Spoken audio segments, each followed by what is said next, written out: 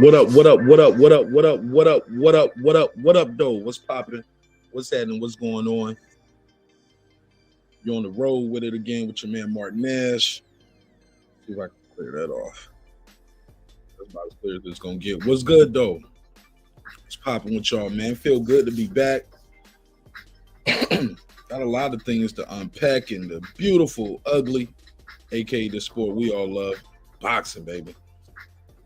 Some other stuff I want to talk about too. You know, that Super Bowl was crazy, man. Overtime ended, what, like a couple seconds before the overtime ended. But man, it was a good one, man. It was a good one.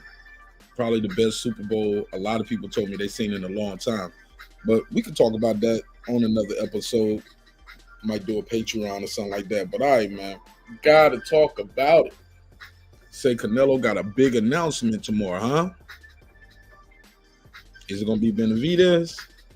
Most people telling me Martin Nash is not gonna be David Benavidez. It's not happening. Never heard of it. I wish I had my soundboard with me, but I'm on the road, man. So no soundboard. But we'll run this intro, short intro. I'm gonna do a short intro because I'm gonna be here for a good time, not a long time on this one, because got an early morning. All right, so let's run the short intro. I'm gonna drop the link out. Let's chop it up.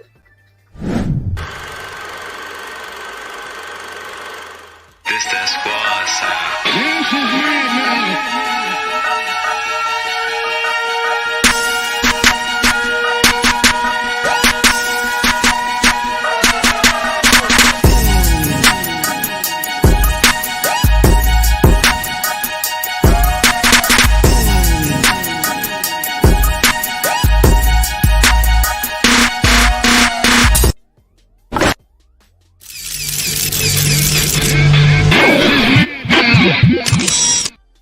All right, man, what's popping with y'all?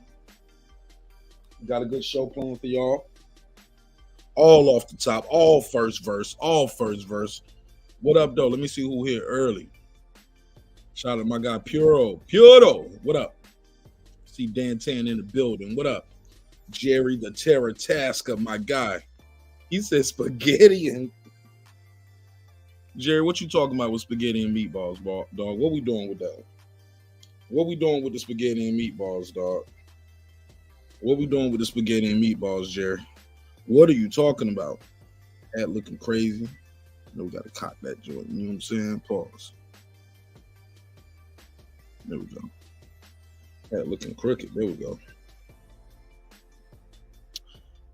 He said, what it do? What it do with you, homie? He said, oh, it was for dinner. Man, what I eat tonight? Oh, I had a Philly cheesesteak. Had a Philly cheesesteak and some onion rings. What was it? Chicken Philly. Shout out to my sister Lisa Bell. I could have been here earlier. Lisa Bell was holding me up. So if y'all mad that I'm late, blame Lisa. I was supposed to be about an hour ago. She had me on the phone 2 hours. Nah, I'm joking. What? She ain't the reason why I'm late. Shit, man, I probably wasn't even gonna do a live, but I was like, man, you know what they say, you ain't grinding unless you tired. And your boy Martin Nash is tired, man. I'm super tired, but the work don't stop. You know what I'm saying? So I was like, yeah, just tap in with the neighbors, see what's popping, with what everybody think about this news. I haven't talked to y'all since Haney and Garcia is now official, right? Okay. That boy ended up having to come back to the Haney fight. He had to come back to the Haney fight. Let me cut my camera off. I need to blow my nose. I'm going to try to see me blowing boogers. One second. Excuse me. All right, so let me see what they're saying. So we got to talk about it. We got a lot to unpack. He said, man, don't blame me. Yeah, I got to blame you. Lisa had me over there. I was doing helping her with her plumbing and the whole nine. She's like, "Well, liquid plumber work, Mark. What can I use a snake? Can I use this? Where can I go?" I did all the work. I need to. I'm joking, but I do. I should charge her.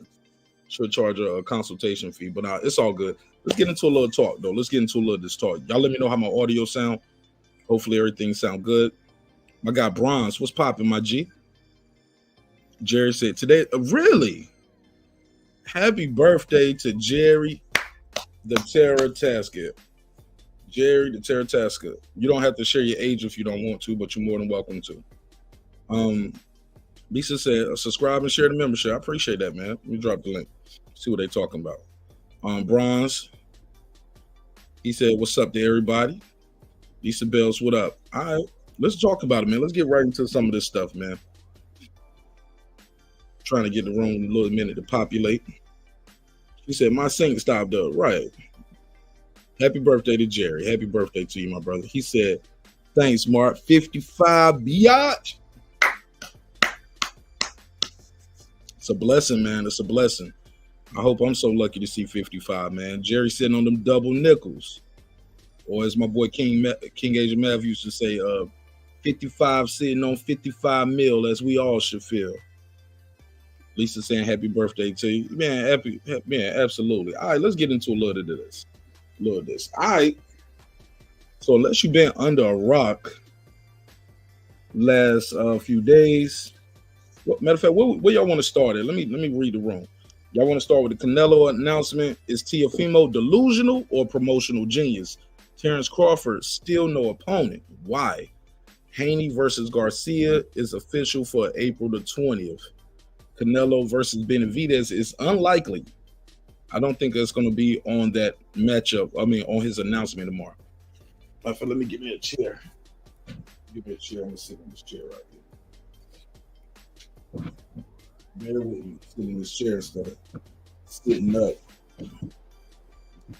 on this bed right here. There we go. So where we at with it? What y'all want to do? What we on first? What y'all want to talk about first? All right, let's take it from over here. Let's take it with the Canelo thing. I can start with Nello. We can start with Nello. Let me share the screen. So you know what I mean when I say these things. Boom. Y'all let me know if the music too loud or whatever too. I don't have any headset or nothing in here. I'm just going straight raw off the top.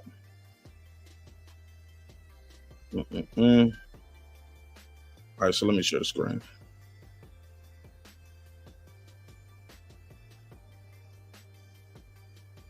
All right, so boom. He said Canelo gonna retire. One more fight in May against Munguia. You always say Munguia. I don't think he's gonna retire. That's what you think is the announcement is gonna be? Nah. Jerry, I got $5 say he's not announcing retirement. Matter of fact, I got a dub for you. I do not think he's gonna announce retirement. One more fight than retirement. He's not going out with Jaime Munguia, dog. I got 20 on that. I put a dub on that one, Jerry. Definitely not putting. Nah, I don't think that's what's gonna happen. But let me go over here. Let me see. Let me search his name. Now I'm seeing some conflicting reports out here. Everybody who say they know something about what's going on in boxing, none of them are saying the same thing. Some guys are actually contradicting themselves at times. I'm hearing guys saying this: Canelo and Charlo is the announcement. They saying Canelo will take Jamal Charlo on May 4th in Las Vegas. This is according to Ring Magazine. Let's stop right there. Let me put a quick survey up. What do you guys think the Canelo announcement is going to be? Let me make a quick survey. What do you think Canelo's announcement will be? Oh, spell check. There we go. Charlo. He's fighting Charlo. I'll put another choice. He's fighting Munguia. What's another choice? Jerry said retirement. I don't think it's retirement, but I'll put it up there. I don't think it's gonna be. It's damn sure ain't gonna be Bud. I don't think it's gonna be Bud. Y'all think it's gonna be Benavidez? I don't think so. From my view, what up? Lit up 7 said retirement. Okay, my guy Juan Epoxy Magic. What's popping, my guy? Welcome home. Jerry, he said, I bet you 2 meatballs and some skinny. You can pause on your 2 meatballs and your spaghetti string, dog. I only want to do cash bets. Cash bets only. The Bots and Scholar. What up, Martin Nash? What's up to you, brother? Peace and blessings to you and yours. Lisa Bell said, Summer saying he's leaving PBC. I'll put that up there. Let's put that. I'll put that as a choice for the survey. Let's do that. I like that. I like that one. So he's fighting Charlo. He's fighting Munguia. He's leaving PBC for the zone. And I think the 4th choice would be retirement. So that'll be it. That'll be the 4 options. They only let me do 4 choices, ladies and gentlemen. So let's do that. Excuse me. Hopefully I don't have any no typos in there. I didn't proofread it, so shoot me some bail on that. All right, so let's see.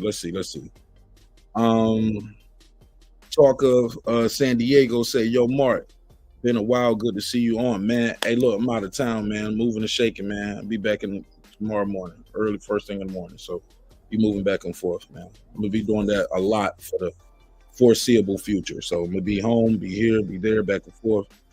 Sometimes I ain't even gonna tell y'all where I'm at. I'm gonna just pull up and y'all just gonna see the avatar. I'm gonna do the show in and out and keep it moving. You know what I'm saying? All right, so boom. Let's see what y'all saying. Canelo gonna retire, 1 more fight. Okay, I read that one. Puro. Somebody said I just saw that. Somebody said Bud. Okay. Epoxy said Bud, then David, then retired. Now I did see this clip going around. Somebody showed me Bud was like training with like a super middleweight, but I'm like, shoot, he always training with guys that are bigger than him. Pause. Somebody said good voice, music is a little high. Okay, I can turn that down. Appreciate it, Piotr. Let's turn that down a little bit. Appreciate it, fam. All right. The Bivol rematch. Okay, do y'all want to see the Bivol rematch? Oh no. Somebody said Jerry, they said it's a major career announcement. I don't think Charlo is that. He's gonna retire for 1 year to avoid David. Oh wow. Jerry, say it ain't so. I'm gonna start that comment. She said, me and Martinez go along with. Not anybody entertained that one now. What up? Yeah, that's. I'm gonna go on time this one now, cause I know that's not homie. So please. And I think I know who you are. It's either you or another person. And I'm disappointed at both of y'all because y'all be both acting like we cool, but y'all pulling up with that shit. Come on, fam. Y'all better than that. And I don't even be on that shit like that. So please. You know what I'm saying? I ain't on that bullshit. Lisa Bell said, what up to Lit Up 7? From my view, he said Bivol and Beterbiev already set, I thought. Exactly. They got a fight coming up, so I don't think it's going to be one of them.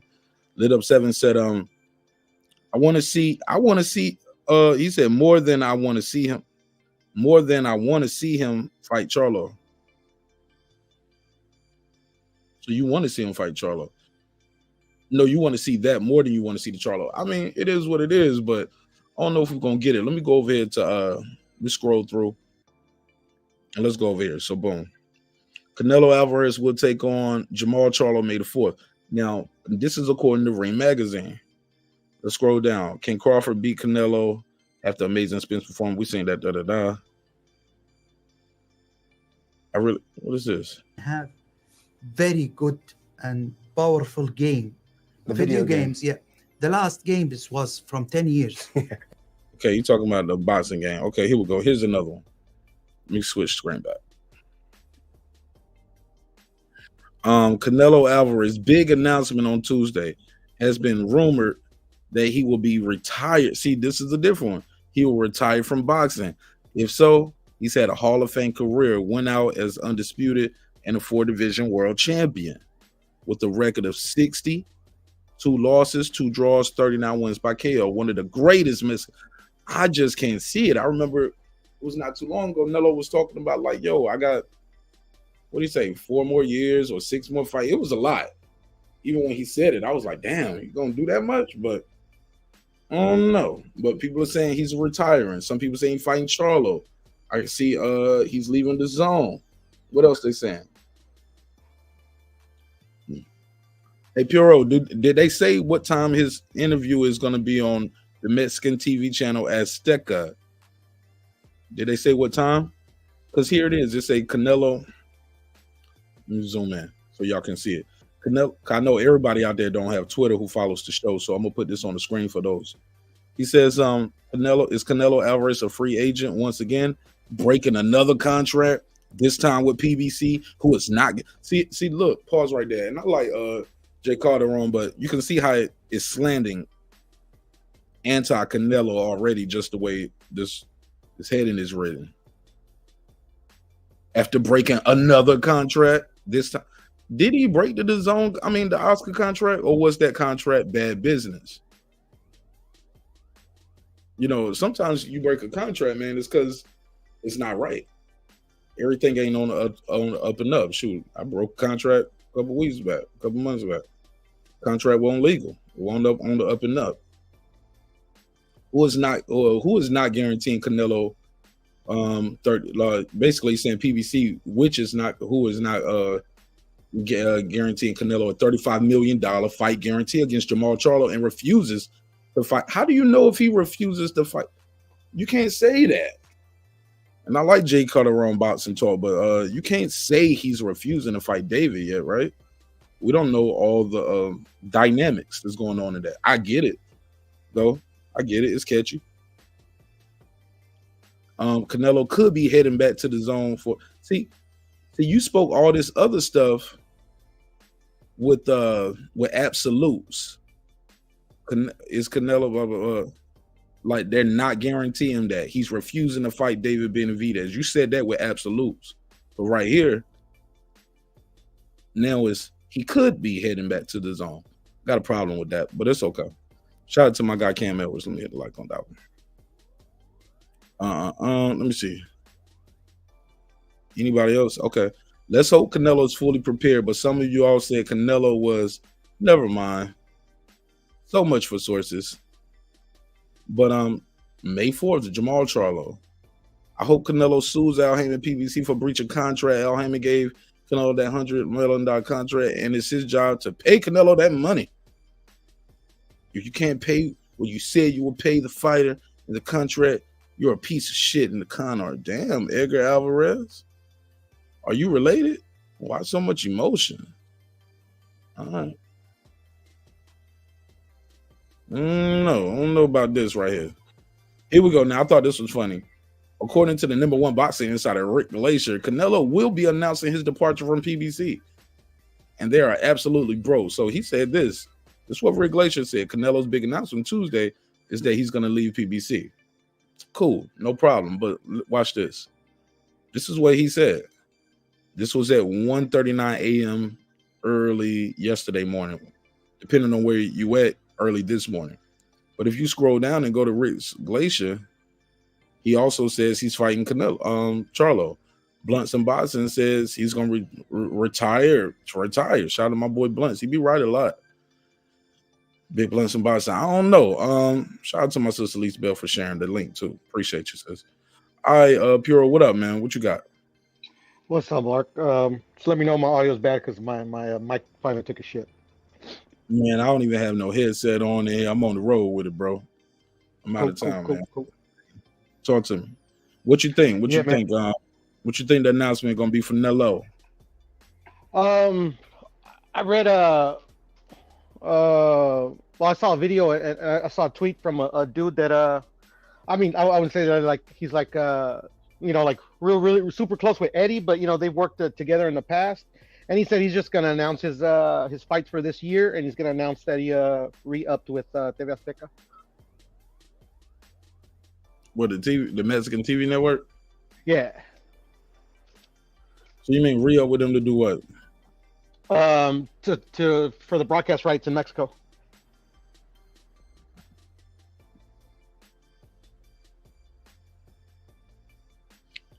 Did he do a big announcement when he got with him the first time? Like, that's the big announcement? Well, I was actually thinking about that as well, because he usually doesn't have big announcements like when he announced the PBC deal, this new one. It was a tweet or an Instagram post. So I actually think, because I think there might be a bit of weight to the Amazon deal. Like Amazon's not putting any money; they're just using Amazon as a broadcast partner or whatever. So and then Canelo, I believe the deal that he signed with Al Heyman is a partnership deal. So I believe he's going to announce that he re-upped with Azteca, and they're providing Canelo promotions with a bit of a bankroll. So he's going to announce the two fights, in conjunction with like TV Azteca and Amazon to have his next two fights on the Canelo promotions. Okay, Boston Scientist, what up, man? Hey, what up? Salute, Puro. Salute, Mark. What's up, man? Yeah. So I had Rick Glacier on my live last night, man, and he was telling me that he believes Canelo's gonna announce and most likely going to the zone to fight Jaime Munguia. What's his reasoning behind it? Did he say his reasoning? Yeah, he said PBC has no money for Canelo, basically. They got to put something in escrow, and there's no funding for it. So he says for sure he's going to depart from the PBC, and he believes that most likely he'll end up with his own for a Jaime Munguia fight. Which makes sense. And Jaime Munguia, I believe his promoter is with TV Azteca. So also what Puro says is very possible, Okay. But I saw a post from Rick Glacier saying he's going to fight Jamal Charlo. How long ago was that? I'm on Twitter right here. Let me go to his Twitter. Let me see. We can go to it. You got Twitter or X? Nah. I gotta get on that shit though. Yeah, I just be up here for the boxing talk, man. I don't do shit but share people boxing shit. All right, let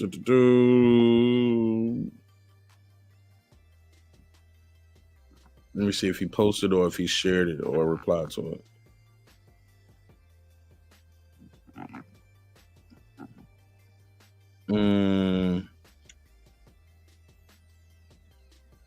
Okay, I did see this. Canelo's big announcement is he will that Tuesday would be a part of he has left PBC. Okay, let me see. Right. Yeah. Okay, maybe it's down there. Maybe I could be mistaken. I thought. Okay, I could be mistaken. Maybe somebody just put his name to it and said he said it. So I could be mistaken. But here's my thing too.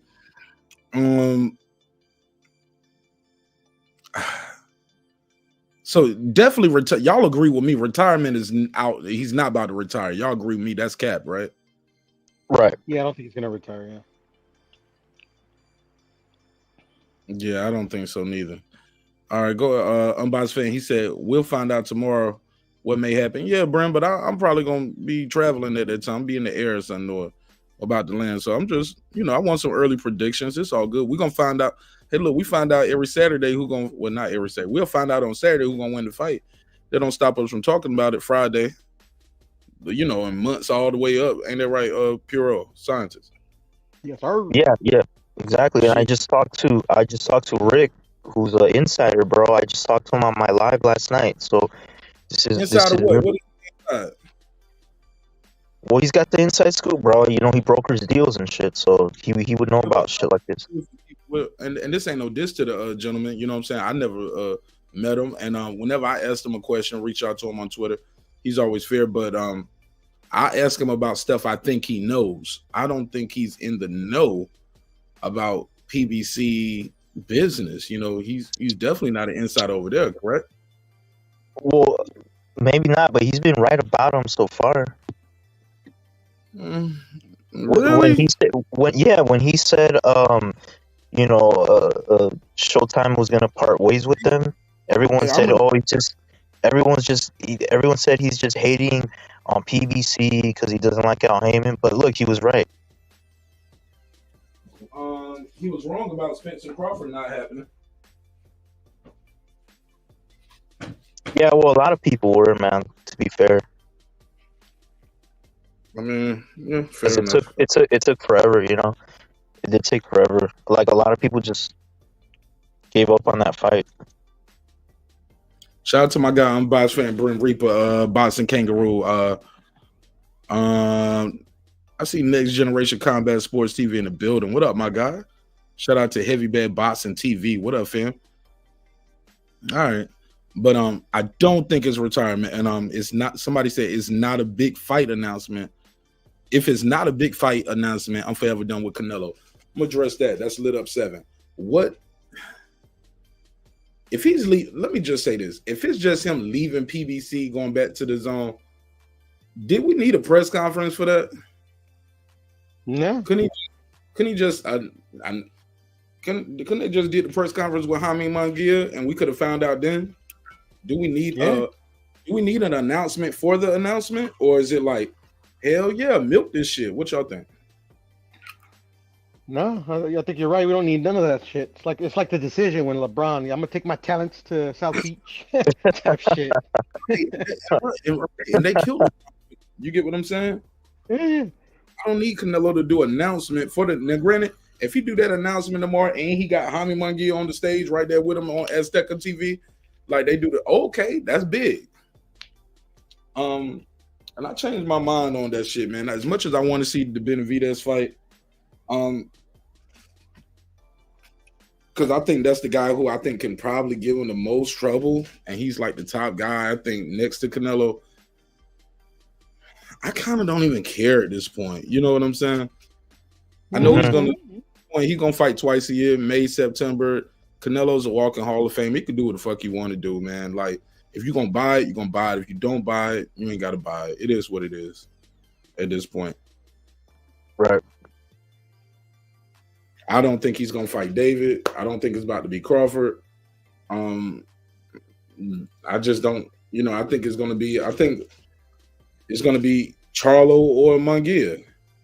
Neither of which I'm overly excited to see, but I think if he fights Munguia in Mexico, if he can get another fight, like go back to Mexico again, that's big.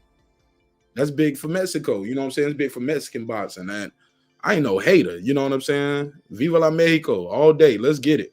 Had a good time in Mexico every time I go. You know what I'm saying? Beautiful people, beautiful country. Don't believe the hype where it's like, oh, they're going to do this to you if you're a tourist. Man, you go to these people's country, you respect their country, you respect their people, you're going to be all right. You got a pocket full of money, break bread with those people, you know what I'm saying, in those countries, you know what I'm saying? Go out there, shop on the town, support the culture, support the people. Like I said, but most importantly, respect the people, respect their culture, and you're going to be all right everywhere you go. Trust me, I've been all over the world, man, and everywhere I go, I've been safe. And it won't all just in the army. Even after the army, you still travel all over the world. And I'm good everywhere I go, bro. But I digress on that. What do you guys think of my assessment before we get to the next one, man? Does it matter who he fights at this point? Do y'all agree with me or disagree with me? Like, he got to fight this guy. He got to fight this guy. Or is it like, man, whether he fight him or not, win, lose, or draw, this kid going to the Hall of Fame. So, and I think in this part, and no matter what Martin Nash say on Breaking Beats, and he has a large contingency of fans that's going to support whatever he do anyway. Even a flop for Canelo is a successful event by most pay-per-view standards. So Like I said, at this point, either you're gonna buy it or you're not gonna buy it. But it's not gonna stop his dollar. It's not gonna stop the fight. It's not gonna stop the event from being successful. It's not gonna stop his core audience. And I think he can do pretty much damn near 500,000 with anybody. You know what I'm saying? But I digress. What you think, scientist? Then we go to Brim and we go to Pure. So I believe that his next opponent will most likely be Jaime Munguia, and that's going to be in May, of course. And then in September, Benavidez. Why? Because even though he's not doing business with PBC no more, Benavidez, he's got like one more fight, I believe, with the PBC, and then his contract is up. So he's going to be a free agent, and that could free him up for September. So that's very possible. I'm not giving up on that fight yet. Yeah, because I think you and I got a bet that you say he's going to fight him September of this year, right? I don't remember making a bet with you. I have a bet with someone else. I thought you got like, it's like $5. It ain't nothing crazy. It was like a friendly $5 or something like that. Was it? Oh, okay. It was like $5. Something light. All right. You want to up the bet?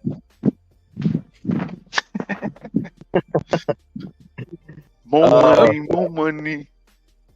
I don't remember making the bet, so let's just leave it as it is. I'll take your word for it. No, I swear, no, because everyone knows I bet $1,000 with Mirage. Hey, my nigga, I'm about to give you the one-hand method, nigga. No, I never taught you that. One-hand method. Not the two-hand method. One-hand method. What's up, Enrique? With you? What's going on, Mark Nash? All about the cash on the dash with a splash with the pizzazz, huh? Bars. Let's go. Go ahead. Let them know you used the battle rap. Let's go. Yeah, you know, back in the days. Well, not much, man. You know, it's a lot of speculation about what Canelo's going to say. People saying retirement, saying he's leaving PBC. And, hey, all of the things are on the table, bro.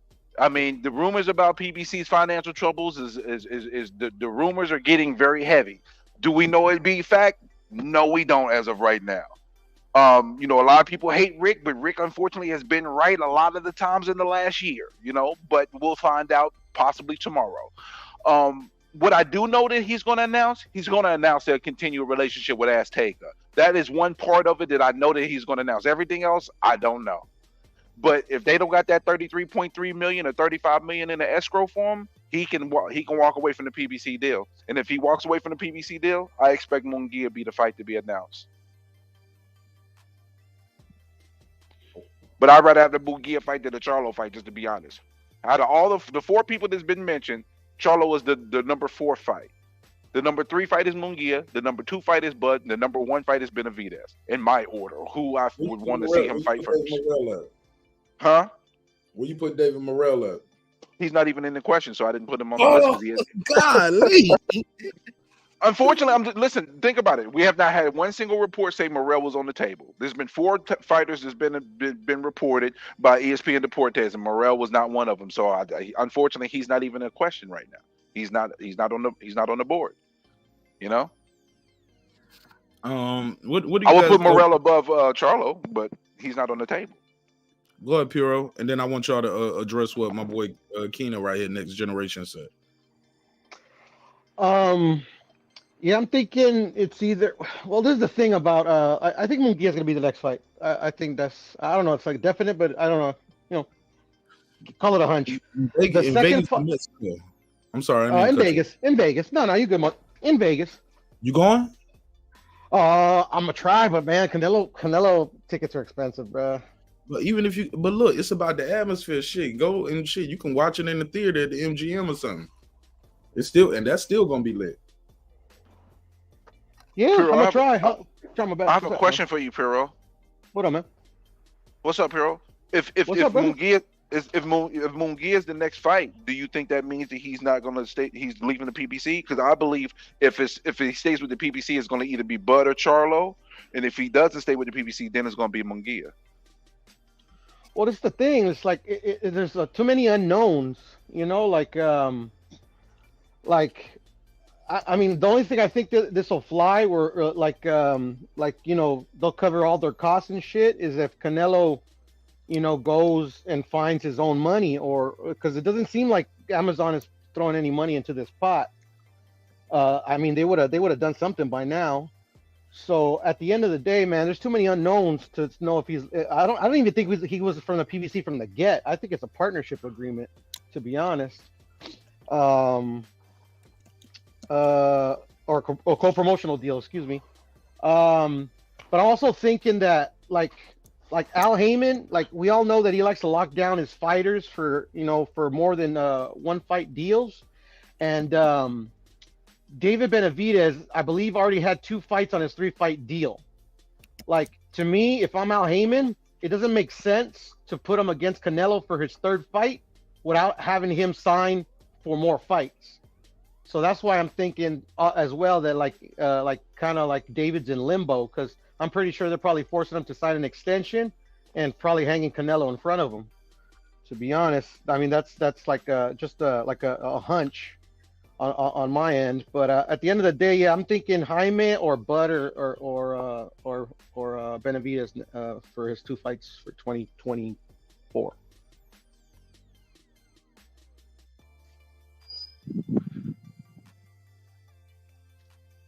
Well, we got dead silence. Hey, Was it hey, ready? look, I'm gonna switch phones. But I'm gonna switch from my laptop, my phone. I need to step outside real quick. But while I'm doing that though, Brim, I got a little smoke for you, doggy. Okay, smoke. I got some smoke for you, dog. Chimney. Now you told me Canelo's last fight on this PBC deal was gonna be who? I figured it would be Benavidez. And now you saying it's gonna be Charlo? No, I'm not saying. I'm not saying that. What I'm saying is, if Munguia is the next fight announced, I got a feeling that he's not going to even. He's going to find a way to get out. He's finding a way to get out of the PBC deal. I feel that if Munguia is the announced fight, that's what's going to happen. If Charlo or Bud is the next announced fight, then he's staying with the PBC. That's what I think. Now, the whole thing about Benavidez is up in the air. You know, I'm gonna end up losing my little bet that I got if Benavidez is not one of the 2 fights. But if the deal is completely off the table, what's going to happen? Because Samson has already stated that he wasn't going to let Benavidez go somewhere else to fight him. So it's just so many unknowns, so many variables. You know, Who did you maybe we'll bet? get some answers. Brim, who did you bet? I'm not going to mention anybody else's platform on Mark Nash's platform, but another. It's a new day. It's a new day, man. I don't give a fuck, man. Rap. No. It was actually it wasn't another content creator. I'm wrong. It was Mr. Johnny Thunder, aka Mirage. Okay, yeah, that's who I bet too. Yeah, but my bet is like $20 though. You know, I ain't doing no $1,000. Yeah, I ain't getting y'all money, just to let y'all know. I mean, listen, it is what if I lose, I'll pay it. But you know, I'm not. It's not a big enough figure for me to lose my mind over. You know. Look, if you lose, you pay it. If you win, you get nothing. That's how that works. That's what they said. That's what they're saying. That's what they're telling me. I wish I was hooked to my soundboard. I'll give y'all a big glass of never heard of it juice. Who does that? Well, I mean, that's what they're telling me. I don't think that's going to be the case. But I mean, that's why niggas got to put their money. Hey, look, look, y'all got to handle y'all bets like Canelo. You need your money in escrow. I did that with Mark. That's right. I did that with Mark once. Mark Nash ain't pressed for the cash, my G. Shit, I don't know about these other dudes, but I can pull them out, pull them racks out, and show y'all on the camera like I'm good, bro. I ain't gonna bring them out. Bring them out. It's hard to yell with the barrels in your mouth. Yeah, my nigga, I ain't gonna steal your $20. I'm okay, bro. I'm good, and I don't need your 100 that bad. I'm good. My name mean more to me than I'm stealing something from somebody. Is this press conference 12 o'clock Eastern for Canelo? Central. 12 o'clock is Central. 12 o'clock Central. So, yeah, right, more than likely. All right, so I'm gonna be snowed in, so I'll get a little sleep and wake up and make sure I can be able to catch the announcement. Y'all got some snow coming in up north? Yeah, we're supposed to be getting like 8 to 12. I hope it's not less than that. It's supposed to be happening in the next 2-3 hours. It's supposed to start snowing. That's why I'm at work right now. Because the other boss, he has to travel an hour and a half, and I only have to travel 15 minutes. So I told him I would work tonight. So You don't get snowed in. You don't want to get snowed in at work now. You get snowed in at home, not at work. Yeah, that might happen to me tonight, but I'm gonna try to bail out of here earlier though. Maybe while the snow is happening. You know, I just got to drop safe. Yeah, that's when it's the slickest too. Pause. Be careful, man. Yeah, I will. I definitely will. I appreciate it. We'll see what happens. Hopefully it's light. I mean, we had this bad snowstorm one time in Atlanta. Oh Lord, it's over. Man, bro, it was motherfuckers' cars. They just left their cars on the side of the street because it was so much traffic. People ran out of gas, just sitting there trying to move. That's crazy. So it was a lot of people, like restaurants opened up, like, because people got snowed in at work at restaurants. So they opened up the restaurants, let people sleep in the restaurants, and it was wild. Like people was like cuddled up under like little booths and stuff. Had like extra like what you call it, tablecloths, using those for blankets. Well, you know, Atlanta, y'all can't handle the rain unless it's on the snow. Yeah. Like y'all, I ain't from there, bro. I just trapping out of Atlanta. I live there, man. Well, I gotta put you in with the list, even if you can drive in the snow. It is what it is. Yes, sir. I ain't no hater. It don't bother me. What was I about to say? What's something else I want to say to y'all about this Canelo thing before I go to the next one? What would be the biggest disappointing about this? Because Brem, I don't know if you heard it, but and I didn't get the boxing scientist take on this, but Puro agrees with me. We don't need no announcement just to say, I'm going to I'm renewed my commitment with Azteca, or I'm taking my talents to the zone, like my G. If you do that, cool. Have Jaime Munguia right there on stage ready, and y'all can do the face off, like. But I just don't need an announcement and all this hype in the press conference just to say I'm leaving PBC. Well, for what? I need that. Here's the deal, though. I mean, not the PBC, but the Azteca announcement. It could be as simple as just a continual relationship with Azteca. Remember, he has fighters as well. So it may not be the announcement that we want to hear, but if it could be just that simple, it could be only an extension of his agreement with Azteca for his fighters and his brand to continue to broadcast with them. It'd be only it. It could be just that. But Brim, that's a press release, not a press conference. Good point. Good point. My nigga, that's a tweet. But if he's announcing his fight with it, then I guess it's press conference worthy. Now, the most disappointing fight, if he announces the Charlo fight, that's the most disappointing fight out of all of them. Oh my! I don't know. I think either way, it's gonna be good news, bro. Because I don't think anyone really wanted the Charlo fight. So can you turn your mic down just a little bit, because you got a static, and I've been dealing with it for a minute, but my drink's starting to kick in. It's bothering me now. I said from the beginning, it happens all the time with TBS. Though your stuff it gets staticky. It's like, it's because I'm at work. I'm at work. So, but your reception at work is questionable. On other shows, and it sounds good on the other shows. It's like he be having this issue sometimes too. I mean, it happens sometimes, and I can relate to having bad mic issues. I'm just happy that my mic's been working really good lately. Bad mic brothers stick together, okay? Hey, Puro, them niggas said bad mics matter. Right? BMM. Bad mics matter. All right. Well, I gotta get back to work anyways, but no, I think it's good. Yeah, I think it's good news anyways, man. And I believe it's gonna be Munguia and then Benavidez in September. Mark my words. I'll catch you guys later, man. Thanks for having me, Mark. Say it one more time. What's your mark your words? It's gonna be what? Munguia and then Benavidez in September. That don't make sense. So he gonna leave. He gonna do a fight without PBC, and then do a fight with PBC. No. Because remember, Benavidez' contract is gonna be up. I think he's got like one more fight with PBC. So by September he should be free. Yeah, but the question about that though is Samson has already said he would not. That they're going to be loyal based on what Samson said, and then on top of that, you got the rumors that Crawford has been directly contacted by Turki Al-Sheikh. So there's a lot of other things in play that makes me feel like if he announces Munguia, then we're not getting the Benavidez fight. But if he announces Charlo or Bud, then I think it's a higher chance that we get the Benavidez fight. That's how I feel. Okay.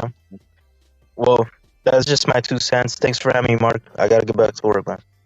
Man, I won't have it no other way. Don't be no stranger, man. Next time I do, I'm gonna be back in the studio with the soundboard and everything. We're gonna take some calls and all of that. Matter of fact, I should see if I can take a call. Matter of fact, I don't want to take no call right here. I'm about to step outside real quick, burn one real quick. I'll be right back.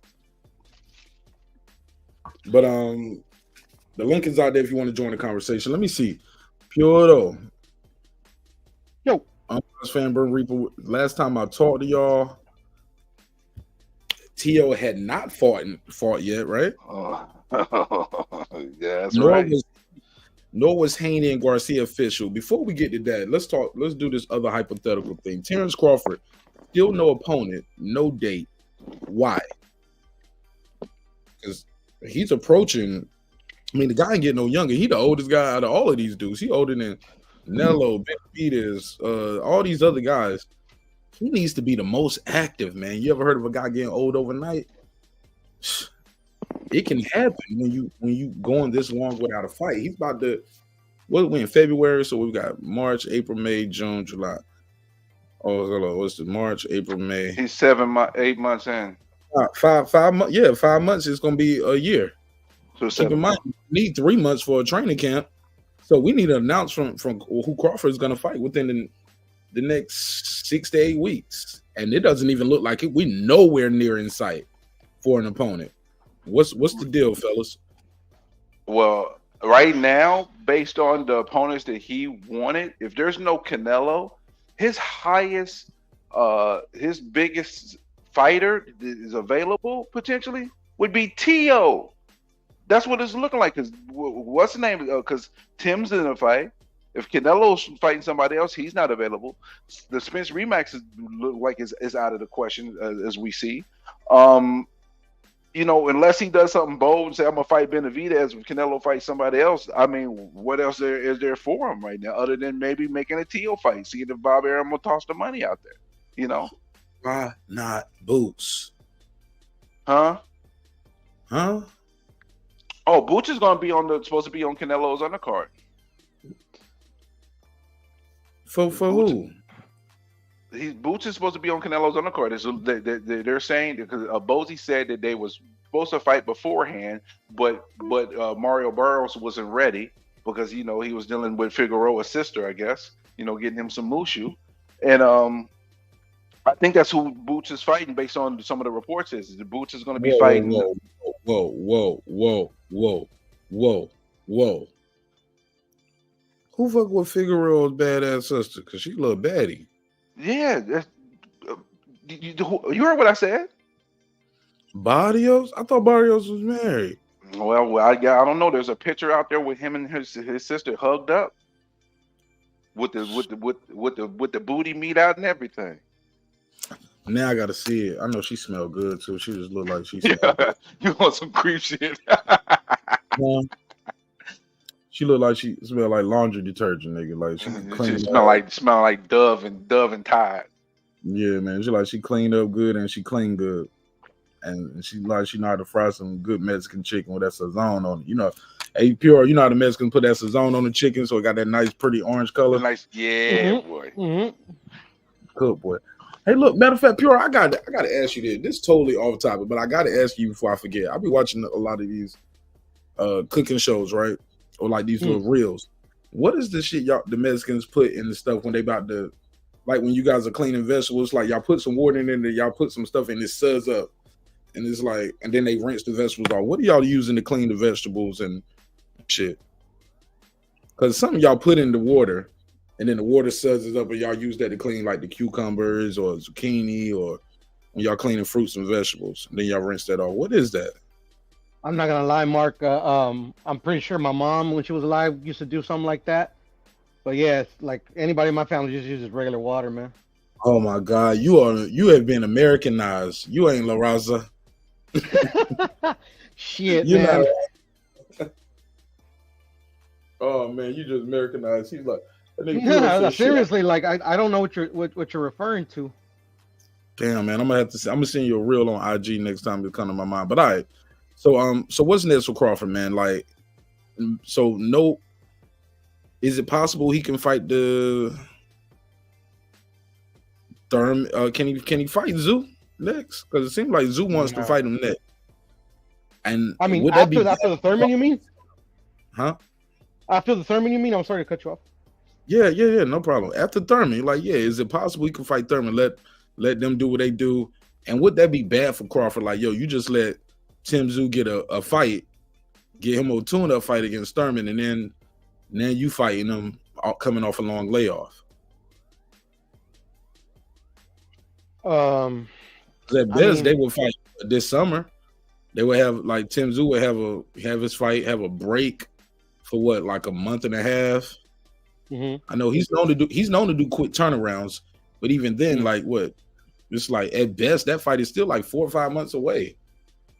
And that's if he beats Keith Thurman. What? That's if he beats Keith Thurman. What? It's a big if. It's a big if, but I want you to say a third time. Hey, look, hey Brim, I wanted to see if he said 3 times, so I know he really mean it. You got bread on him? No. Right? It's just like it's a big if because of the very long layoff. But I mean, we can't deny that Keith could fight Tszyu. You know, I don't know what Keith can do. I ain't saying Keith in 26 months. I mean, Keith could do what he's always done. How effective will he be in that fight? That's yet to be seen. Let me find my other soundboard, my online soundboard, because I gotta put a case on you. Silent night. Ain't no case to put on. I mean, I got Tim in that fight. But we got to realize that, like, Thurman is like he's no like scrub. He's no, some dude that they that they got out of nowhere. Puro. Yes, sir. We don't know what Keith Thurman is right now. Sorry, that's too loud. Can y'all hear this? Yeah, we can hear you, brother. Y'all can hear this? Nah. Oh, y'all can't hear? Oh, let me change my settings then. Y'all can't even hear the sound effects. Hey, look. Hey, Pure, all I'm saying is we don't know. I don't feel like we know who or what Keith Thurman is anymore. We ain't saying him. No, I know. To me, it's damn near retired. But Brim, am I crazy? Is it beyond the realm of possibility that Keith Thurman wins this fight? He could, but he won't, because I don't think he will either. Anybody who hasn't fought in 15 months, KO, beatdowns. That's the history. Say it again, Brim, for the people that didn't hear you in the back. Anybody who hasn't fought in 15 months in championship caliber fights, the history is KOs and beatdowns.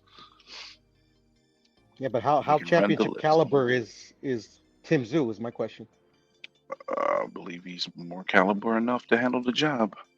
He's more patient. If this was a year and a half ago, 2 years ago, it'd be a different conversation, but it's not.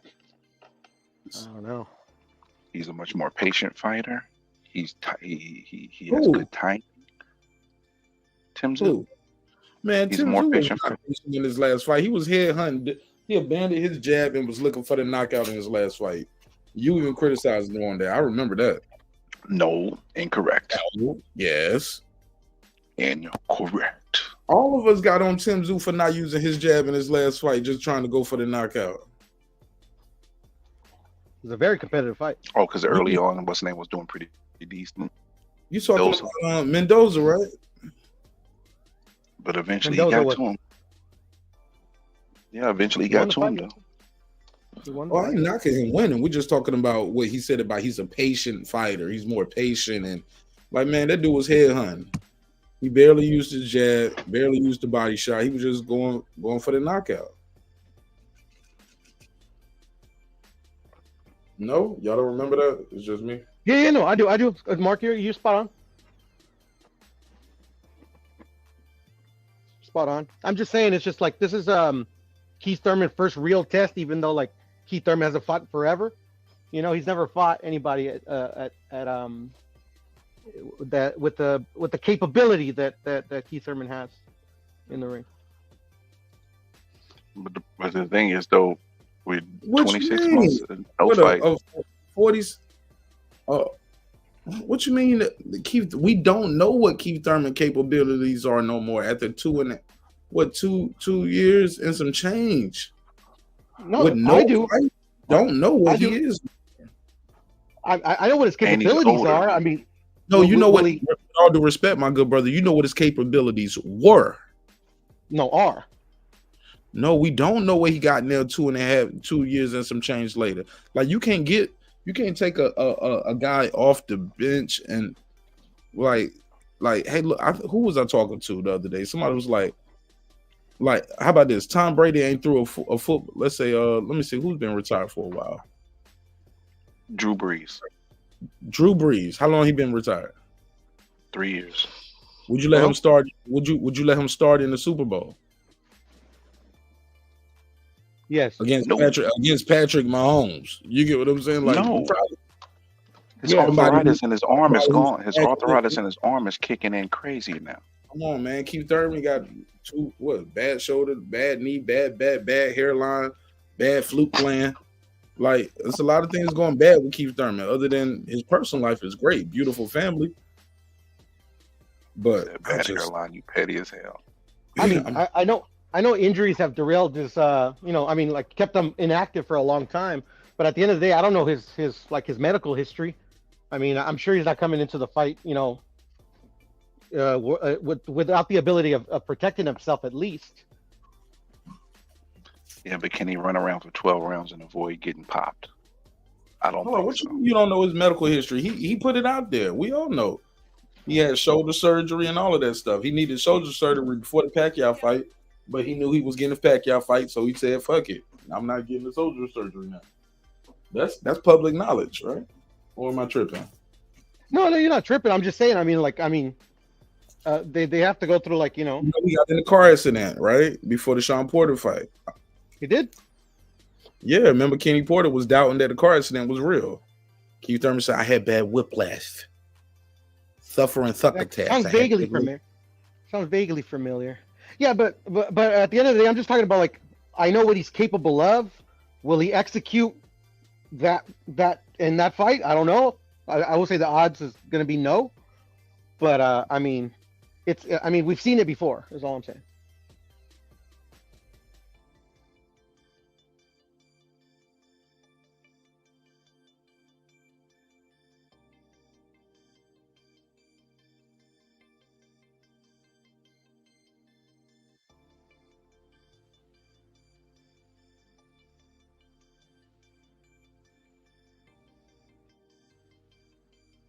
What happened? Did I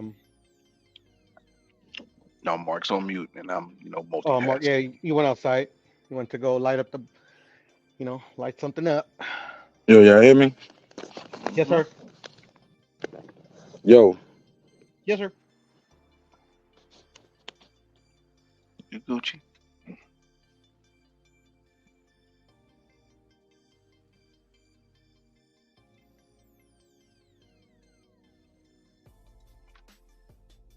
We lost him again. As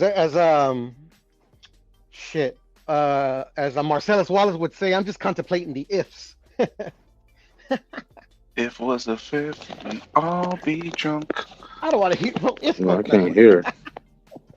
It's a great movie, by the way. Never mind. If was the fifth, we all be drunk. We all be drunk. If was the fifth. Thurman's getting knocked out, man. Sorry to tell you. I wouldn't bet on that. I would. I wouldn't. I hear you, my brother. Lose the loss? That's a good bet. The knockout? I don't know. So you saying you're gonna run around and survive is what you're telling me? No. Keith Thurman got a chin like a motherfucker. Okay. I heard the word Big Bird. It's like everybody was telling me that Caleb was gonna get knocked out versus Benavidez. I'm like, I don't know, man. I got 90% chance he ain't. He'd survive a little bit, only the strong survive. Now he's got a chin, man. Okay. But what about his body, though? He got a In my glass opinion, body, don't though. hit like that. But he got a glass body. Who does? Thurman. And I know why you would say that, Brim. But at the end of the day, I mean, he's never been knocked out to the body or even dropped by a body shot, or has he? Because he was athletic enough to run when he got hurt. It doesn't matter. Can he do it now? Is the question. That is a good question. You know, I'm just saying, like, I mean, unless the odds were great, you know, I would put like a good little 50 on the knockout. But yeah, the odds ain't good. No, I don't see it. It's not. I didn't check to see. I don't know. I'm just saying, like, I don't know. I don't see a knockout in that fight. Oh, I'm gonna put like $5 on, $5 to $7, $5 to $10 on a couple different rounds. Yeah, the rounds usually give you some pretty decent odds. I put $100 on, or 100 or 200, I forget. It's been a while, but I put 100 or 200 on round 6 in the Colbert fight. I won 2 G's. Oh, nice. Can I borrow $1? Shit. What's your cash Hear app? me? Yes, sir. SESAMILL. Y'all can hear me? Mm-hmm. Cool. Yeah, man. What you said was my? Oh, so y'all just made a bet? No. No. We were just shooting the shit. Money on Keith Thurman No way. for the same reason Hero said. He said he don't think Tim Tszyu has ever faced somebody like Keith Thurman, and I told him the same thing I told Hero. I was like, we don't know what Keith Thurman is now. Keith Thurman, we ain't never seen this version of Keith Thurman, and he got to go up in weight. I think the weight is going to be a big factor for him. I think that's going to be a benefit for Keith Thurman. It's because he don't have to boil down anymore, and he's older. So I think that's actually that's a wash. But part of his oh, I'm sorry, I got a delay, man. Cause I stepped outside. I'm out here in the country, man. They got this slow ass Wi-Fi. But part of the reason, though, part of Keith Thurman's skill set was his movement. Don't you think he's gonna lose some of that movement going up to 154? That's a good point. I think it's really going to be about him being able to move around consistently. I think the layoff is more a factor than the weight. Not necessarily, Mark. Depends on what he chooses to do. Add bulk or you know, kind of like, you know, just stay fit. I remember Keith Thurman in that Barrios fight, and we clowned all night. And I had that clip on loop. He said I was tender to the body before I even got touched tonight. Tender love, your body so tender. Don't let it push Bro, my man said we've never... Your body so tender. Yeah, I was gonna say, Mark, I disagree. I think we've seen this version of Keith Thurman. Like, I mean, like he's had this long layoff and come back in a fight before, and he's won. So. Yeah, but against Mario Barrios though. Which I would say, like, I wouldn't say that like Tim Tszyu and Mario Barrios are comparable, but I mean, like, they're not relative to their experience, about the same.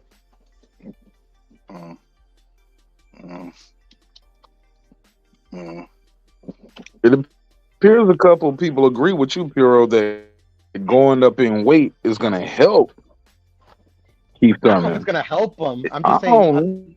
I think it's a wash. I don't think it's going to hurt him or help him. I think it's going to be. It's not. Yeah, I think what's going to slow him down more than anything is the inactivity, the timing. That's my issue. It's his timing. And then is he going to be able to have the cardiovascular ability to run around for 12 rounds to keep Tim Tszyu from tagging his grill piece? Who's his coach? That's the question of the day for me. Same coach. What's the white guy out of Florida? I forgot. Not Ben Getty. Ben Getty died, and he got the Dan. It's Dan somebody. Damn, man, I forgot his name. Dan. I'm about to say Dan Rocket. Damn, man, his name is Dan something. Never heard of him.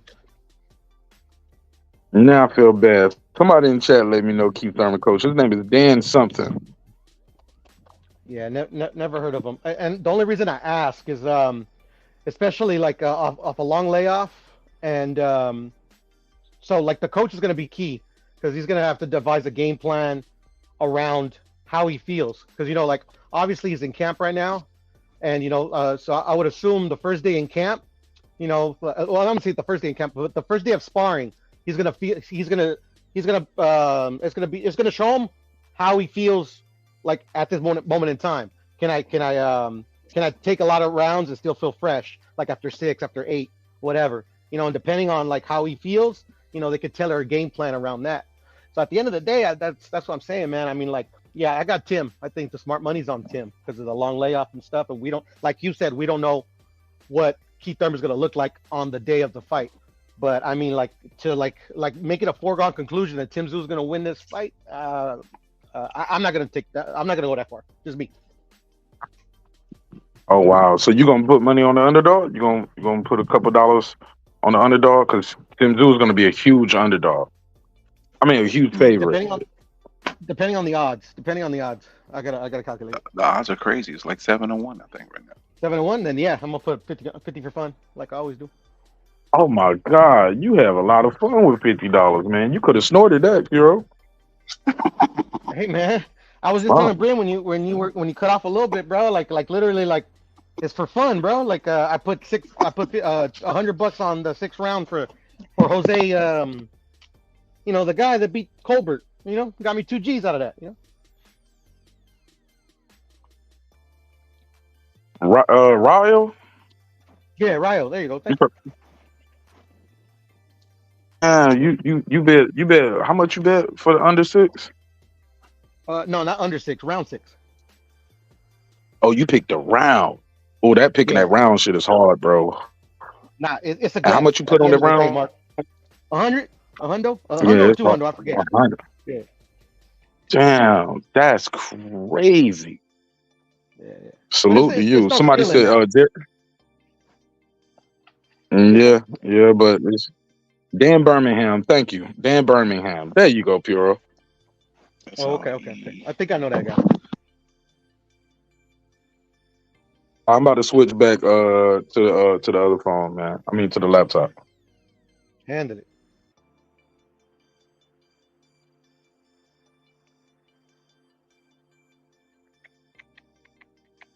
$7-1 though, Brim? Hell yeah. I'm gonna put some money on that shit, bro. Come on.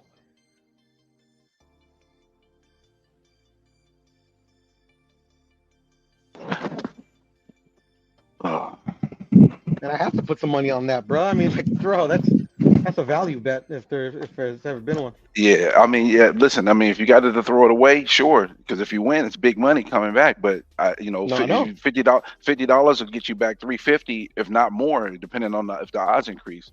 But I just don't see I just don't see Thurman. I think Thurman is going to do pretty well until he doesn't do well anymore, because I don't think he's going to have the stamina to have to run, or he's going to have to use a lot of lateral movement and move around for all 12 rounds. And I think at some point he going to slow down a little bit. And again, 26 months of layover. Timing is important. If he loses 1/3 of a step, that's all you need to get popped one time to get your shit rocked. That's all it takes. Like I said, he's got a strong chin. Tim don't. Yeah, but he don't got a strong body though. But he don't got a strong body. So if his body is hurting and he's running around trying to survive after getting popped in the body, he did that against Pacquiao, but that was 5 years ago. I don't think we're gonna get 5 years ago Thurman. I mean, did Pacquiao even hurt him to the body in that fight? Yes. He did? Oh, actually, no. I think you're right. He did hit him into the body. But see, not even Pacquiao could bring him down in that one.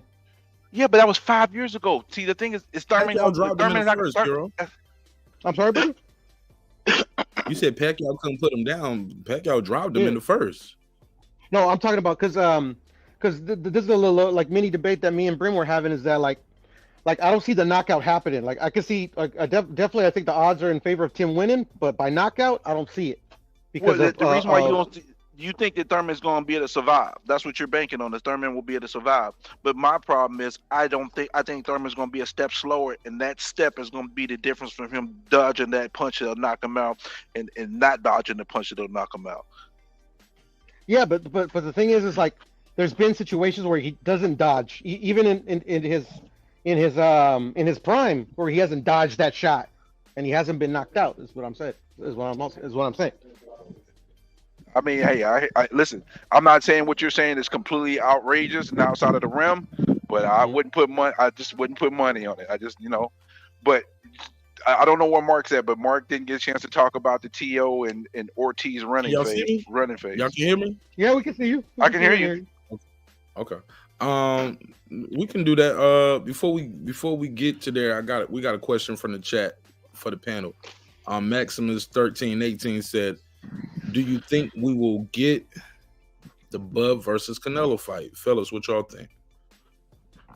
I got a feeling yes, because the money is too large for it. I agree with Brim, but it's a 50-50. 50-50 that the fight will happen, or 50-50 on the outcome? 50-50 the fight will happen. I think it's just too large of a payday.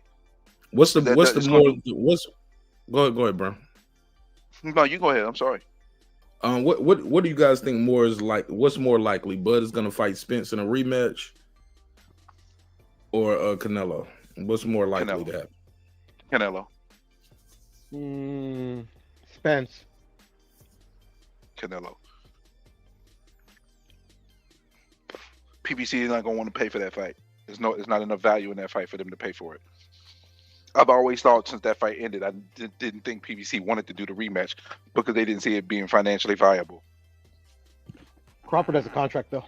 Crawford has a contract. Yeah, but that contract is, from what we're hearing, that contract is null and void now because it was based on a 2-fight deal with a rematch clause, and the rematch clause had a certain timeline. I think he's able to get out of that because he got out of that deal.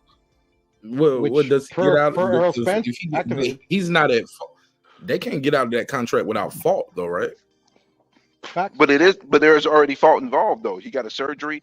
He got surgery at the beginning of the year. Remember, it was supposed to be done by the end of the year. It was up to Bud to allow the extension to be able to be in place. So maybe he allowed the extension, but then when Spence got that surgery, it probably gave a legal loophole for him to be able to get out of the rematch clause. Get out the rematch, or y'all still got? But what about the money that they owe him? They owe him allegedly $30 million, and Spence was supposed to get 20. I ain't just gonna say, okay, well, we out the contract and I ain't got to fight him. Well, what about my 30 million? Yeah, but the thing is, though, there's no 30 million to be made for that fight. That's the problem. Well, you shouldn't have promised me not financially viable. Well, that's why I believe that the fight with Canelo is more possible because of that. Hey, listen, since the rematch is not on, the Canelo, you're going to get your 30 million with Canelo. Canelo's going to get his 50. It's 33.3 plus whatever the backside is, which is going to be probably substantial because that fight probably does no less than 900K on the pay-per-view side. So, that might be what might be transpiring. But Brim, if Bud is getting 30, don't you think Canelo's going to want more than 33? Well, no, that's just a guarantee. That's not even counting the pay-per-views. Remember, Bud's 30 was what he got on the back end, with the back end. So, Canelo will definitely double whatever Bud makes easily. Yeah, that contract situation is the biggest. That contract situation. Yeah, that contract situation is the biggest problem, Mark. I don't remember ever hearing Bud mention anything that he had. He had the final say on the extension. I know he had the final say on where the fight was going to be at 47 or 54. And then the luxury that Spence had is that he can enforce the rematch. So at the end of the day, the last thing I heard from Earl, other than him showing that he had surgery, is that he was going to exercise that rematch clause. So at the end of the day, I think that's why Bud is in limbo. It all has to do with what's going on with that. I don't think Bud's in limbo due to the Spence fight though, because Bud has already said, "I'm moving on and wish you good luck." I think he had the legal loophole to be able to get out of it because of the time that's been wasted since the fight, and now we're already in February and nothing's came about, and Spence still wouldn't even be ready to start getting prepared for the fight. So I do believe that again, we don't know for a fact. But I do believe there was a legal loophole for him not to even have to do the rematch clause based on those circumstances. Yeah, go ahead, Pierre. No, I was just gonna say, yeah. I mean, that sounds all fine and dandy, but I mean, if he really had that legal loophole, I mean, I think he would have flat out just said it. You know, like, yeah, you know. He did say it. What He did he did say? say it, Piro. So he said that he had a legal loophole to get out of the. No, he didn't say he had a legal loophole. Okay, he said, that's what I'm saying. but he said, he said, I wish you good luck, Spence. I'm basically said I'm all set on a rematch. Basically, he's put it out there that there's no rematch. He's already put that out there. Yeah, I know, but I mean, Errol's the one that can enforce. Errol's the one that has the rematch clause. But Like, if he doesn't meet the timeline restrictions in regards to it, and if there was other legal aspects involved with it, then Bud has a way out of that rematch because. But he never mentioned that is my whole point. That's all I'm saying. True, but he did mention that the rematch is not happening though. He said it's not happening.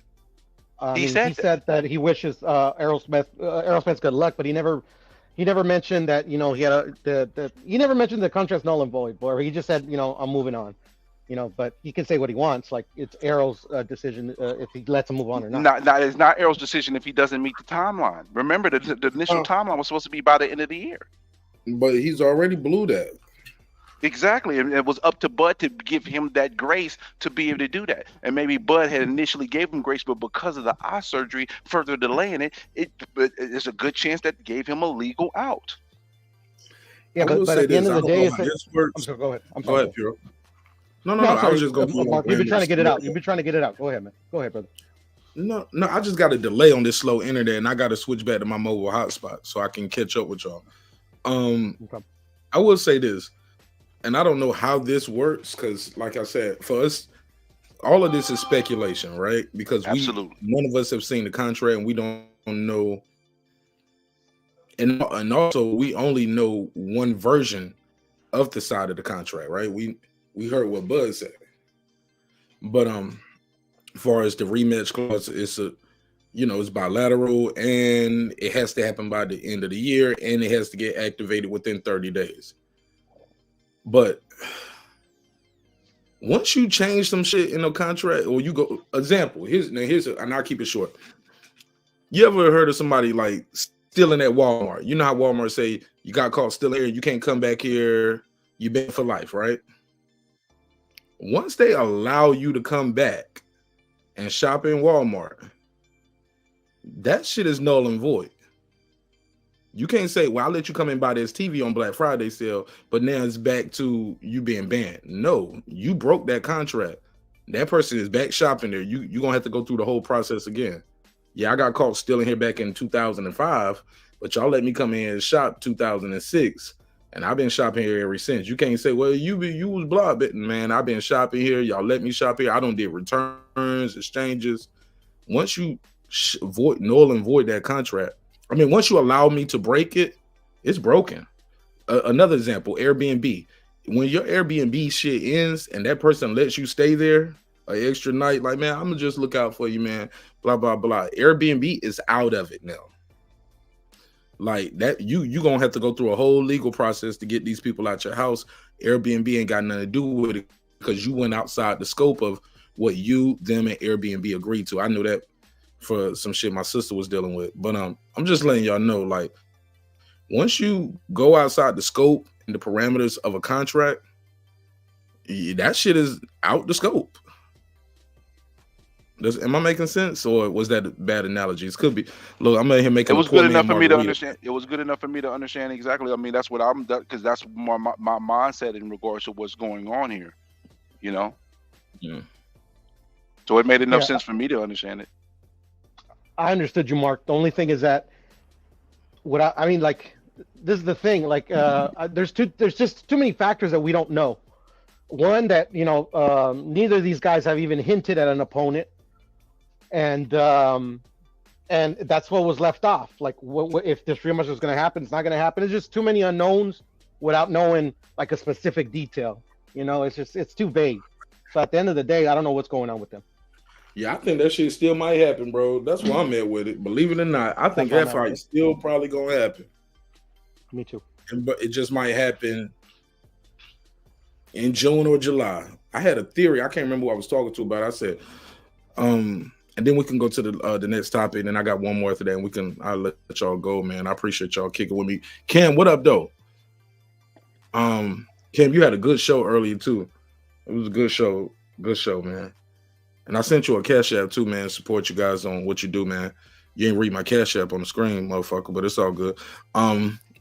But they said March is gonna be, what's this? Tszyu and Thurman. They said April is gonna be Tank. May is gonna be Canelo. June is gonna be Boots. June is gonna be Crawford and Spence or something like that. They was like, and Boots is gonna be on the Tank card or something like that. But that's how they was telling me. They was like, yo, that's gonna be how they do it. By the time you get Spence and Thurman or Spence and Crawford again, it's gonna be June or July. But there was like Canelo, what I say, Tszyu, Thurman now, March 30th. April is gonna be Tank. May Canelo. June Crawford and Spence.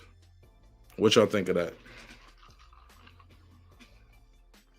Sounds about right. And to be honest, Mark, I think a lot is going to be like more is going to be revealed tomorrow with whatever Canelo announces, because I think Al's banking on, like, if he's still going to be in the Canelo business, the revenue he's going to make to use that revenue for fights pushing forward. So if he leaves a PBC, then okay, Al's fucked a little bit. If he doesn't leave the PBC, I think he can kind of like bank on whatever he makes on those fights. If you get what I mean, if that makes any sense. I don't know if he fucked all the way, because he still can do some things with a couple pieces. Still has Crawford over there. You still have Tank Davis. Didn't Tank Davis do like over 1 million buys? Like that's pretty bankable. But that's not the model with Ryan Garcia. You get what I'm saying? You gotta have You gotta have a dance partner, and Tank ain't trying to dance, man. It don't seem like that shit. Like, I don't even, matter of fact, let's end that right there, because I don't even want to talk about Brother Wahid. I don't even want to talk about you, right now. But that could be his ace in the hole, though, Mark. You're right. But yeah, for sure. All right, let's see what else I got on the docket, man. Real quick before I do that, any other questions from the chat? Chatties, patties. Let me see. Somebody said, what was the third option for Bud? Possibly Tszyu? Probably not, because Tszyu's fighting already. They off cycle with each other, and I wouldn't advise Terence Crawford to be getting off the couch, because he's already 8 months in, like Brim said. So by the time you fight Tszyu, you're gonna be what, 11 months to a year out, and he just had a fight 4 or 5 months, 4 months ago. He's used to it, though.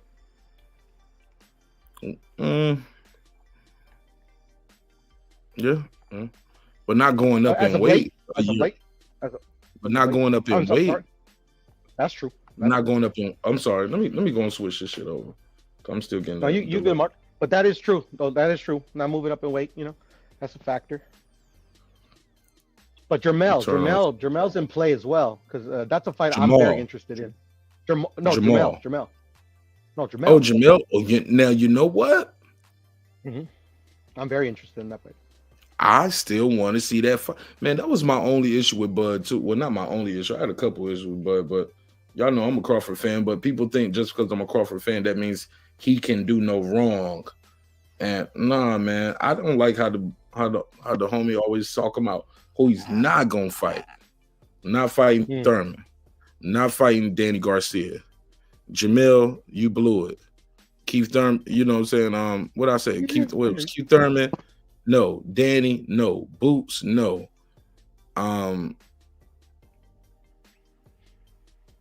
What is it? Danny, Thurman, Boots, Jamil, and now Spence. It's 5 guys. Like, it's like sometimes it seems like Crawford is on some shit where it's Canelo or bust. And I don't like that. I don't like it. He picks the dude that literally everybody's trying to fight. Come on, bro. Shit, I want to fight Canelo. Shit, I want payday. You know that. All right, so shit. Let's go to this. Let's go to this. Where y'all want to flow to next? Teofimo's fight and performance. Haney Garcia being official. What y'all want? You pick it. Pick it, Man, Brim. y'all pick it, man. Y'all pick it. Y'all my guess, man. Teo Pick it, Brim. Ortiz. Teo Ortiz.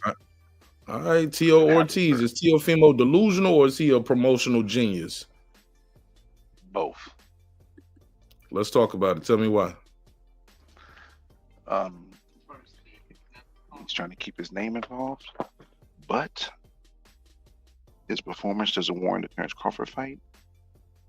Hold on a second. I'll come back. I'm sorry. Neither, Mark. He's neither a promotional genius, and I would say he's a bit delusional, but he's no promotional genius because all this goofy stuff, and not just that Teo does, but all this new breed, bruh. It ain't translating into dollars. I'm sorry. Actually, I don't know their fun. I'm sorry. I don't know their financial situation, so I'll leave that out. It's not translating into a big, like you don't see them like growing in exponentially in fans. You know, I would say maybe it's even going the other way, losing a bit of fans with how they're trying to promote themselves.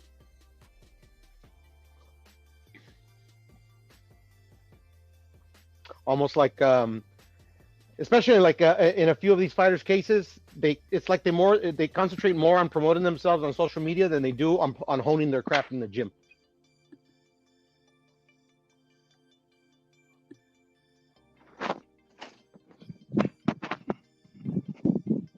Go ahead, Brown. My man said, you think Tszyu losing that super welterweight title? Well, the title ain't on the line for this fight. Yeah, the title ain't on the line. Ain't even on the It's line. 155. It's 1 pound above the weight. Which I is forgot like about that. Oh my god. Yeah, WBO said, "Hey, you're not even ranked in our rankings. We're not going to sanction this." and you And I haven't think that's fought. And I think that's partially a little personal because of Thurman talking about WB no and all that. I think if he had a I better forgot relationship about with them. I'm sorry, go ahead. No, go ahead. Go ahead. No, Cook. I forgot about that.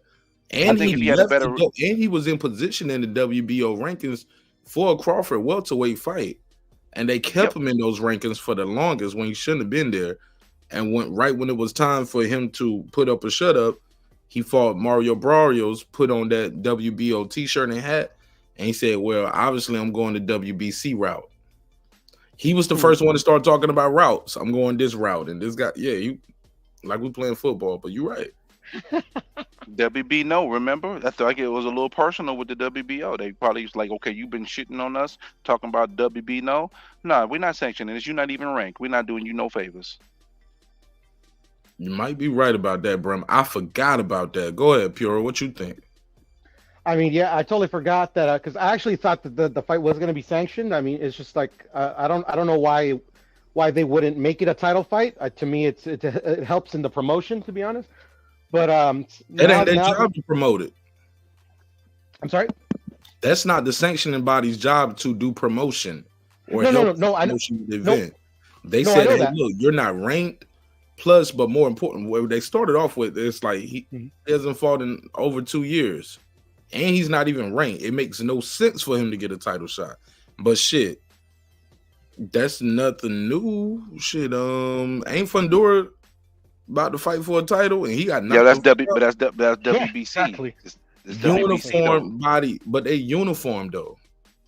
They should be. That's what they say. We're going by the uniform governing But rules. that's the thing. when They're they not fight. uniform. But they're not uniform. That's the whole point. They're agree. not uniform. I agree with you, Brent. You preaching to the choir. I think it's bullshit. No doubt. But the one thing they all have in common is that they'll literally bend their rules for money. Mm. Yeah, So but anyways, the thing is, I say that to there's say no this. relationship with WBO and Al Heyman. It's WBC and WBA. I'm sorry. But the slide money in the pocket with Al Heyman and the PBC, the relationship is with WBA and WBC.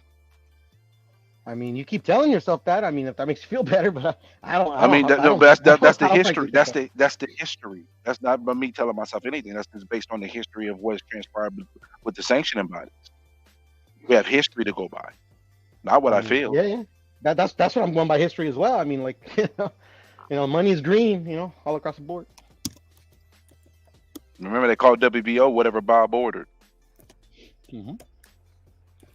But anywho, what I'm just saying is that, like, I'm just like, damn, man. I mean, like, my bets kind of is like, I'm starting to feel more confident on my. Damn, Pierre, where you go? Phone might have died. He said, I'm starting to feel a little more confident, and then gone. You ain't confident. Your Wi-Fi said you ain't confident. Shut the fuck. Silence. Oh, I feel a little more confident about. Shut up. You ain't confident, motherfucker. Shut the fuck up. Sheesh. Yeah. While we're waiting for Puro, Lisa Bell, since we're talking about Tio, got a couple things from the chat I want to address. Let's go with. Let me take it back some. The PBC is a mess. Shout out to my guy Cam. I read that one. Somebody said Spence made him a big shot. I don't know if Spence made Crawford a big shot, but I definitely think his performance against Spence just got him acting real Hasadiddy. I mean, look, when you the prom queen, you wear the crown. You know what I'm saying? Everybody want to take a picture with you. I'm not saying he a woman or nothing. I don't mean no disrespect when I say that. Yeah, we know what you meant, bro. You know what I'm saying? Like, but beating a top 5 pound for pound fighter the way he did, most people we haven't seen that done in a long time. And whether you think Spence was on the decline or the injuries, whether you believe all of that or not, nobody was saying that before the fight, other than me. You know what I'm saying? And there's so many people to watch. There was some people that said it, but not many. After they stole those talking points from us. Because if we took a poll after the first round with everybody who was watching the fight, nobody would have said, "Oh, Spence is a shell of himself" after the first round. Oh no, they was like, man, good round. It was a close round. It could have went to anybody. Spence won the first round. Spence won the first round. Hey, look, I gave Spence the first round, and I was there. I was like, but it wasn't a lot going on. But I gave Spence the first round because he had the 3 belts. He's the guy. He was just a tad bit more active. Just a little bit. Even if he wasn't that effective, he was a little more active. But I get where you're coming from, though. But beating that guy on that big stage, all the eyeballs on you, and you beat him that way, so one-sided, he deserves all his props. And I ain't gonna shit on his parade. I had to step away about my Tio opinion. Tio looked like complete garbage.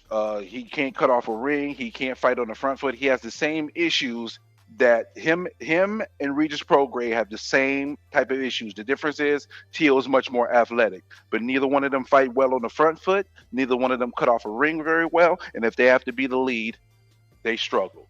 This Tio just happens to be a lot more athletic, so that can carry him a little farther than what Regis is. And Ortiz gave away the fight. Tio didn't win the fight. Ortiz lost it. Ortiz had a great game plan, and he started off the first 6 rounds executing that game plan. But the problem was he did not finish the job. Even though I still thought he won the fight, but you lost the fight because you gave rounds away that you should have won. You making him miss. You make him pay for you make him miss. You don't make him miss and then run away from the action. That's right there how he lost the fight, because he didn't put a stamp on the victory. That's because he wasn't able to.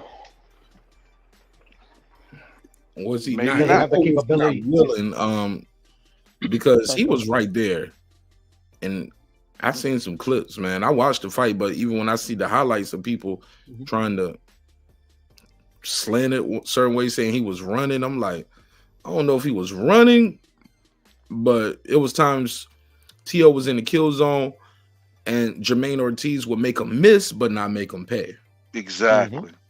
Yes, sir. you gotta hit the guy too. You can't just be all the way out the way. Now that works in the later rounds if you already did the work and put the punishment on it. But 117, 111, can we all agree that's a little egregious? A little? Nah. Go ahead.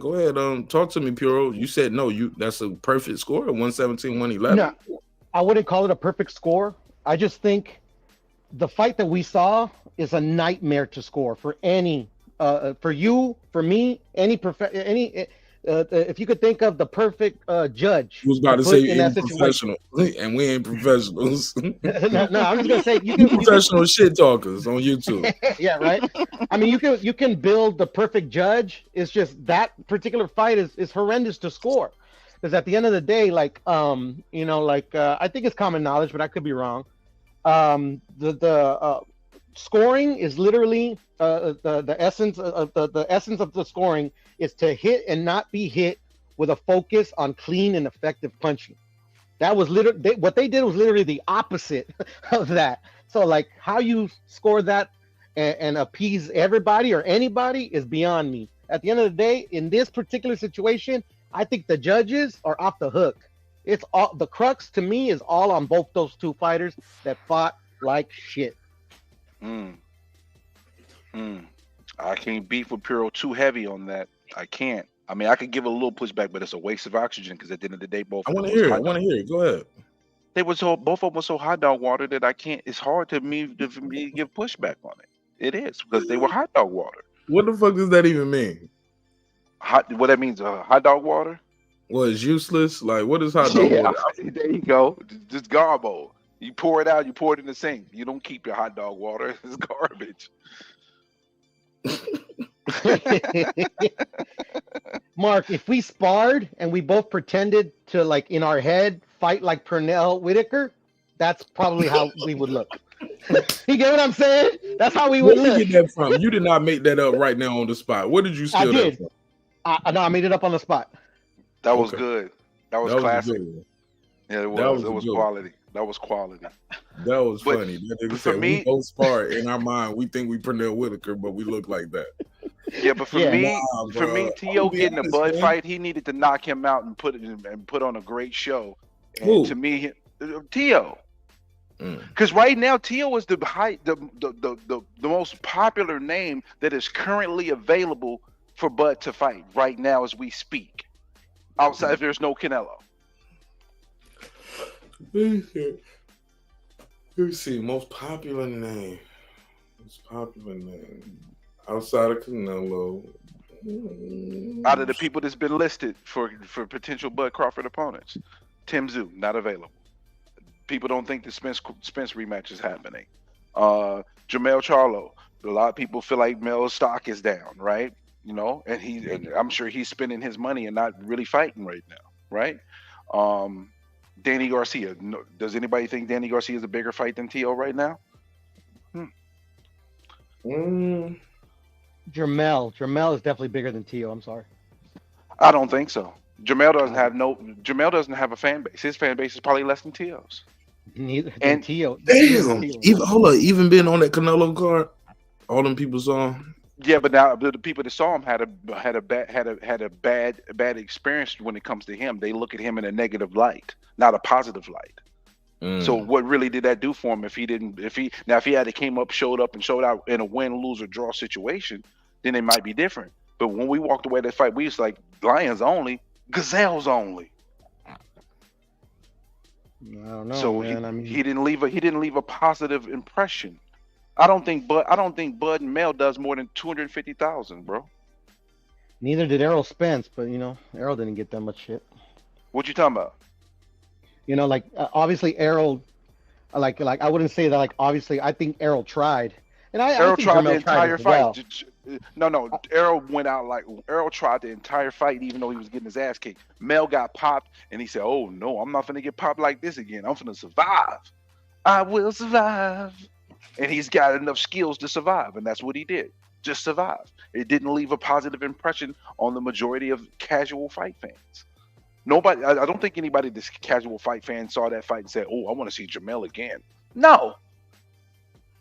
I mean, I do, but not for. But you're not a casual though. But you're not a casual. You're not a casual. You're more detailed. I'm not even saying. I consider myself a hardcore casual because I don't know everything, but I know enough to know that I'm not just like a pure casual. Because I can, go through all the weight classes and talk about particular fighters that I've seen.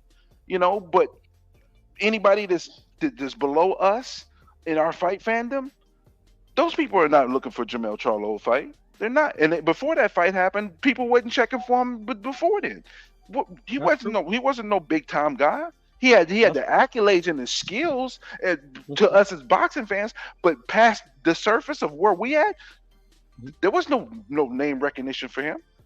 That's true. That's true. And that's why Bud said he don't want to fight him because he lost value. He lost value in that fight. He didn't gain. He could have gained value, but he didn't. He lost value. Okay, that makes sense to me. All right, I'll give you that.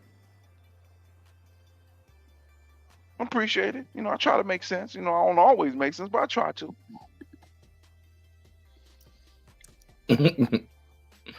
Hey, look. Shout out to the homegirl Rachel Donaire in the building. She said the boxing scholar not including Donita. Okay, somebody asked her how many fighters she managed. It was something else I wanted to say about this Teofimo fight. Early when we were watching the fight early on in real time, and if y'all haven't seen the Patreon, watch that. That was a good one. Had Nonito Donaire up there doing the fight call with us, and he was calling the rounds, doing some commentary. And I think he left though around 10 or 11. He had to slide because he had a dinner arrangement. He's out in Australia right now, and he's training a fighter. And I'll be dropping an interview with him this week.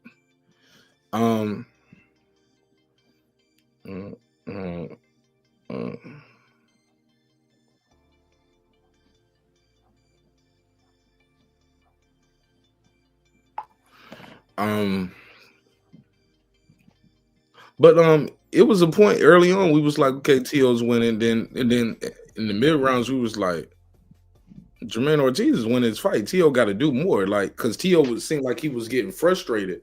Like, I don't feel like cutting the ring off. I don't feel like following, like, because he was following instead of cutting off the ring. One time Teo swung, missed, and ended up on the ground. That was in the 9th round.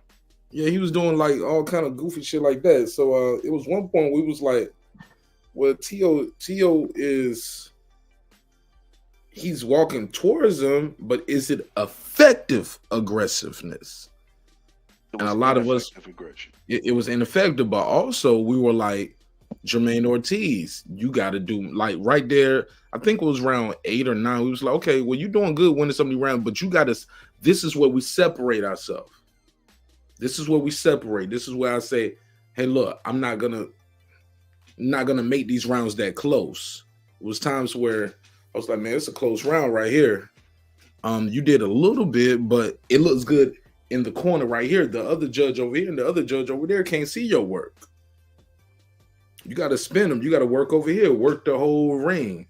Let everybody see you from all angles, and I just thought I think the term we was using that night, Brim, he left too much meat on the bone. Correct? Okay. Which is, Puro don't like no movers. Puro want a motherfucker to be in there like this. I like it to be a mover, but you got to make people pay for when they make mistakes defensively. You can't be all defense and zero offense. He wasn't enough offense. I literally was watching the fight thinking, yo, boy, Teo's in trouble. But then the more and more I watch the fight, I'm like, well, damn, Jermaine, you got to put an exclamation mark on this, bro. When it came down to it, I had a 7-5 Jermaine Ortiz. But because he finished the fight so weakly, I was like, man, just call it a damn draw and keep it moving, bro. This fight is dookie. I had money on the draw too, bro. You deserve to win. You deserve to win, man. It was like $5, but like $5 got you 90 on the draw. You deserve that $90. Yeah, he did. If I had spare cash, I'd send it to you, but I don't got it. So you got it. You won 2 G's a couple weeks ago. You got it. Yeah, I use that to pay bills, bro. It's okay. No, but anyways, in Puro's defense, I like all styles. Oh, look the end at of the you, day, Mark, third person. He said in putos. Look at you talking to third person and shit like you Floyd Money May or something. You puro Money May. yeah, man. You know, I Money got that puro. ego on me, but it is what it is. But now, I was going to tell you something about that effective aggressiveness, Mark, because like I agree with your points, but we all know, like the judges, you know, they obviously we're all human, so we all see things the way we see them. So at the end of the day, is it far fetched to say one of the judges could actually consider Teo's aggression effective because he kept Jermaine like on his bike the whole night because of his aggressiveness. Like if Teo wasn't as aggressive, would Jermaine be on his bike as much?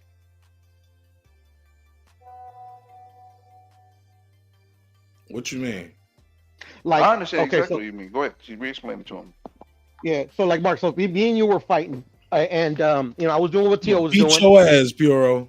But I was doing Hey, what Teo was doing. I'm gonna be like Keyshawn Yeah. Davis. Even if I don't win the fight, I'm gonna do the big eyes like this. Keyshawn Davis be having some scary eyes, don't he? He be like, he be bucking his eyes. I'm like, man, Keyshawn Davis be eye bucking. I got the perfect example, Mark. And it pertains to the fight. When Teo, one of the times or a few times that Teo got frustrated, at one point in the fight, he stopped. He went to the corner and he told Jermaine to come. Jermaine actually obliged him and he took him to the corner and scored points. I remember that part. He scored on Teo on that sequence. Yeah, but he missed more than he landed.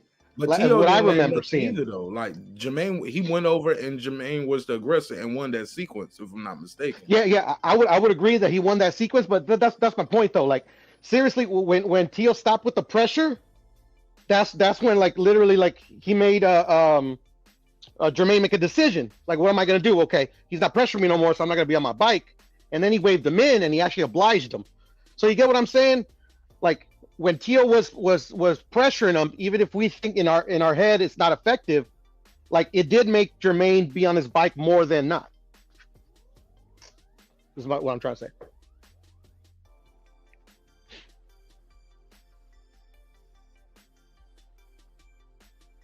Did that make any sense to you, Mark? No. Say it one more time. Because I was texting. I was listening a little bit, but I was texting. Somebody texting me too. I'm sorry, bro. No, you good. You I apologize.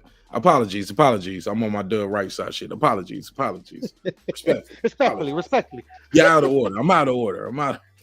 You know I love you. You know I got lots of love for you, Mark. You know I love you, my brother, man. You know my brother. You my brother. You my brother.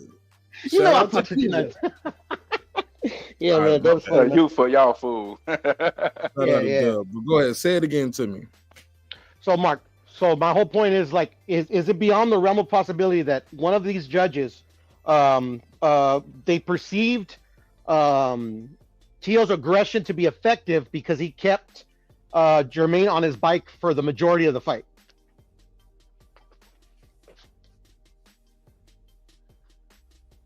That gotta be, because one judge gave him 117, 111, but I just looked at it as that judge had money on the fight. Well, take that out of it. Just unbiased as hell. I mean, I just saw him I saw him frustrated. I saw him telling the guy, man, stop moving, come over here and fight me. That's not effective. Come over here and fight me, stop all that moving. I saw the guy popping the jab. I saw him in the exchanges. He would flurry on TVO, pop up top, boom, get out the way. I saw him, shifting and I can't see 117, 111. When I first heard 117, 111, I was like, okay, that's kind of a wild score for either guy. But then I heard 115, 13, 115. I was like, okay, Jermaine Ortiz got this. One judge had it too wide, but yeah, that's it's no way Teo won the fight like that. Mm-hmm. And I'll give you another criterion. I'll give you another criterion. could we say that Tszyu was in fact the ring general because his pressure, like kind of another way to put it, his pressure kept Ortiz on the defensive and overly Nigga, he defensive. wasn't even a ring lieutenant, let alone a general. He won't even a ring captain. I give him a ring private first class bully? at best. A ring bully? He's private first class, man.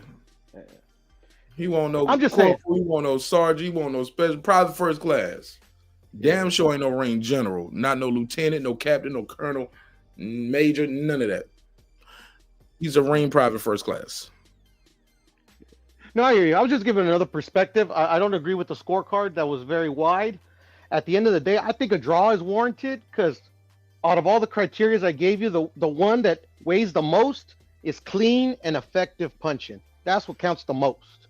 And I thought neither of them were very good at that. Cleaner, more effective punchers. And I thought, when I look at that fight, I think Nonito said it best, or was it Rachel? Somebody said it looked like Jermaine Ortiz was fighting and doing more of what he wanted to do. And Nonito, and I think he picked Tszyu because they have a relationship. If I'm not mistaken, Rachel tell me in the chat, they picked him.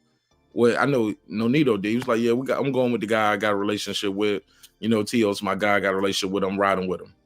But even certain points in the fight, I can tell he was like, man, I need him to do this. I want him to do this.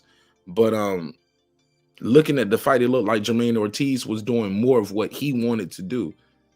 But that's my personal opinion. But shout out to my good bro. I'm gonna try to do it like he was saying. Man, what's going on, man? This is my brother right here, man. Shout out to my brother right. Doug, we was just talking about you, bro. How you doing?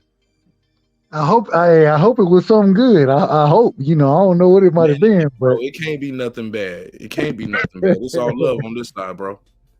Man, shout out to you, Martin Nash, man. Shout out to my brother Piro, Unbiased, Stephen Brimley up there. Man, Tszyu lost that fight.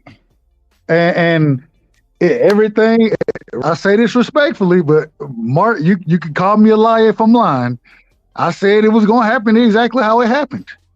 And the reason I said it is because, once again, man, we see what Tszyu flaws are.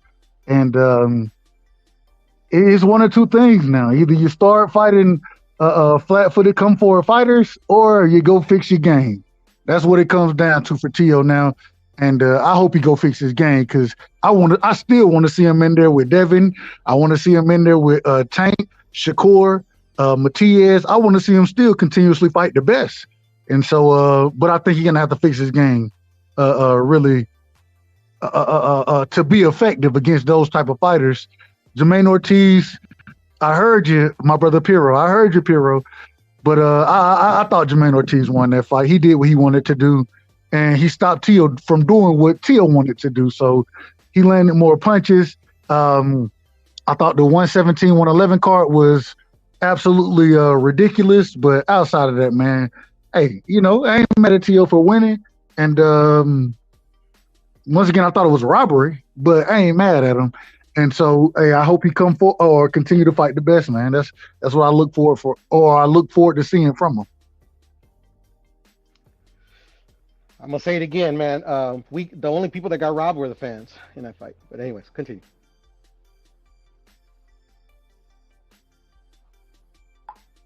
How? That fight was utter ass, bro. Like, literally, I want to erase it from my memory. I want my money back. ESPN should refund us a whole year of programming.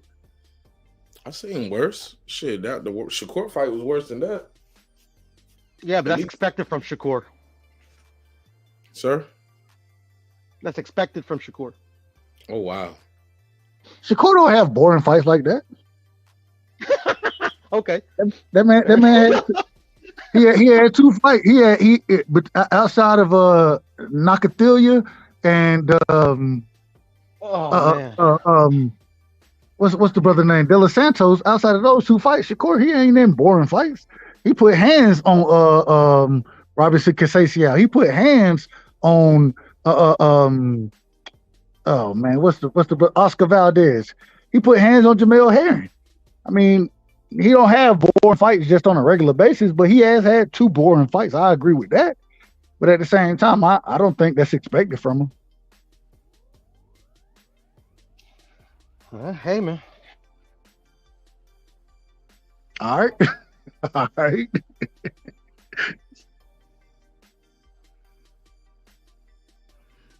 Well, Dub, I gotta ask you. Definitely gotta ask you your take. Who did you have winning though? You said Jermaine Ortiz won the fight, but did you have it 115, 113? Did you have 117, 111, 116, 114? How did you score? I scored it 7 rounds to 5 for Jermaine Ortiz. I thought he dictated the fight. And I expected it to happen the way it kind of happened because Tszyu, he struggles to be first.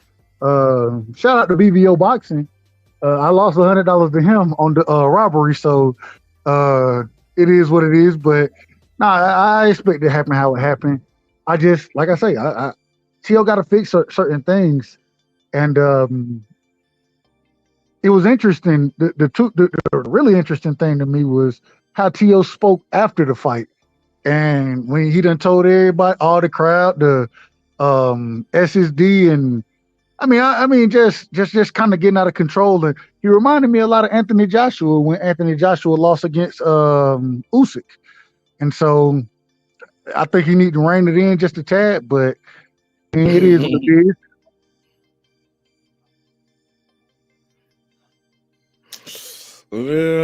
Yeah, but I don't know, man. So look, the question I had when it comes to Tszyu, and we can move on after this, is Tszyu a marketing? I'm sorry, what did I say? What did I call him? What did I say? Is he delusional or is he a promotional genius? Because he got us talking about him even with that whack ass performance. He delusional as hell. He absolutely delusional.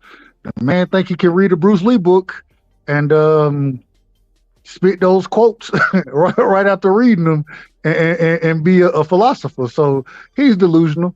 But at the same time, sometimes, I mean, delusion can be good for your brand, unfortunately.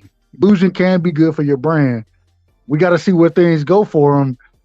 I think, but he got to get in the ring with big names now. You know what I'm saying? He got to continue to fight the best. And the problem is that I don't know if he beats the best. Like I used to think I had him higher than I currently have him now. And I think, and I ain't trying to shit on Jermaine Ortiz. I think Jermaine Ortiz is a hell of a fighter. At the same time, I know Tszyu skill set is more limited than what I thought it was. And so for him to continue to grow his brand and utilize that delusion to be effective, he gotta fight competition. And so we got to see what we see from him next. But I don't expect to see him fighting certain styles of fighters too often now. Jig is up. I agree with you on the skill set. Overrated as hell, but I mean, he has fought the best. I ain't gonna lie.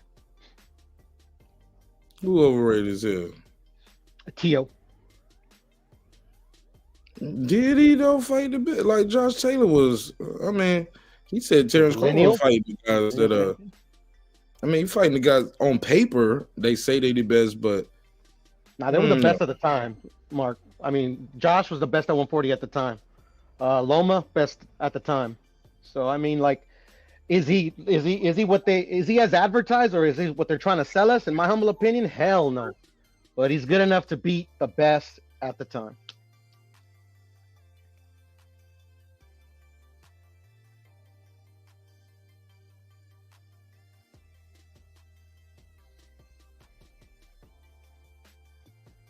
My bad, I'm out here sending somebody something. You're good, Mark.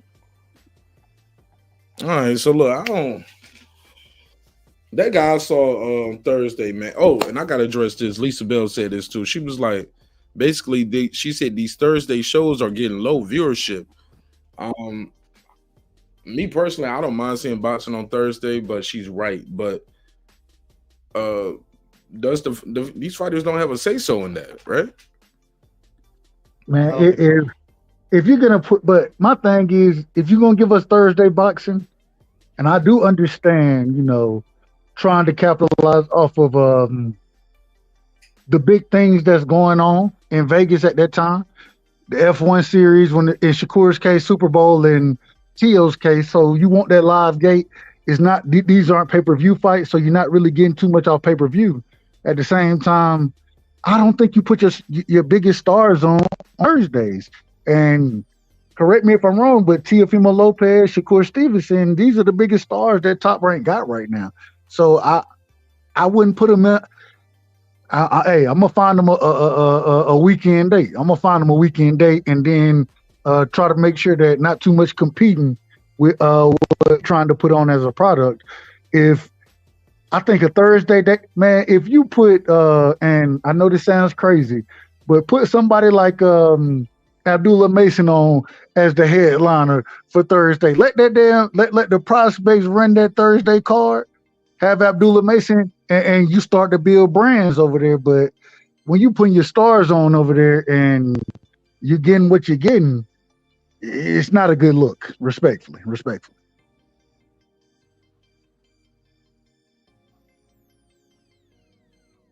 Can't disagree because I heard both of the guys' brands on that Thursday night fight. What you say? You sound like you was say it again. You was low. I said I can't disagree because there's both of those Thursday nights. Your supervisor must have came around, nigga. No, I am the supervisor. Both of them, No, both of their performances hurt them on Thursday. Supervisor ain't getting about to get snowed in.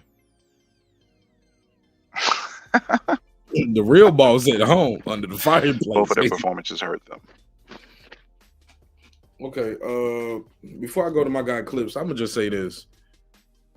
They don't make those decisions. That's ESPN telling Top Rank, hey, look, this is the date, this is the location. You pick your opponent, but this is where we fighting at. This is where we at with it. It's an easy decision for me. This is easy. Y'all niggas fighting on Thursday. We got, and this is not me saying it. I heard Bob Arum say this. He was like, well, they give us a lot of money, ESPN and Disney do, and this is what they said they wanted. So this is why they fighting on Shakur. He said, and that's when we found out T.O. was going to be on the Super Bowl weekend because he talked about it during the Shakur fight. He let cat out of the bag early. He was like, we're going to do the same thing with Lopez for the Super Bowl. That's what they pay us a lot of money. So, yes, we're going to do what they ask us and do this for them. If they ask us, can we do this? We're going to do this for them. We're going to put a fight on a fucking Thursday. Because they asked us to do it, and they pay us a lot of money. What's up, Clips?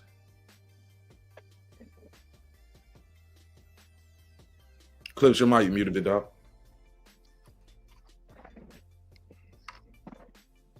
Clips going once. Yo. What up, my guy? On, all my neighbors in the neighborhood. It's been a long time. I shouldn't have left you. Hey. God damn it. Out on bail, fresh out of jail. God damn it. We had this bitch. How's everybody feeling? Salute the Clips. Nigga, as soon as I hear your voice, I want to spark a joint, man. You already know. And you see me broadcasting live from the great state of Ohio with my chains on, you bitches. Somebody knows what I'm talking about. But yeah, and I see you rocking the brand. You got the as is on. Tell people how they can support the brand, man. It's yeah. You know, all right, you know, everybody, you know, if you're from the neighborhood, I got a clothing line. Got the smoke signals as is, everything. You know, the Evil in Ohio merch. You know what I'm saying? Put that link in the chat too, man, so somebody can shop with you too, bro. Oh yeah. I put it in there. Give me a second. But yeah, all right. We all know that how I feel, man, and it's not a personal thing with Teo, but you can't go out there and deliver a shit burger and talk shit. Okay. I'm not with that. And I think that's the problem with the sport right now. We've got to reel some of these niggas in. Okay. Some of these niggas is in orbit. Some of these niggas is high, looking down on the clouds. They high on themselves. They high on the hype. And it's like, no, bro, you're a great fighter, Tio. I'll never take that away from you. But when you fight at the elite level and you can't cut off a ring, but want to sit there and bitch and tell people in the crowd to suck your dick and, you know what I'm saying, all this other bullshit, because you can't cut off a ring. You gonna sit around talking about a nigga running because you can't cut off a ring. You kind of goofy to me. And I'm gonna even say that I'm kind of mad at Bob Arum for going on the airwaves talking about saying all that shit about Jermaine Ortiz when Jermaine Ortiz was fighting a controlled fight. Oh yeah, Bob Arum. Oh, you can't be. I don't know if I could sell Jermaine Ortiz no more. You can't be out there running like that. You know. Bob Arum's basically just putting on for T.O. his bigger cash cow, and it's like, nah, man. Nah, Jermaine did what he was supposed to do. And T.O. as the champion, yeah, I get it. Jermaine probably should have did more to actually get the victory. But T.O., there was very little that you could hang your hat on from that performance. You look like dog shit. That's all there is to it.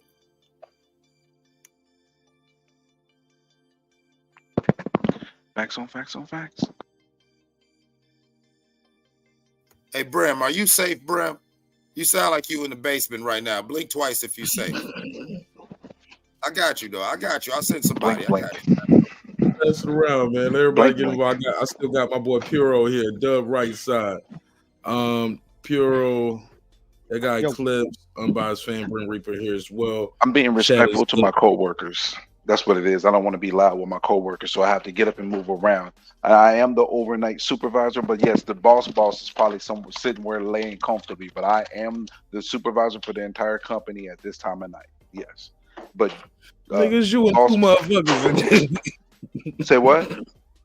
What'd you say? No, I'm just talking some shit. We trying. No, I want to. You gotta repeat. You gotta repeat it though, because I want to laugh. Because it probably was funny. No, man, because you're gonna get mad. No, I'm probably gonna laugh. What you say? Come on, repeat it, please. You said you the supervisor for the whole company right now. I said it's you and two motherfuckers in there. Like that's right. It's me and two people, and then there's the people in California that are overseas. There's people in. Man, we don't care about all that. We don't care about the truth. The jokes are more funny. I know. Yo, listen. Just so you know, I do basketball podcast too for college for my favorite team, and they always get on me about he's sneaking out. The boss gonna have to talk to him, so I'm always getting picked on about this. I'm used to this. This is funny.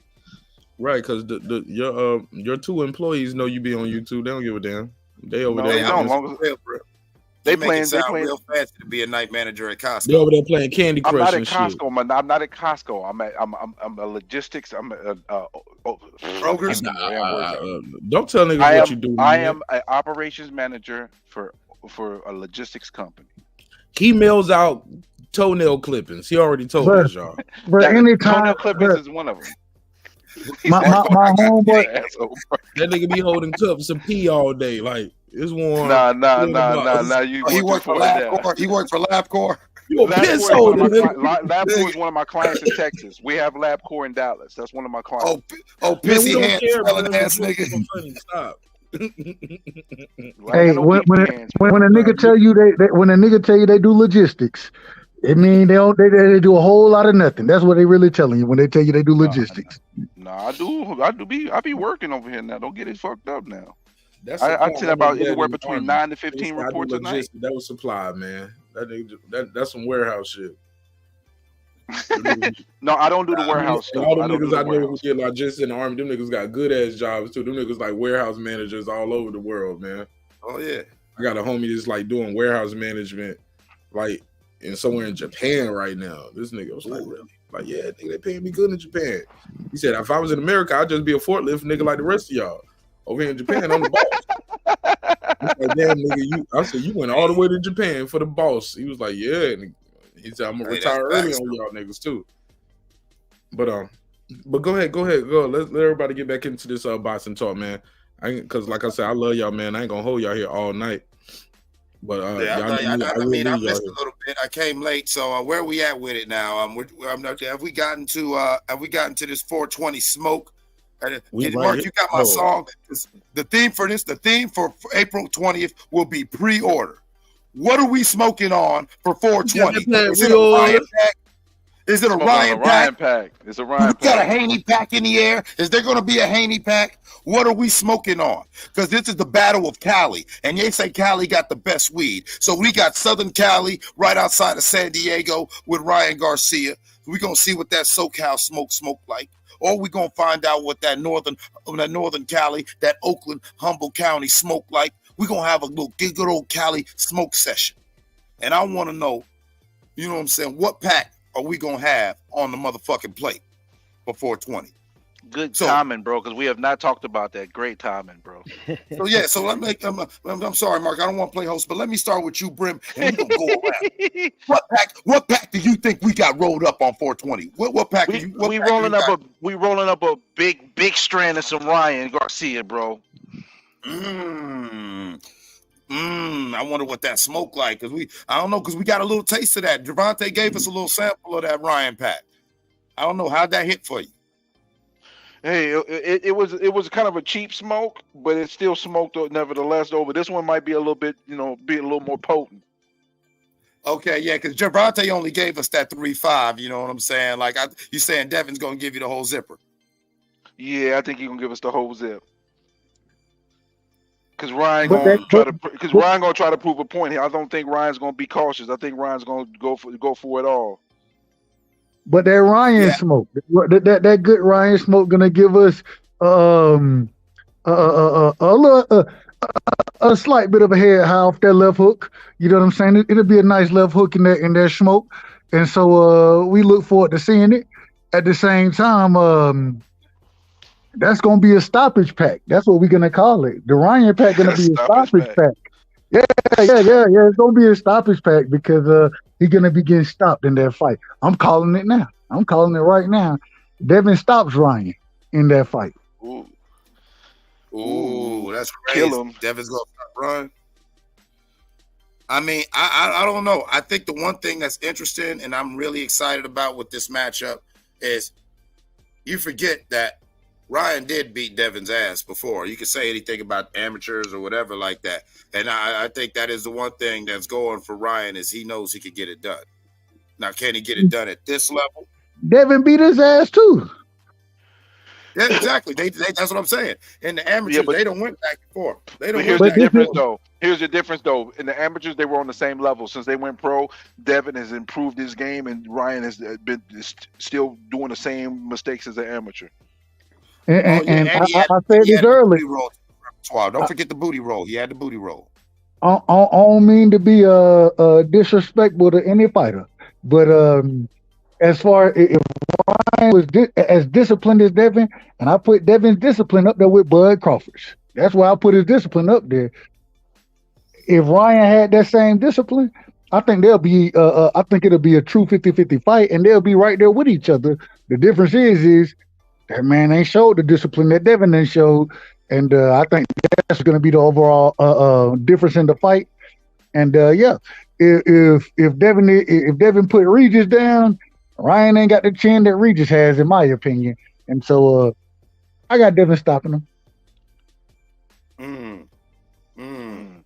I mean, if God wants to give me an early birthday present, we're gonna be smoking on that Dub right side pack, bro. Because if Ryan pulls it off, bro, I'm gonna troll this guy hardcore, bro. I won't make Dub right side cry if that happens. Hero chose violence. I'm just gonna let it know right now. He's my Well, boy. you can't make me cry. Respectfully, you can't make me cry. But at the same time, you should have more smoke with Ryan than you have for me. I don't know why you got smoke with me. I just told you what was gonna happen. But I mean, it's okay. I ain't mad at it. I ain't mad. Why would I have smoke with Ryan? I mean, like, I don't really know Ryan. Because he's gonna get his ass whooped. Hey man, fighters get their ass whooped, bro. Hey, Cliff, real random. Fighters get beat every day, B. Hey, are these drugs that we looking at? My bad. Go ahead. Yeah, random. Hey, look, this is my boy, that guy Clips. This is product line. We supporting the brother in a major way. Hey, look, why you ain't got no black girls up here? Why all your models white girls? Well, because those were the mock-up models that were available in the templates, and I wasn't going to try to pay. Hey, Clips, I'm trolling. Hey, look, but when I put the mouse over, the booty get bigger though. Yeah, it looks like they jiggle. It almost looks like they're shaking, right? Yeah, the booty get big when I put the mouse on it. But all right, You gotta this clip's mouse on it. product line. He Pause. sell panties, drawers, flip flops, socks, hats, weed, book bags, ecstasy, flip flops. You see, I'm mixing in the positive stuff with the bad stuff. Dante. Hey, Clips, do you got a bucket hat? You selling the buckets? I don't have them on the website right now. I was actually I'm looking at you different do, let me designs know. for But 'em. I'm gonna cop probably gonna cop one of these little hoodies off you real quick right now. Man, it's all good. But All right, yeah, go ahead, man. I mean, I don't know about y'all, but like I've been talking about I've been fucking with both Ryan and Dream on X, and I'm putting it in the air, man. This is that 420 smoke, man. I keep telling them, I'm like, yo, you know what I'm saying? I mean, I want to see real smoke. I don't want to see no staged events. I don't want to see no more stage fights. Bill, get the fuck off social media with your little fake scuff knuckles. You know what I'm saying? And let's make it a real thing. What was up with that? Did y'all like that? Was that shit how did y'all feel about the promotion? The promotion for that, was that cool? Did y'all think it's helping the fight? Is it corny? It's absolutely corny. It was pathetic. Really? It was interesting to me when I listened, and this is what I caught from all of it. When you heard both of them talking back and forth, they sound like 2 7-year-olds talking shit to each other. So maybe they needed to push, but I felt it was staged, and I don't want no parts of it. I don't want no parts of it. Talk all the shit you can talk, but man, get your shit talking game together for both individuals, Ryan and Devin. It was cringe, Mark, to be honest. Like literally the two fighters that epitomize like non-ghetto, non-street, you know, like the two of the you get what I'm saying? It's like, yeah, it doesn't match. I mean, yeah, it is crazy too. Like even the way Ryan ran up on him, I said, like when I watched the video, Clips. I told you you're gonna feel that fear. Didn't I tell you you're gonna feel that fear? You're gonna feel this fear, boy. Yeah. I mean, I was watching the video like, Ryan, you ain't never in your whole life.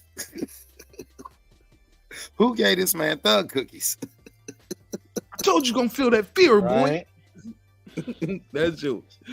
That man had a first class. Devin want no better. Devin want no better. It was like Devin was shocked that the nigga was talking to him. Like he was like, "You whack, you whack." Yeah, Devin did have that moment where it was like, my word. Devin was like, "You're the wackest fighter," and everybody knows you're the wackest of the wackest. You're the wackest of the wackest that could be the wacky. Yeah, who said shit like that? Just the wackest of the wackest that can be wacky type shit. I was like, bro. Oh my God, man. The fight gonna be good though. And how's about Bill Haney? Bill Haney, when the scuffle happened, Bill Haney wanted to try to get all bad with that little nigga, right? But when the fight started, when the scuffle started dying down, and Ryan's one security guard, that big black dude, was still at Devin Haney's shit, Bill Haney standing right next to him while this dude's getting at his son. Look. And he looking away. Like somebody was pushing Bill. Dude's pushing Bill to get to Devin, and Bill over here not even looking at dude. But that little dude, that's the dude that Bill was trying to get at or whatever like that. But that big, the big nigga that really was in a position to steal on your son, you had no eye contact for him. They were just sliding back and forth. You know what it remind me of? And this ain't no diss to Bill Haney. Like, he always show me love. But it remind me of that why I oughta. Somebody hold me back. Let me at him. Let me at him. Ooh.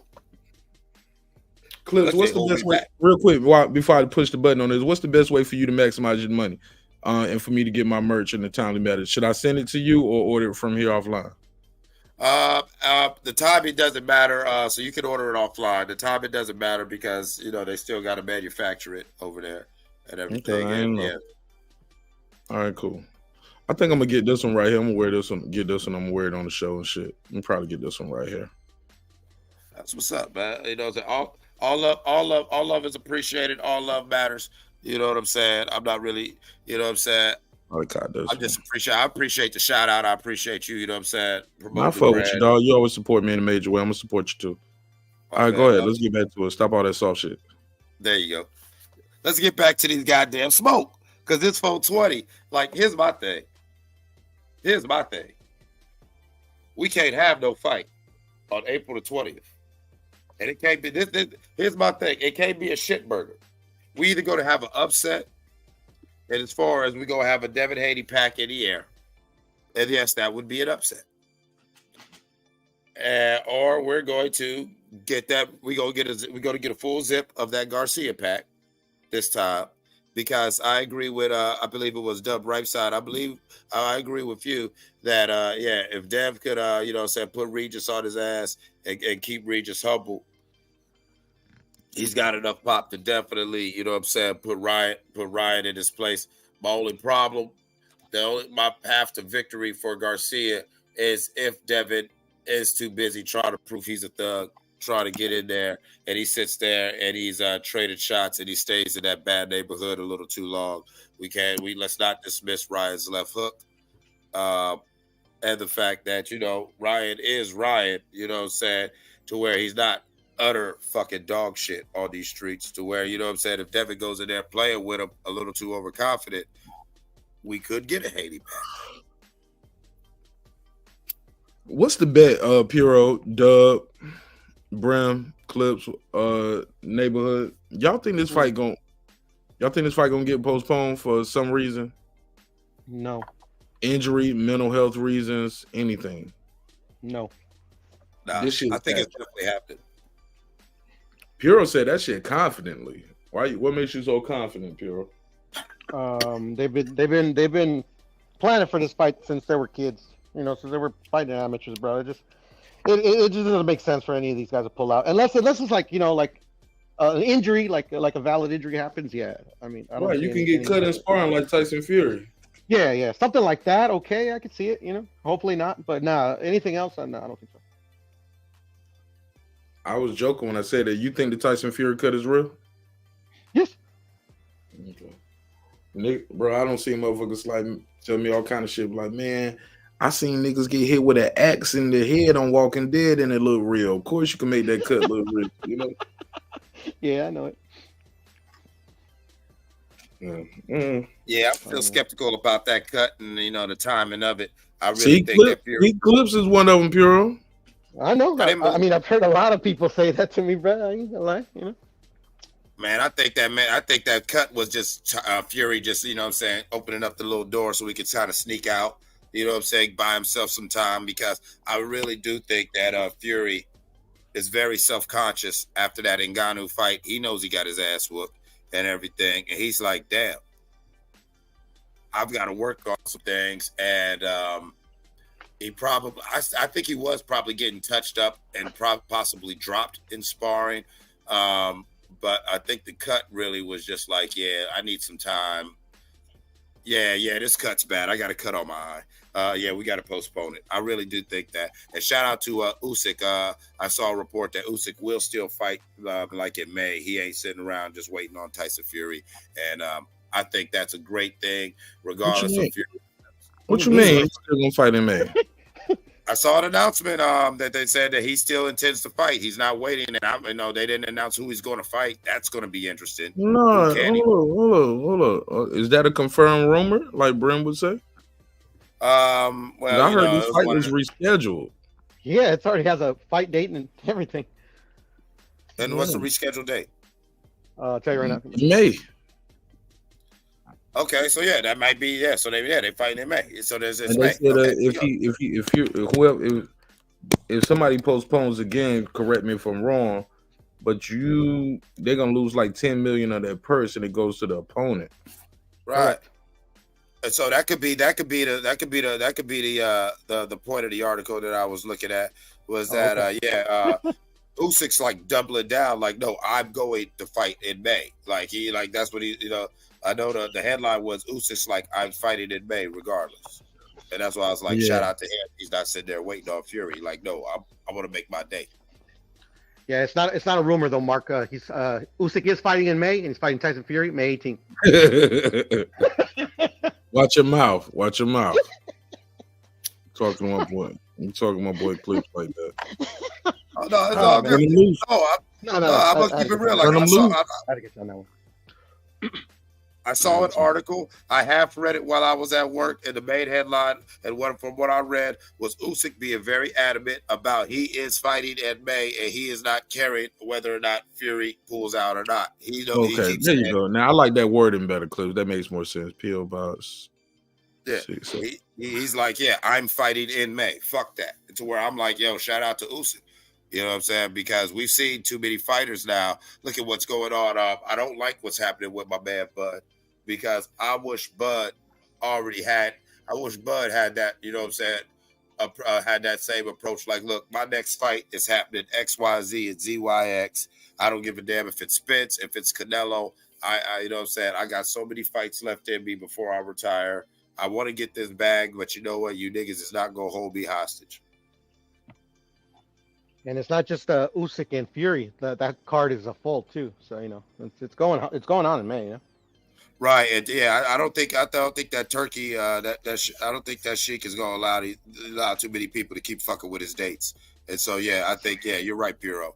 You hear that, Piro? You're right. You know what I'm saying? Yeah, May 18th, it's happening. All right, gotta relax, Piro. Jesus. Nigga. Yeah. Piro, and this is the best card that they've had. I'm sorry. Go ahead. No. What you say, bro? No, I'm just saying, and this is the best card that the Saudis have had. Really? They have three title fights on this card. It's better than that all them heavyweights, you think? Oh, of course, because those heavyweights were fighting dudes that the outcomes. At least for me, the outcomes were expected. Other than the Wilder. There you go. Some would say the Wilder was expected too.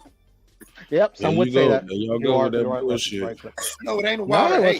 We've said it for years. We've said it for years, and especially when after the Tyson trilogy, when a lot of the people's criticisms of Deontay Wilder finally came full surface to bear. And so you have a lot of Deontay Wilder fans, and of course the haters, who are like, yeah, I told you that all the fighters got to do is XYZ and ZYX, and Deontay ain't shit.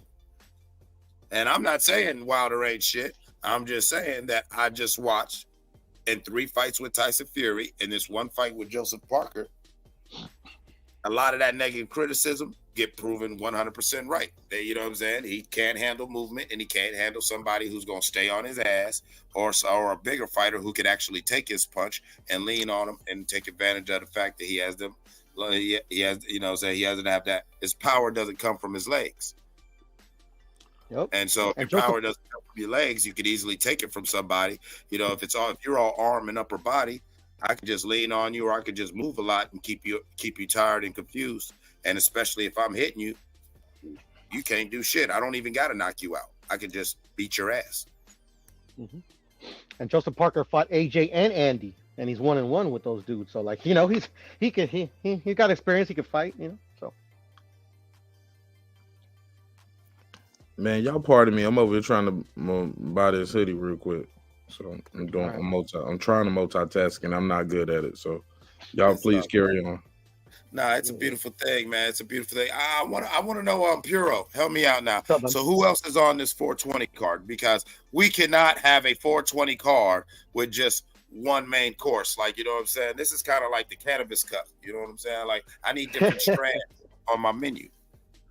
The 420 card, that one is not. I don't think it's. I don't think it has the. What do they call it? The undercard set yet. But for the one for the AJ, not AJ, what the fucking Usyk and Fury, it's got three title fights on it. You know, you got the cruiser, you got obviously the undisputed, and you got the super feather, and then you also got Sergey Kovalev on the card, Jalalov on the card, and like 3 prospects. So it's actually a pretty decent card in my opinion. Yeah, I agree with you. That Fury card, I know that there's some good fights on that one. Yeah. I know that one. And shout out to I'm trying to get his name right, Turkey whatever, because I want to say his name right because he has been a godsend to boxing. You about to get in trouble now. No, yeah. There you go, Clips. I caught one, Oh bro. man, I appreciate you, man. Shout out to Mark Nash, man. Shout out to everybody over there, man. And that beautiful, you know what I'm saying, man. Blessings and peace and success reign over, you know what I'm saying, my brother Mark Nash's family. Nah, man, it's all love, bro. You man, you don't cop mad merch for me, bro. I gotta support you, bro. I just got you. I couldn't do it no other way. I appreciate you, bro, for supporting me in a major way. And yeah, man, and I appreciate you sending me a free one. So you send me a free one, I gotta buy. You know, you send me the free hat, so I gotta buy something too. You know what I'm saying? God bless y'all. But all right, man, all that soft shit. But look, you were saying something, and I forgot. No, I said shout out to Al Turkey. I think the brother. I think that brother over there is saving boxing. I don't care. My personal opinion. He was a godsend to boxing. Yeah, I really do. Puro disagrees. Puro's like, I think he might. Go ahead, Puro. I let him speak for himself. Oh, I mean, I just disagree. One, to the point that, like, you know, we don't know, like, if this is just trying to like make his country look good, and you know, he's gonna pump a couple money, and then, you know, kick rocks once he's had his way with you know, maybe it's just like his little pet at the time. Two, like, right now he's saving like certain sectors of boxing that don't need to be saved. So once he starts saving the actual sector that needs to be saved, all right, I'll give him his flowers. But right now, you know, it's too early to tell. That's all I say. Okay, all right, now, but I could almost see where you're saying, but you got to clarify, like, what part of boxing that he's saving that needs to die? Are you saying that he's saving the heavyweight division, and some of these niggas just need to fall by the wayside anyway? They don't need another paycheck. No, I'm saying that, like, the fights that he's put on so far, I mean, like, hasn't moved the needle, not here nor there, because he's put on dudes that like they don't need to go to Saudi Arabia to get that big bag. You know, they like certain fights that they put on, like, so far, like, you know, it just hasn't moved the needle. Like, you could say there's in America, you know, they could use some help, but he hasn't really had American fighters on there yet, other than Deontay Wilder, but he's on his way out. So at the end of the day, that's all I say is, you know, it's too early. It's too soon to tell what his true intentions are, and if he's actually, you know, making a dent in, you know, what some people perceive the death of boxing, or you know, or the savior of boxing. It's just too early. Yeah, I mean, well, I'm looking at the chat right now, and I don't know what his motivations are. If the brother in the chat is right, then that could be his motivation. He's just trying to go out with a bang, and shout out to him for doing that, because I disagree with you. Some of them fights were very, very, very transformative. All right, that Francis Ngannou Fury fight alone, you take him out the picture, we would have never got that fight. And because we got that fight, we got something really interesting to think about. You know what I'm saying? We got something real. We got a real topic to discuss here in the heavyweight division, because here comes this dude who, he lost that fight against Fury. Let's air quote lost, but this ain't no Jake Paul shit. This is a legitimate somebody in the heavyweight division. Who, you fuck around, and I think I'm telling you, I'm willing to take the bet. I got Ngannou beating AJ. I got AJ, man, by slaughter. I don't see it. I don't see AJ slaughtering him, because if for AJ to slaughter him, he's either going to have to show great mental discipline with his boxing, which he's never really shown. Even in his best fights, he has lapses. You know what I'm saying? And if he has lapses, I believe Ngannou's got, longer arms, or just as longer arms, and everything like that. Can't touch him. Ngannou showed me in the Fury fight that he is able to translate his MMA background into the ring, and more importantly, the things that Mike Tyson was showing him. You see that he was implementing them so very successfully against Fury, but it looked like he still wasn't used to it. So now he's going to have more time to work on some of those things, you know, work on the different things like that. I mean, some of those things, it looks like, Ngannou about 2 or 3 fights to put that together. Or if AJ goes in there, gets overconfident, or gets bored and distracted. My brother, Go ahead. The thing about Ngannou, he showed his worth, right? He's in there. He deserves this fight, right? But there's no element of surprise, bro. There's now a blueprint on him to work on it. Now, on the other side, he can continue to work on his craft and get better. But all AJ got to do is just jab him out for the first 6 to 7 rounds. To be patient and jab him out. One thing we got to be mindful of is Ngannou in the later rounds was throwing a lot less punches because he was tired. All he got to do is just utilize his jab, keep distance, be patient, and in the back end of the rounds, he might be able to get Ngannou out of there. And when Ngannou knocked down Fury, it wasn't a power shot. Fury was off balance, and he got hit and got drilled. And if you look at Fury compared to what before he got his quote unquote eye cut, he's in much better shape than he was in that fight. So he went into that fight really, really sleeping on Ngannou, not showing any respect because he moving like a sucker. So I don't think Ngannou beats AJ. I don't even know if Ngannou hurts AJ. He could, but I just see AJ winning a UD just on clean punches and utilizing the jab. And that's how you guys feel. That's how you guys feel. I respect it. I respect you guys. I totally disagree. But you know how? But you know me.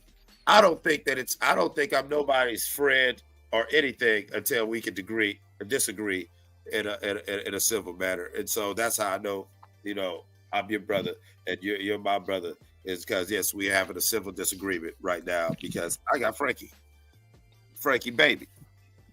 I hear you, my brother. We're going to get a chance to see.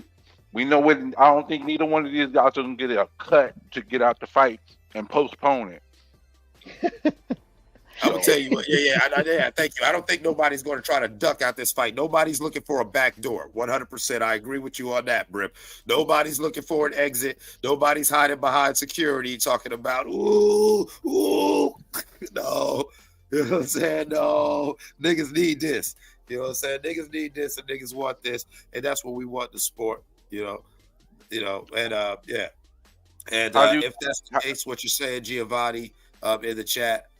Then I would have said prayers. And healing to our turkey. You know what I'm saying? And even if it's just a fast for a couple years, hopefully he's setting a new precedent. If y'all don't like how these ABC boxing commissions and these the current promoters and all this shit is doing, some of y'all niggas got money too.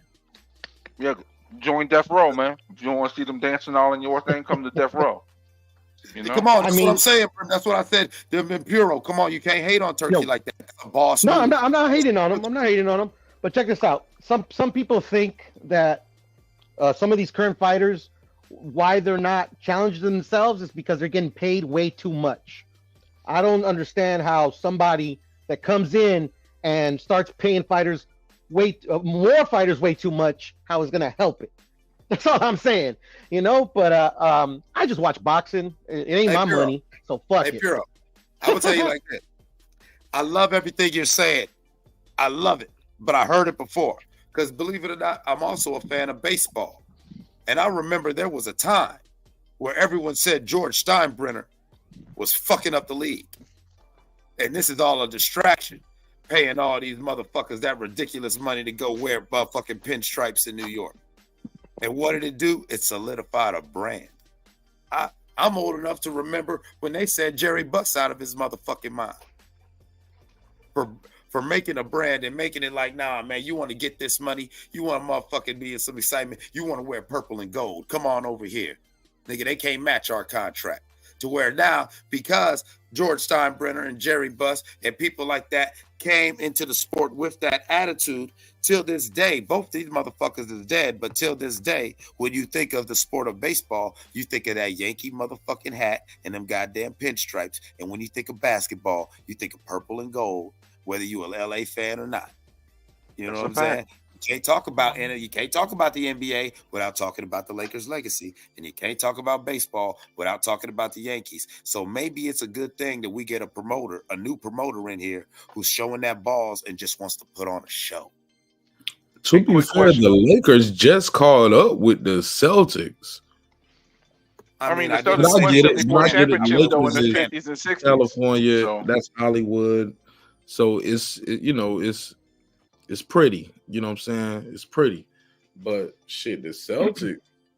And I'm telling you, the Celtics always been some niggas I know from New York up top, bro. They don't give a fuck about none of that shit. They Knicks till they die, bro.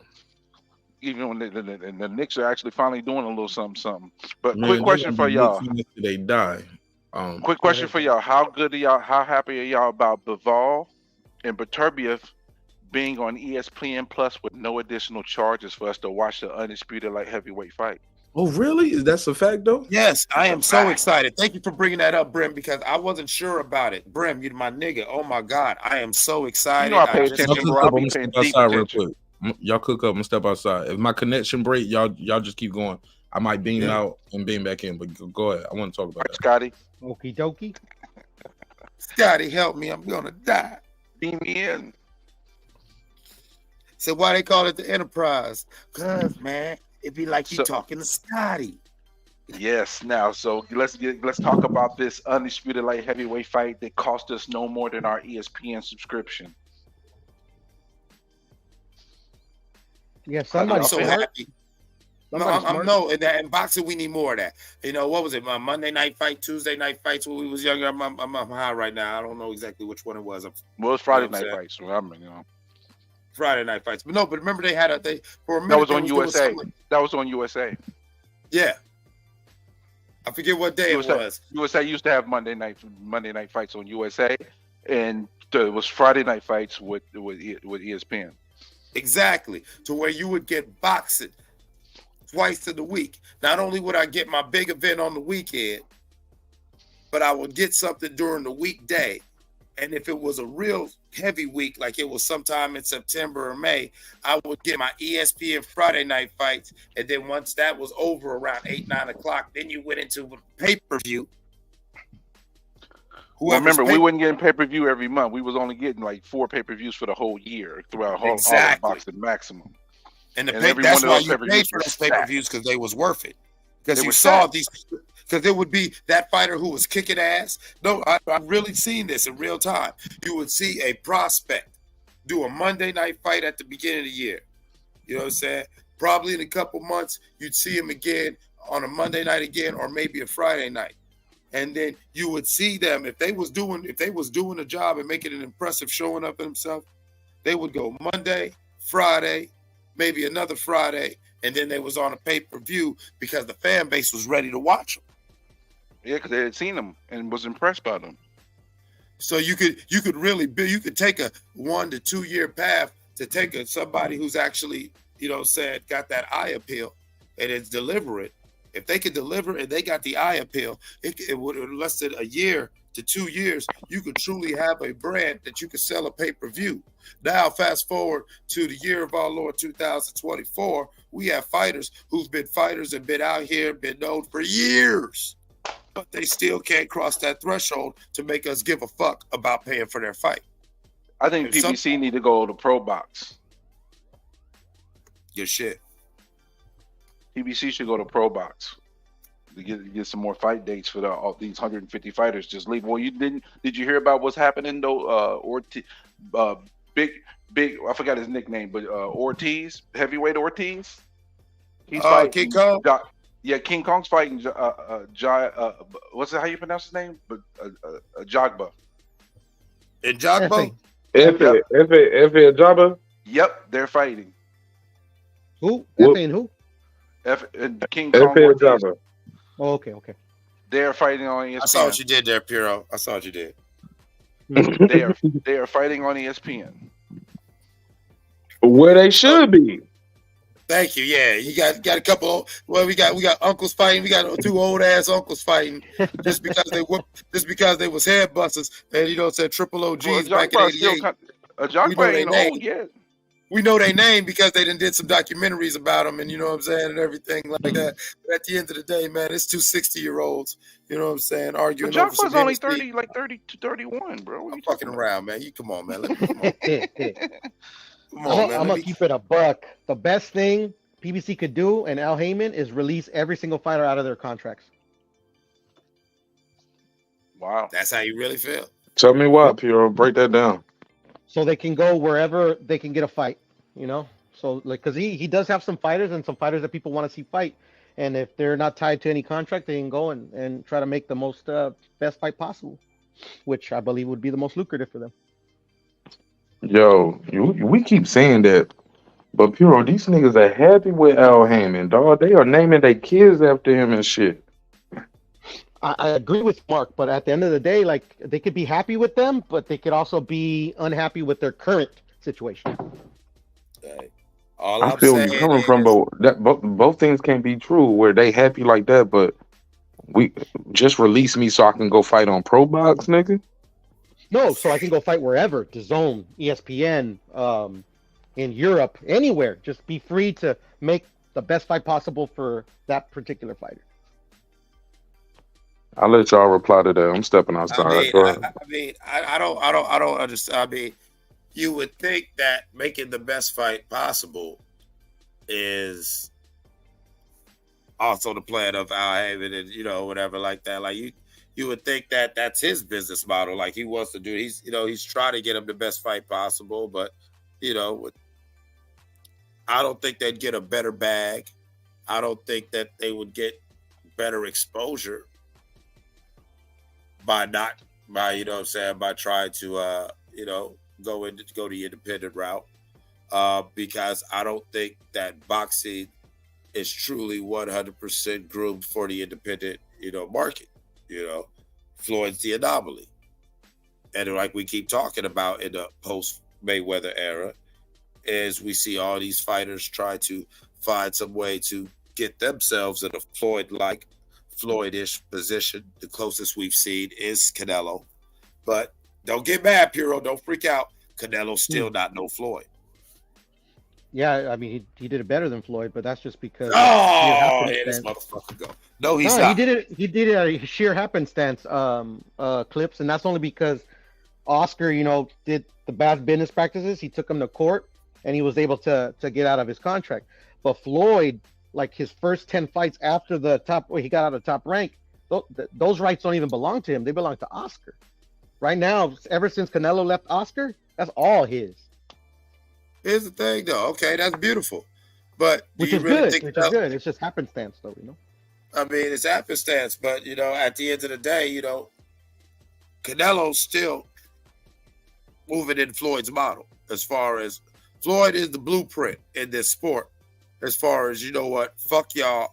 I'm going to show you how I get this money. I'm going to dictate how I fight, when I fight, or whatever, because my brand is built in a way where these people are fucking with me. Fuck you.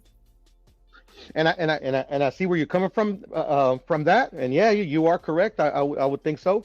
But at the end of the day, Floyd in that. That's what I mean. Floyd is still the blueprint. You know what I'm saying? Canelo's the guy. I love Floyd couldn't go wherever he wanted. That's why the Manny fight took a little bit to happen. I thought that was Manny's side. Because I thought that was Manny's side. Because you can't blame Floyd. And I say that for years. Because a lot of people said Floyd was ducking, but you can't blame Floyd for saying, you know what, let's go ahead. Floyd's a clean fighter. So let's go ahead and do this testing. Okay, let's whatever. You know what I'm saying? Like, but then again, remember, I'm the same guy who said Terence Crawford. While y'all still saying that was stupid business practices, there's still people saying it. I said Terence Crawford negotiated that Errol Spence fish fry like a motherfucking genius and won every level of it by standing on business and being like, nah, I want to do this, but we gonna do this. We gonna do this right. But he's in limbo, just kind of like Canelo is, but where Canelo has like his own his actual own promotional company where he can like go and make other deals. Like Crawford don't got that. It's unfortunate, but Crawford don't got that. Now here I'll meet you halfway on that statement. I'll meet you halfway on that statement. You know what I'm saying? As long as you put a little more respect on a guy Bud's name. No, I mean my Bud is Bud, and at the end of the day, Well, Bud can dictate an opponent, but Bud's looking for a bag. Bud doesn't want to pick a seventh rank, eighth rank prospect. Just somebody in the top 10 who you can't say, oh man, it's a tune-up fight and make it look good. So Bud's looking for something sexy, and the only thing that's sexy right now on the dance floor got red hair. I mean, for him, but like at the end of the day, like there's other fights that are literally. Tszyu's already got a partner. Who else in that? Who else realistically? And don't say Boots, because if you say Boots, no, Jermaine. He can fight Jermaine. He can fight Tszyu. He can move to 160. Who's fighting Thurman now? It's locked in. No, I mean after the fact, like Bud need to fight now. Bud need to get a dance part. I honestly feel like Bud needs to make an announcement in the next month or so. Yeah, but that's the thing. That's where I think that like the contract, bro, is still like he in limbo, bro. He in limbo. And that's where I meet you halfway at, because I'm high. I'm coughing. I'm high. No, but I'm highly doubtful that he'll be able to make an announcement within about a month. I don't think he can either. Well, it all depends what Canelo tells us tomorrow in his announcement or whatever he announces. Exactly, and that's why I give Canelo the love and saying like, yeah, Canelo's the guy now. He's definitely the king, and Puro's definitely hate. But no, I'm just saying he's got room to maneuver, bro. You know, and it is what it is. Yeah, at the end of the day, like we in Canelo's world. We don't know. Not even that, because like at the end of the day, like if you want to go by like that he's in limbo as well, because like we don't know what's going on with Amazon and blah blah blah, what's gonna fight. We haven't announced. At the end of the day, like I can make an argument that Canelo and Al already knew that this was coming, and Canelo still signed there anyways. So knowing that, like he's not a stupid guy, he probably planned ahead. He's been moving a few steps ahead already. He just likes to keep his cards close to the chest, which he always does. Oh yeah, and then and that's one thing I've liked about Canelo too, is once he started to flex his business acumen, he always demonstrated a very shrewd, strategic mind. And that's that's my favorite part about him. He doesn't say shit. I love that, bro. Yeah, very shrewd. You're very, very stoic, very, and then, but when it happens, you realize, and then especially like how these fights play out, and even like with a lot of his victories, you can look at it and be like, yeah, he executed his game plan. This was the plan all along. Like, when you watch the replay, you can see little things he's doing in the first round that set up that flurry in the fifth round. And you can say like, no, he intentionally did that. And then when you see his stances and negotiations, to where me personally, if I hit the survey, I think it's going to be a Jaime Munguia or a Crawford, because he can't get Bivol better. He can't get none of that because all that shit's all tied up. And he, what I'm saying, and Canelo, he's got to do his mandatory shit for September or whatever he wants to. What I'm saying, he's got to do it for his Mexican heritage months. That's been a tradition. He's maintained that tradition. But Clips, sorry to interrupt, but Clips, he never did no press conference and announcement for this is what I'm gonna do in May and September, and I'm gonna tell you in February. Very true. Or he never did no announcement about, what's the other thing they said? Where he's extending his contract with Azteca TV. Like, damn, nigga, you doing the press conference on there? Like, that's a given. But also, I'm with Puro. This better not be no LeBron James. I'm taking my talents to South Beach type shit, bro. I was getting ready to just say that. Go ahead. I'm trying to get on your level. Go ahead. Yeah, when you worded it like that, I in my head I was like, the only time I've seen an athlete do this shit is like he's either doing the LeBron, I'm going to South Beach, Magic Johnson, I got AIDS, or is it gonna be some old crazy Canelo Alvarez going, I just wanted the world to know that I just saved a bunch of money by switching my insurance to Geico. That would be hilarious, bro. That'd be funny as fuck, bro. Fine. No, it won't. Puro. Yeah, man, I would laugh. No. I would laugh my ass off. Puro. No. Oh, God, he's gonna release a new flavor to his fucking like wine coolers that he sells. Now that would That'd be great. I would like that'd be interesting. Like I never told y'all it was boxing. I just said I'm making major announcements. Yep. Hey, remember Snoop Dogg when he did his thing about I quit smoking? I'm going smokeless. And everybody like, oh, Snoop Dogg quit smoking. No, nigga, I'm selling smokeless grills. Get out of here. Stop. No, right. That nigga said I quit smoking just now. I started back like Clips. You started smoking right now. You had quit smoking about 5 minutes ago. Now you back smoking. I quit. It's all good. Yeah, I can picture. I don't know, bro. No, because Canelo's got a sense of humor. That's what me and Puro was talking about. How shrewd he is. Canelo's a dick. I like Canelo. Somebody that you could probably party with. I bet you Canelo, when the camera's off, is a fucking animal.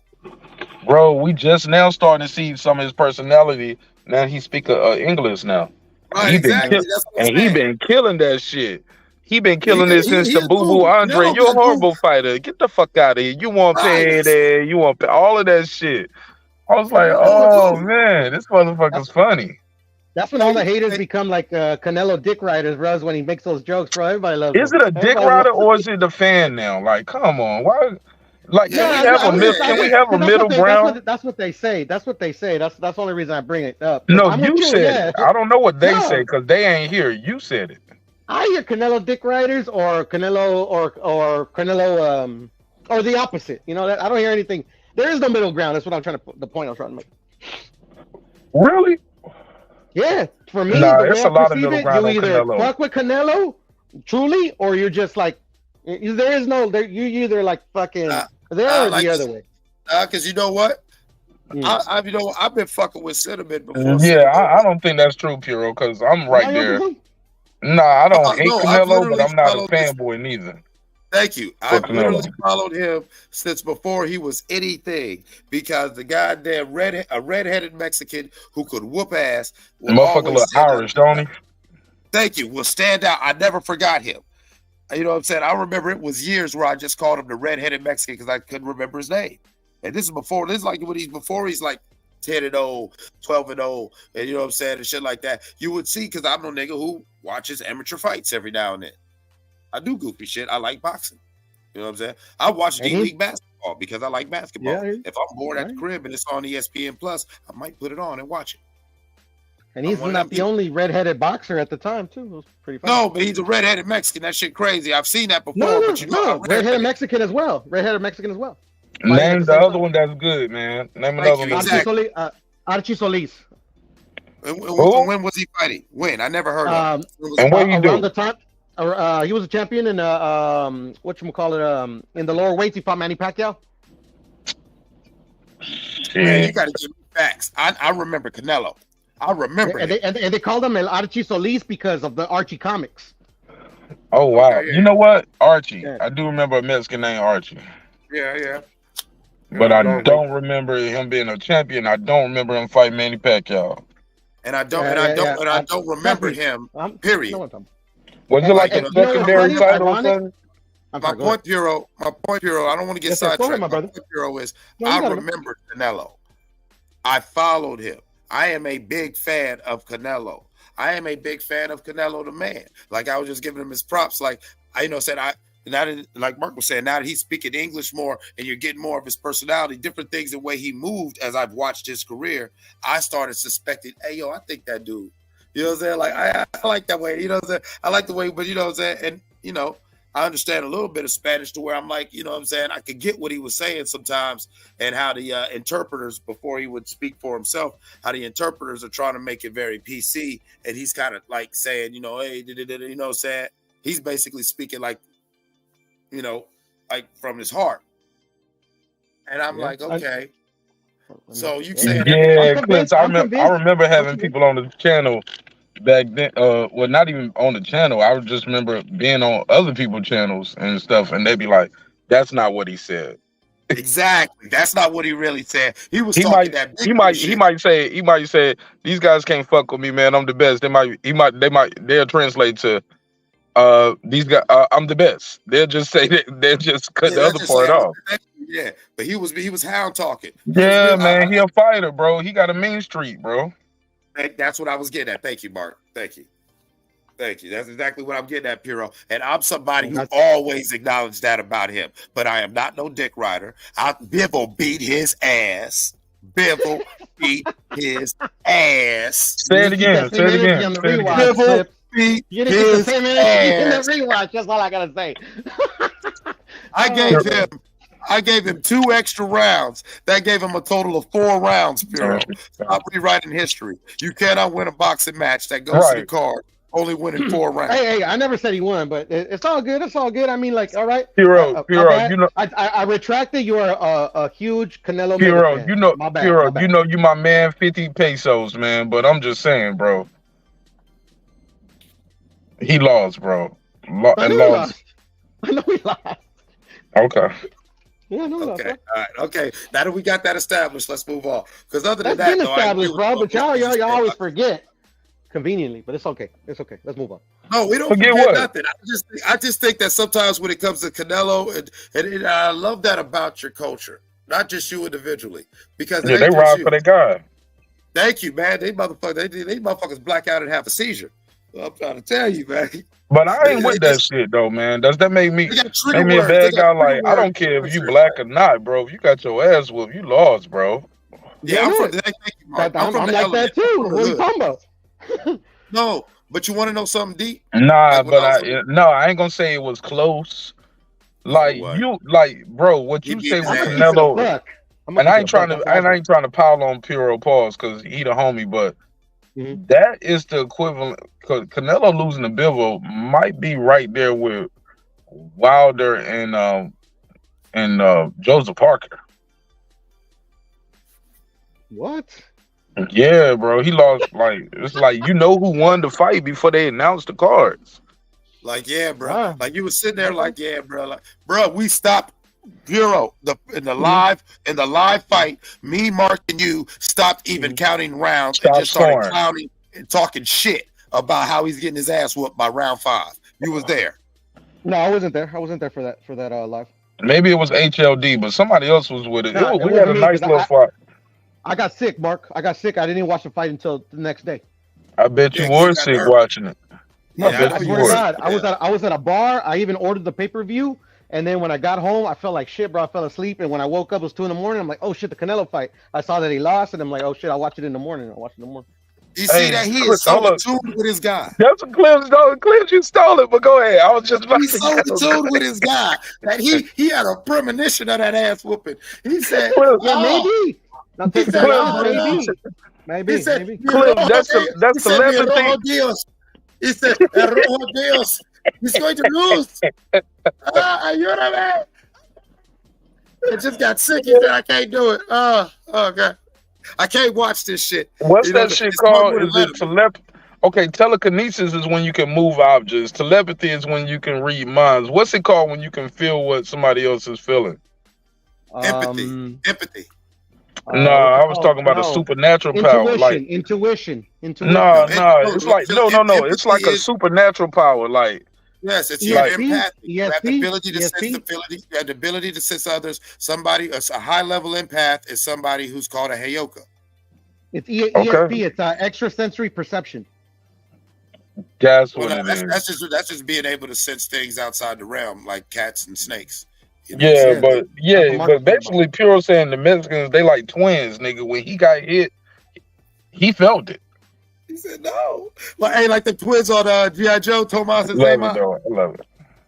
Actually, I super criticized that fight because that fight was like horrible performance by Canelo. Yeah, it was. Yeah, thank you, Piro. Hey, get that. But I always said it was a horrible performance by Canelo. But you know what I blame it on too? Like me being a Canelo fan, or not even just Canelo fan, a boxing fan, period. I thought he took that fight. He had just fought at 68. Then you fight this guy at 75, like just immediately. Like it was almost like fuck me cutting weight going all the way back down to 168. I'm gonna stop right here at 175. Who can I fight? Yeah, that's how I took it. and he thought he was sweet, and he didn't look like himself in there. I really, honestly, in spite of all the shit I talk, this is my honest opinion. Saul picked a bad cherry. No more, no less.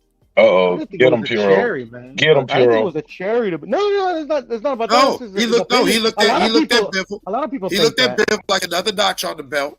I got this guy. And Dimitri Bivol is Dimitri Bivol. And we all saw that night. That's why we all know his name. Because for most people in the greater boxing community, that was our first time really getting a good look at him. We knew today. We knew he was nice. You know what I'm saying? Yeah. We knew he was nice, but we never saw that with him with an elite level dance partner. And now we're seeing him against the elite of the elite, Canelo Alvarez. Holy shit. Holy hairy balls Batman. What do we have here? And we saw him control and beat, not dominate. And that's why I think the Mexican in you always want to try to do the revisionist history, because he didn't dominate Canelo. You agree with me. He didn't dominate Canelo, but he beat his ass. He controlled that man. The only thing I said is that I agree with the judges. He did exactly what he wanted to do. And so I think Saul, I'm not even gonna call him Canelo. I think Saul went into that fight thinking that, oh shit, nigga, feeling himself, feeling good. Like even Mark said, you know what, I can stay at this weight. In fact, I can put on a few more pounds, get a little bit more muscle. And you know what? Yeah, I can get this guy. But no, you picked the bad cherry, bro. That's why I don't think it was a cherry, but I mean, I could see where he's feeling himself a little bit and maybe overlooked the guy, didn't prepare. Yeah, that's what I mean about that. And that's what I mean. And so when you're overlooking somebody in your mind, oh man, this is a layup. You didn't know that this nigga LeBron James that does the chase down motherfucking blocks. Yeah, but in my humble opinion, like, he was right. Like, I mean, I don't know. He didn't do anything overly impressive for me. You know, fuck it, he's good, whatever. What was I gonna say though? He lost, bro. It is what it is. What you think about what Giovanni said? Clips, Giovanni talking to you. Because he said a champion, a cherry. Dude, laugh out loud, dude's funny. He talking about you, Clips. What you think of what he said? How can a champion, undefeated champion, be a cherry? Because Canelo at that time was believing that he was unstoppable. And he could walk through. He could get it done. So you're not saying he's a cherry. You're saying you believe Canelo thought he was a cherry. Exactly. He picked a bad cherry. Honestly, that's how I look at it. When you go into a fight, like I said earlier, when you go into like, oh man, this is a layup, man. I'm just gonna go in there, blah blah blah. Especially a sport, any combat sport. In your mind, you're cherry picking, whether you think it or not. Clips. Okay. I don't gotta watch film. I don't gotta watch film on this fighter. Sorry, bro. Go say it again. When people say stupid shit like, I ain't gotta watch film on this fighter and shit like that, or yeah, I can just go in there and I can just do what I normally do. Or like Shakur said, Conseco, I ain't got to do no 8-week camp for him. I usually do 12 and 8-week camps. I'm gonna do a 6-week camp, and then he went in there and missed. And then went in there and missed weight. Exactly. And didn't even let Conseco know, because he knew. Trust me, he knew he was gonna make weight. Exactly. That's what I mean. But my question for you though, Clips, let me piggyback off that, and I'll give you back the mic. You can fill in there however you want to. Is it possible that he didn't look at him as a cherry pick? Maybe he just employed the wrong game plan. He used some of the game plan that he used. Remember, Bivol was like, yo, it's like shit. They was like, how hard did you hit? How hard is he hit? He was like, man, he hit my arm hard as fuck. My arm is fucked up. And he showed his arm and how his arm looked. You remember that, Puro? Yeah. Yes, sir. Remember that, Puro? I do. If you got the clip, man, or the picture of it, man, pull it up, man. I'll share the screen. But his arm was looking crazy. But yeah, it's probably not hard to find. I stepped outside to burn one. My man was like, arm was looking crazy. He was like, yeah, the motherfucker fucked my arm up. But that was a plan that he had used with Billy Joe Saunders. I think he used it. Versus Callum. Versus Callum. Callum. Versus Callum. I thought that was something he started back then, but I thought he used it with Billy Joel and Caleb Plant as well, like hitting their arm to make them drop their hand. No. For Caleb Plant, he attacked the hips. For Billy Joe, he just he got his timing down until eventually he was able to land one of those big bombs and break his. I know his arm. Wasn't that his arm too, looking like hamburger meat? That was Callum Smith. Yeah. So Canelo, but so is it possible he just had the wrong game plan, y'all? Not necessarily this guy's a cherry. Maybe he just had the wrong game plan. That's my take at. He went from 68 to 75, fighting an undefeated champion in one fight. Yeah. No, for sure. Yeah. I mean, I see where Clips is coming from now. I definitely see where Clips is coming from now. I disagree, but I see where Clips is coming from. Yeah, I'm just thinking that at that moment, not saying that Biv was a cherry, but I'm using the phrase he picked him like, yeah, he thought he could do that one. He pulled on the wrong cape. He tapped the wrong guy's shoulder that day. And the only reason I disagree, because I think he was trying to go for undisputed at that weight class, but then Bivol threw a monkey in the wrench. He threw a monkey in the wrench. Yeah, because he lost. I never heard it said that way before. Oh, he threw a monkey wrench in the plan. Yeah, he monkey wrenched the plan. Yeah, because I think that's what I mean. It just makes sense. If he would have won that title, I think he would have challenged Better Beef, but it didn't happen. So it is what it is. I think so too. Yeah, I think he would have did that shit. He tapped the wrong dude's shoulder. He could have picked on any other champion, went to any other weight division, took any other fight, but trying to fight Bivol, Dimitri Bivol of all people, was either the wrong choice or at the wrong time, or a combination of both. All these guys are tough in their own way. I mean, motherfuckers at 68. That's what like people don't, like, in my opinion, don't get, because a lot of people are like, oh, he only throws one shot at a time. That's actually started happening ever since he's been at 168, 175, because he has to put extra oomph to get respect from these gigantor dudes, bro. Like at 160, he was able to let the fucking combinations flow, because they weren't that much bigger at 168. And at 160. Excuse me.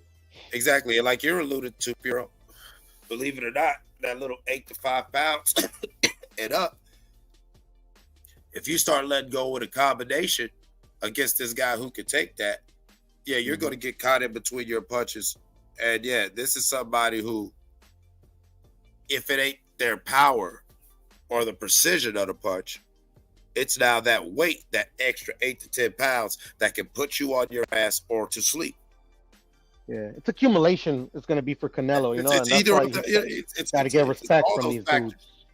Yeah, that's what I'm saying. When you get to that weight class, so when you get to the little guys, he's either really got to have pop or it's got to be really precision. That weight factor doesn't factor in too much, to where if he just catches you with a shot, you can kind of shake that off like, okay, damn, I can't get caught like that no more. You feel what I'm saying? When you start going to that 168. You don't have some of these guys, and even some of the people that people would just call bums. No, 168 and up, don't let this man catch you. Yeah, and like people got to think the Callum Smith fight, like he's taller than David by like 2 inches, bro, and he fucking easy work. But it ain't the height though that make Devin Benavidez so deadly. It's this hand speed, the gas tank, the combinations, like the pressure. It's the matchmaking, Mark. That's really what it is. Man, Piro. What matches? Well, look, Canelo wanted to fight him. He could be fighting him right now in May. Could have fought him. Like, let's not talk about matchmaking when Canelo is the guy. He the guy, man. Calls his own shots, but David don't. No, Canelo can make an announcement for David when he makes his announcement right now. Canelo was right over there. Canelo was right over there at PBC and chose to fight Lil Charlo, man. Yeah. So I don't want to hear that all that stuff David about already had a fight though, Mark. David already had a fight. He had a fight, but he could have put that shit. That could have made that fight before his fight got made. You think Canelo just woke up that one weekend and said, "I'm gonna sign with PBC"? Yeah, he signed after like. Canelo from the hold on, this is my opinion. You can tell me if you think I'm wrong. Hey, look, look. Be fair, Puro. Be 100% fair. I'm 100%. I know how y'all Mexicans love the round. We like to stick together, man. You know what I'm saying? And that's cool. You know what I'm saying? But hey, look, but Puro, this me, bro. This Martin Nash. You know, I'm gonna keep it a buck with you, bro. Nah, cap. You don't even know what the fuck I'm about to say. Yeah, exactly. Go ahead. I'm just fucking with you. Shit gone. Ain't gone. Hey, look, this is my humble opinion. I just want you to tell me if you agree or disagree. Canelo knew he was not gonna fight. Matter of fact, let me rephrase it. From the point Canelo finished that John Ryder fight in May, from the point they said, and still, he's done with the zone at that point. He's out window shopping, trying to decide where he gonna go. Am I gonna do another deal with the zone? What they got over here at PBC? You know what I'm saying? Mm-hmm. If he was pursuing David, bro, he would have got David. David didn't have a fight made in May. You know what I'm saying? Canelo could have started pursuing that then if he wanted to, bro. That's all I'm saying, bro. He the face of boxing. If you are who you say you are, you can go out there and get that shit done. Cause I've seen the past guys who were the faces of boxing give us the biggest fights. And they lost them. They won them. They lost them again. Like Oscar's one of them. He's one of them Dems, bro. He's one of them Himothy's, bro. Oscar just kept getting his ass whooped respectfully, but he was hey, look, and it didn't even matter. No smoke. Say every what you want to. I've always get mad. That motherfucker a dog, bro. Thank you. Fishnet Oscar, coked out Oscar, never duck no smoke. Never duck no smoke. Even now, old man business Oscar, never duck no smoke. You don't believe me? Follow his Twitter. Nah, he need to duck them. Nah, he need to duck the cameras. That's what he need to duck. Thank you. That's what I'm saying. Oscar's out of control. Oscar never duck smoke. Because my homegirl Lisa told me it's another picture floating around of him about his girl got him ironing clothes and some shit in his drawers. I'm like, damn, my nigga, like that Oscar outside. Oscar he also didn't get accused of ducking every single fucking fighter that was fucking around his weight classes either. Who? Oscar. It was a time, but then it got to the point though. He fought everybody, bro. Like he fought Purnell when Purnell was the guy. Thank you. Yeah, I thought he lost that fight. He never got accused of ducking ever. Huh? Oscar never got accused of ducking. Never. Oh, I thought you just said he got accused of ducking. Okay, thank you. I agree with that statement. No, I don't know nothing about that. I don't know nothing about it. Now, granted, it was a time where Oscar. It was a time where I wanted Oscar to fight Winky Wright, but it turned out when I was doing my research for a debate I had on a whole nother topic with Winky Wright, I found out, oh, that's why the Winky Wright fight didn't happen. Like Winky Wright wanted 50-50, dog. When really, when Oscar offered him a good deal, off him, it was like, I think it was like $3 or $5 off of every pay-per-view. So like, it was some shit like that. Like, and you like the purse split. He had a nice purse. It was gonna be some money off the paper, like per buy. You get what I'm saying? Like not a whole split. Like this it is. Like bro, I'm gonna give you. You're gonna get your money. You know what I'm saying? Yeah.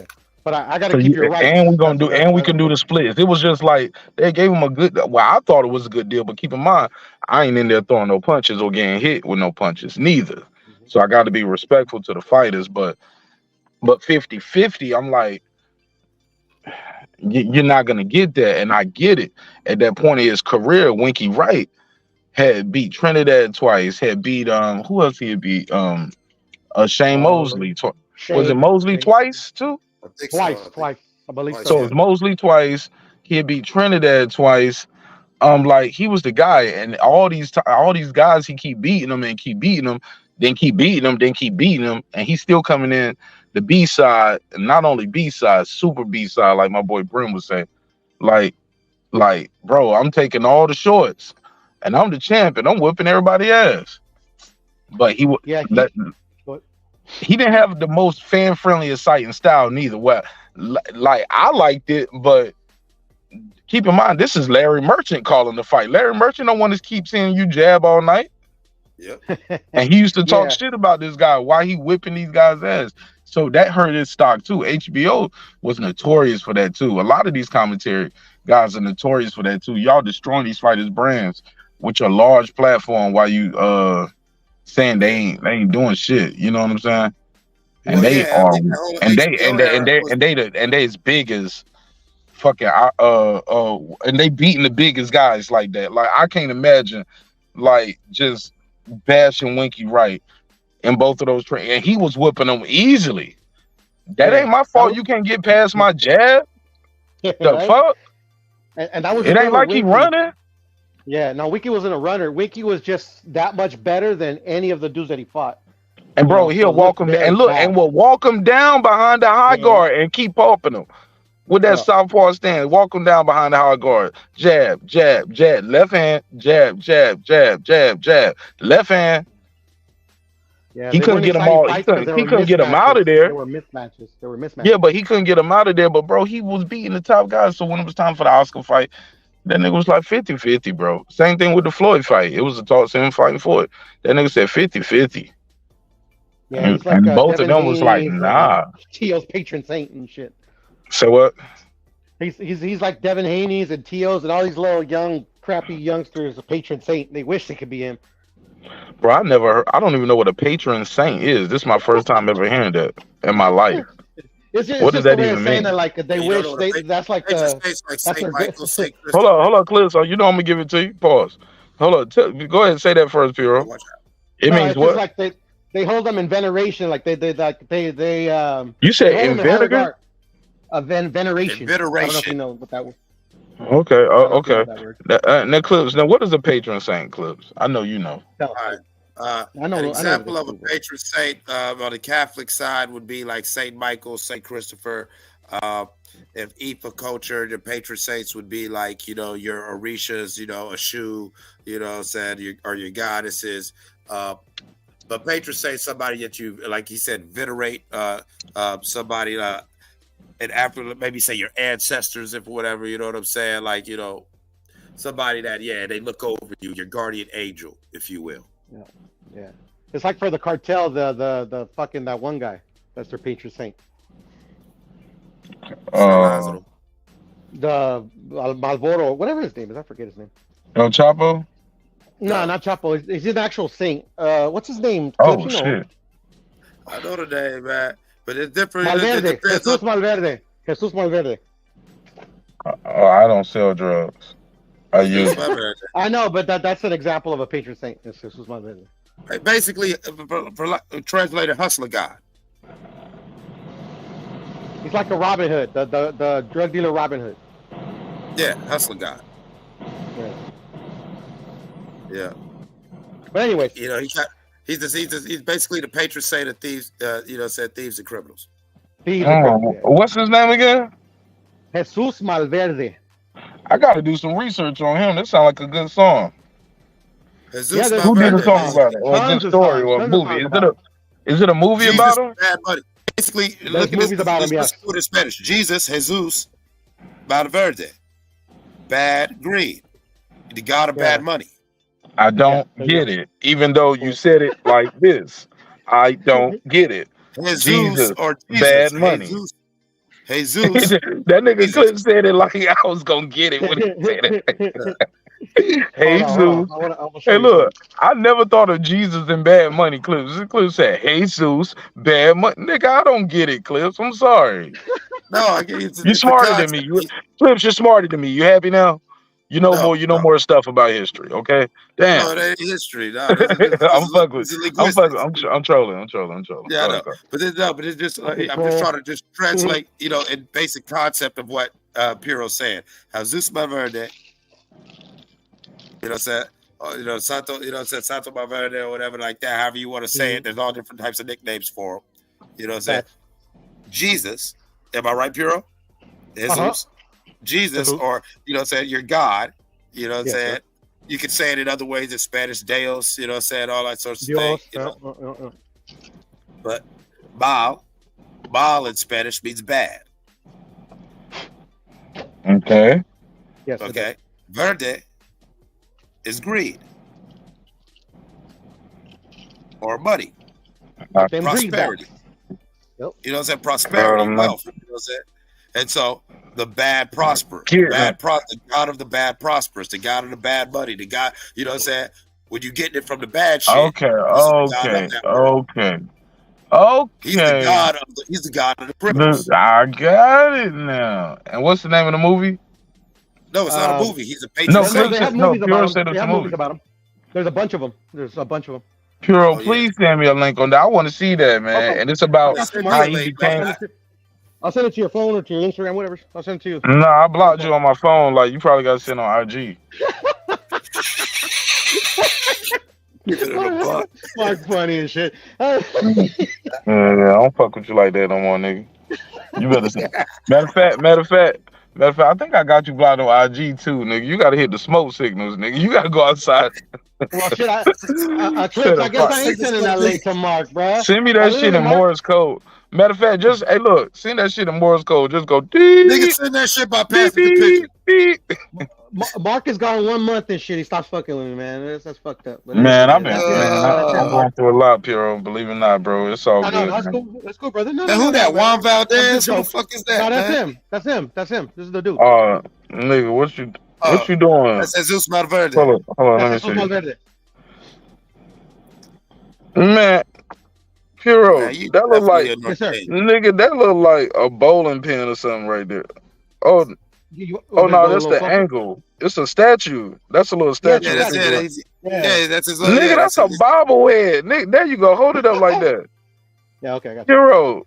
Piero, just pull a picture up and share your screen. What that? Man, that nigga. This is what the dudes like carry around with them in Mexico. The for real. So that shit means something while I'm trolling and talking shit. Not to me. Like if I walked in, belong to me, but. What if I had like if I press that up on a t-shirt and when I on my Mexican trip when I go down there, they gonna know what's up. Yeah. You're gonna make the right or wrong kind of friends, Mark.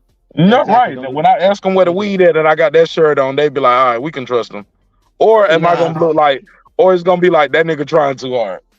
It could get you killed in certain places, Mark. Oh man, take that off my screen, man. I don't want no part of that. No. If you're wearing it in Mexico, bro, I'm just showing you who he is. Yeah. That's one of the images of him. Hold up, why would you get killed for that? I thought he's a mythical. Hold up, but slow down. It's a mythical figure, right? Yes. Well, it depends. Some people believe he actually existed. Some people believe he's an amalgam of different, like Pancho Villa mixed with like fucking Joaquin Murrieta. You know, it's just he has so many stories, bro. It's crazy. Yeah. Oh my god! Yeah, I don't want to get killed over it. Yeah. Well, but just don't wear a shirt. That's what I'm just saying. Don't wear a shirt in Mexico with that. You don't want to attract that attention. Okay. Like, not even trying to, like, it's nowhere near close, but it's like, if you run around with, say, a Larry Hoover shirt, like, people don't know what's up, but you might be in a you can wear it some places. Exactly. Yeah. You might be in a vice lord neighborhood. But even then, but even those people that's down with it, like, they gonna be like, my nigga, why you wearing that shirt? Yeah, you know what I'm saying? Like, what's going on? Like, why you wearing that shirt? Who told you that's cool to wear? Yeah. Yeah, are you signaling or are you just goofy? Right. Yeah. I'll be like, I'm just goofy. I'm just goofy, and I got a goofy show. It's called Breaking Beats. Exactly. I just got a lot of youngsters trying to make names for themselves, Mark, too. So you don't want to be that part of that. Yeah, and also too, I gotta remind myself, coaches are different in America. Man, we put our dead cousins on t-shirts the next day. You get what I'm saying? Yeah. To honor them, not these guys are like praying so like their enemies die or they keep making money. Yeah. Like that's what I'm saying. Like you wearing that shirt, you could be in the neighborhood where niggas who rep this, people who believe it, Jesus Malverde been riding on this neighborhood for years, to where when they see this shirt, they thinking you one of them. Yeah. You don't know that. No, I'm good, man. I'm good.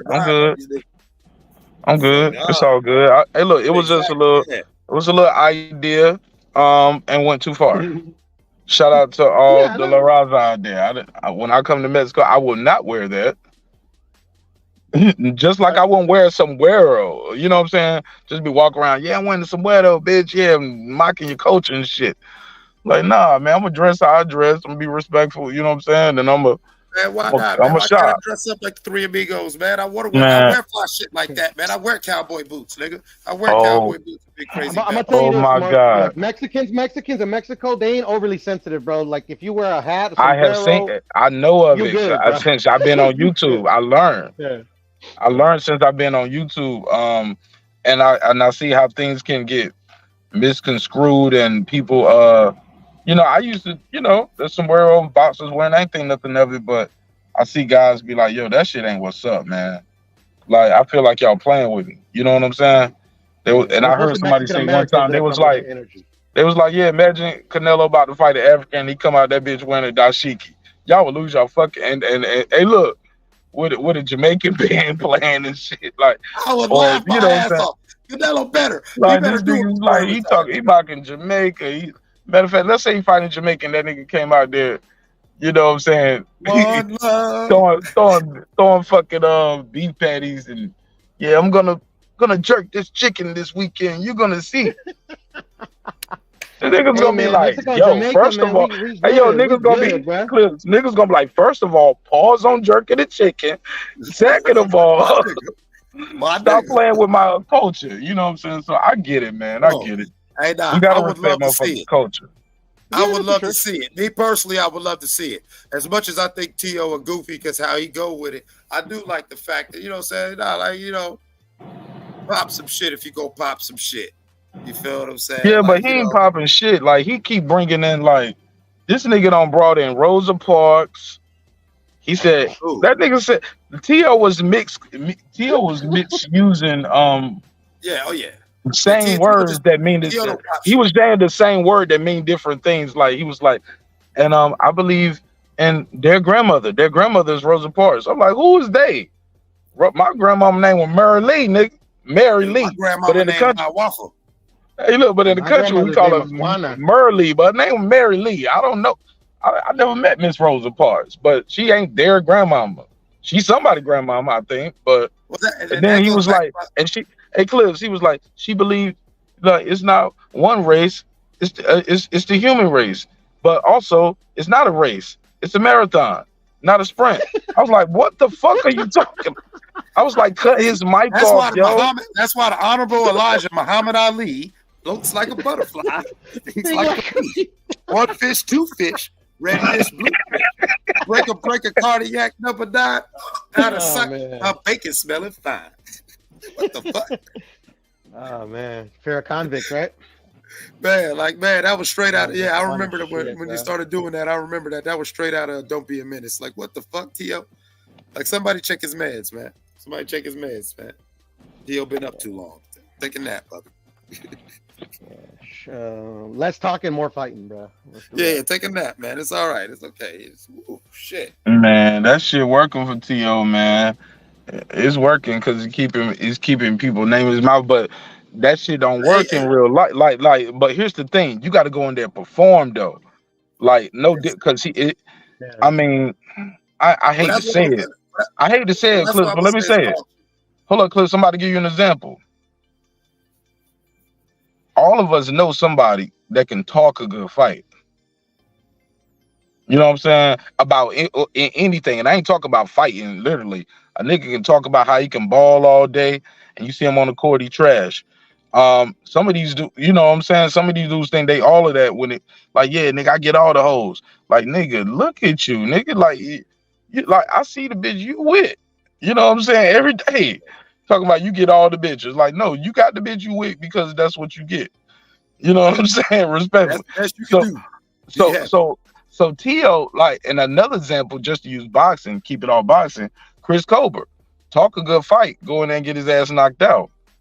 Rolly talk a good fight, but his skill, what he do in the ring, don't equal up to his fight. Tio is talking a good fight, but I think he's alienating a lot of his fans.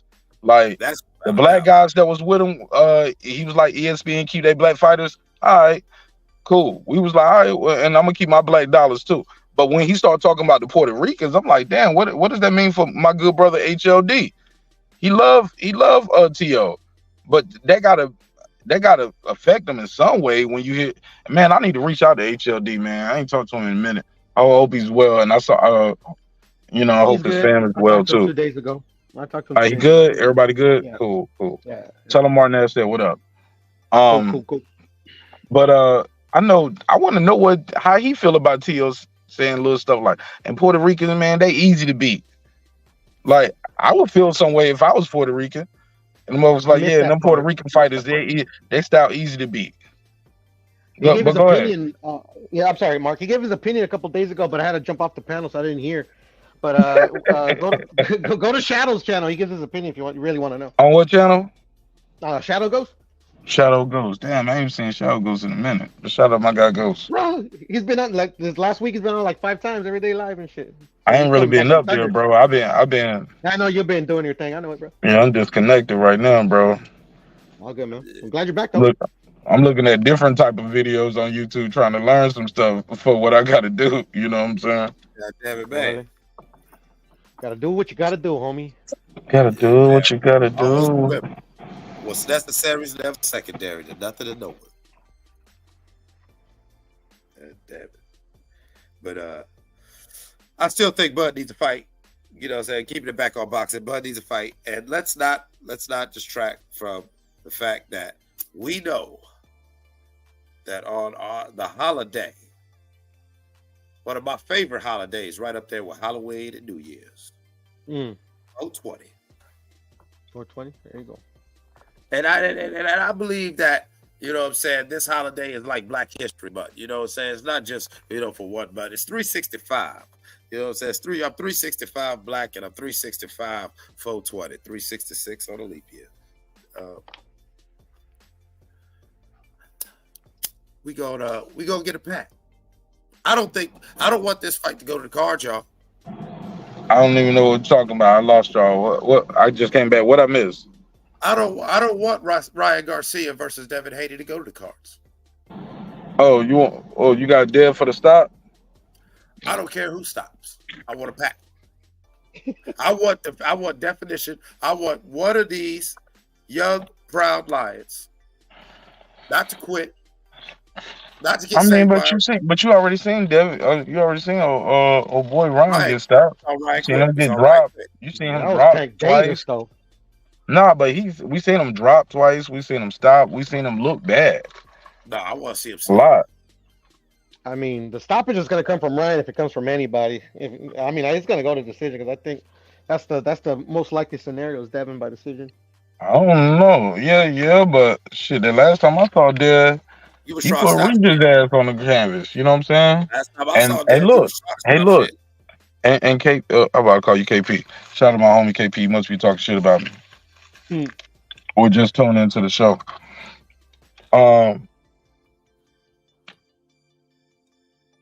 No, I totally disagree with that.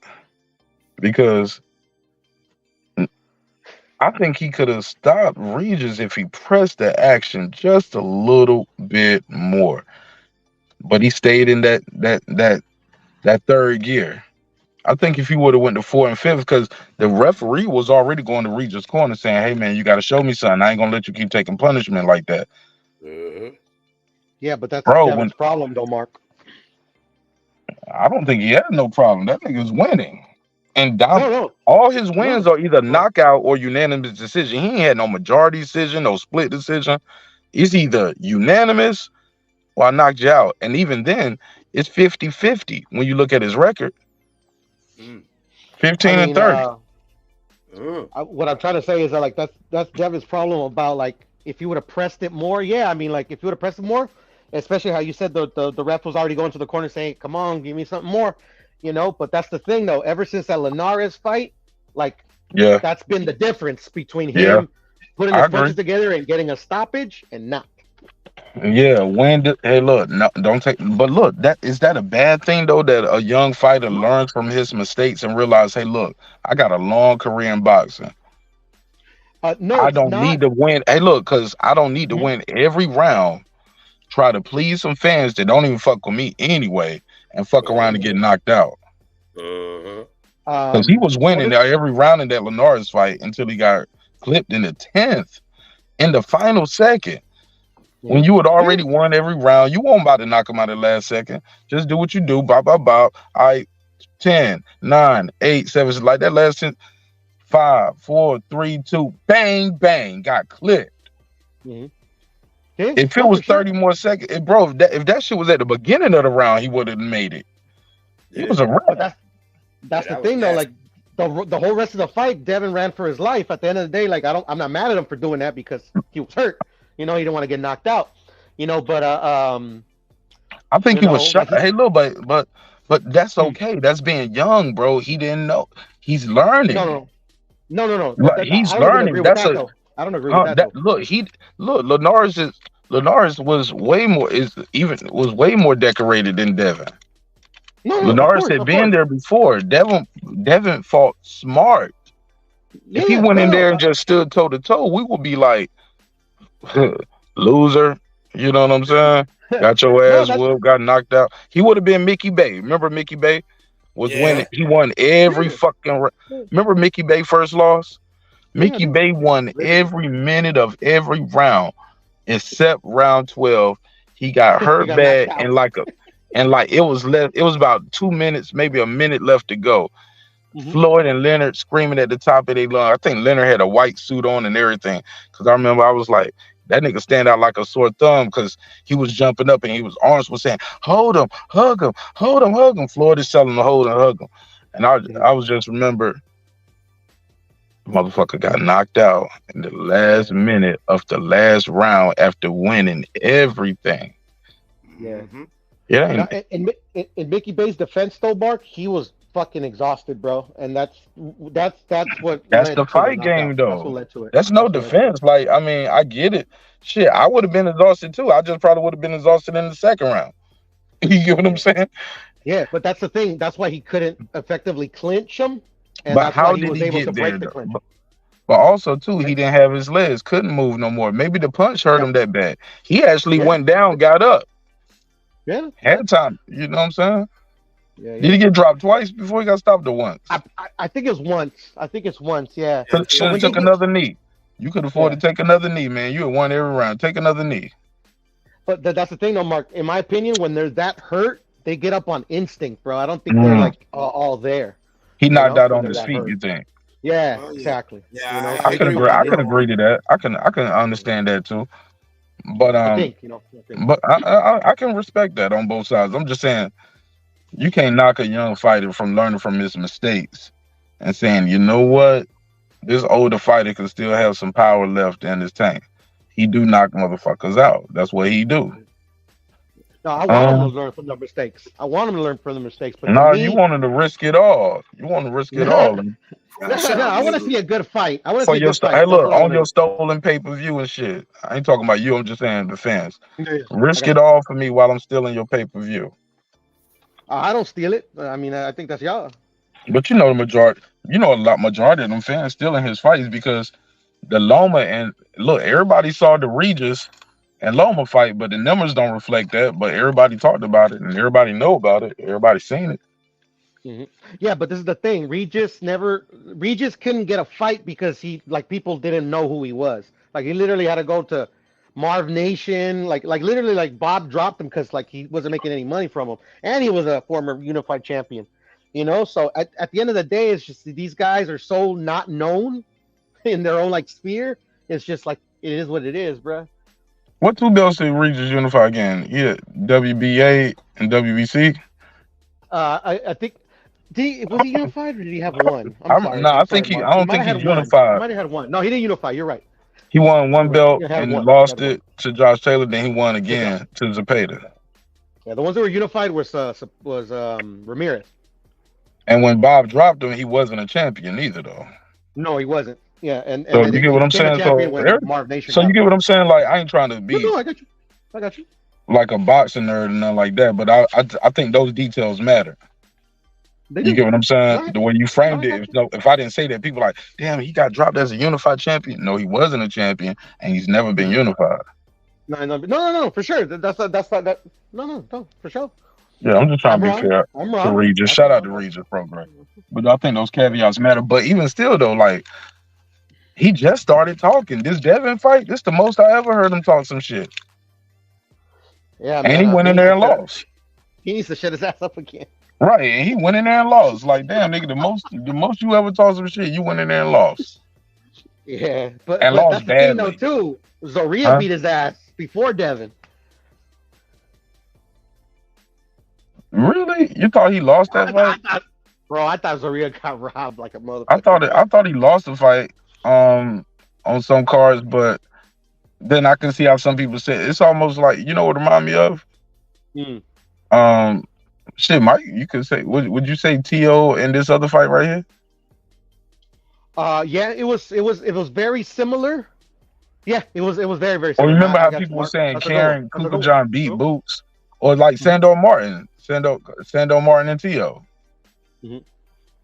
T.O. got the win, but a lot of people thought and Sando Martin dropped him twice.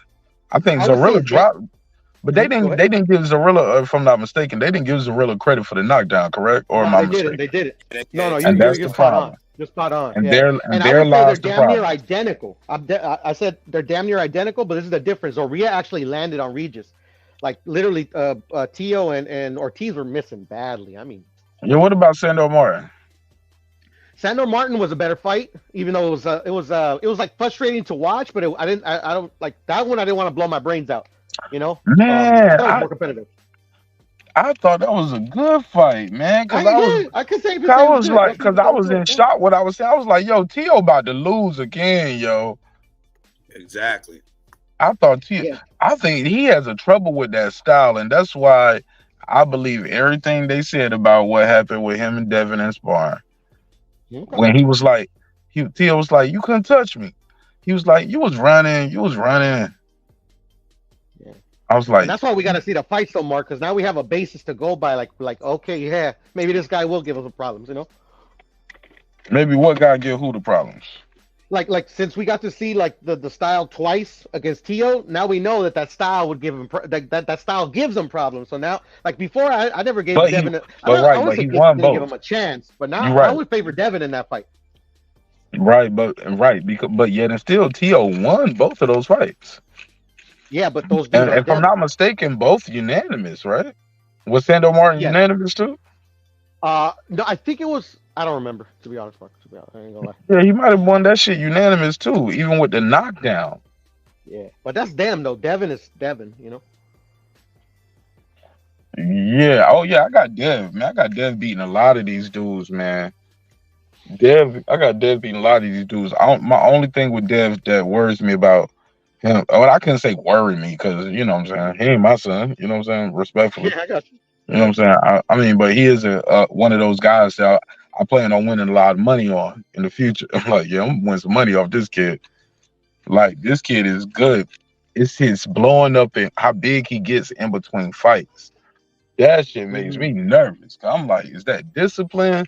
Or you just draining yourself down all the time? Like, that shit just worries me when I see guys just look so different. That picture I saw him with that goatee after the fight in the mirror, bro, I thought that shit was photoshopped until I saw them as an IG. And even then, I was trying to convince myself. I was like, man, that's a filter. That nigga playing with a TikTok filter. He got the fat filter on TikTok. I can't believe it. And then I saw him out at an event. I was like, oh, shit, that nigga got the Keith Thurman cheeks. Butterball. I ain't gonna say that big. I was like, that nigga got the Keith Thurman, but you know how Keith Thurman face used to blow up in between fights? You see how big he would get? Yeah.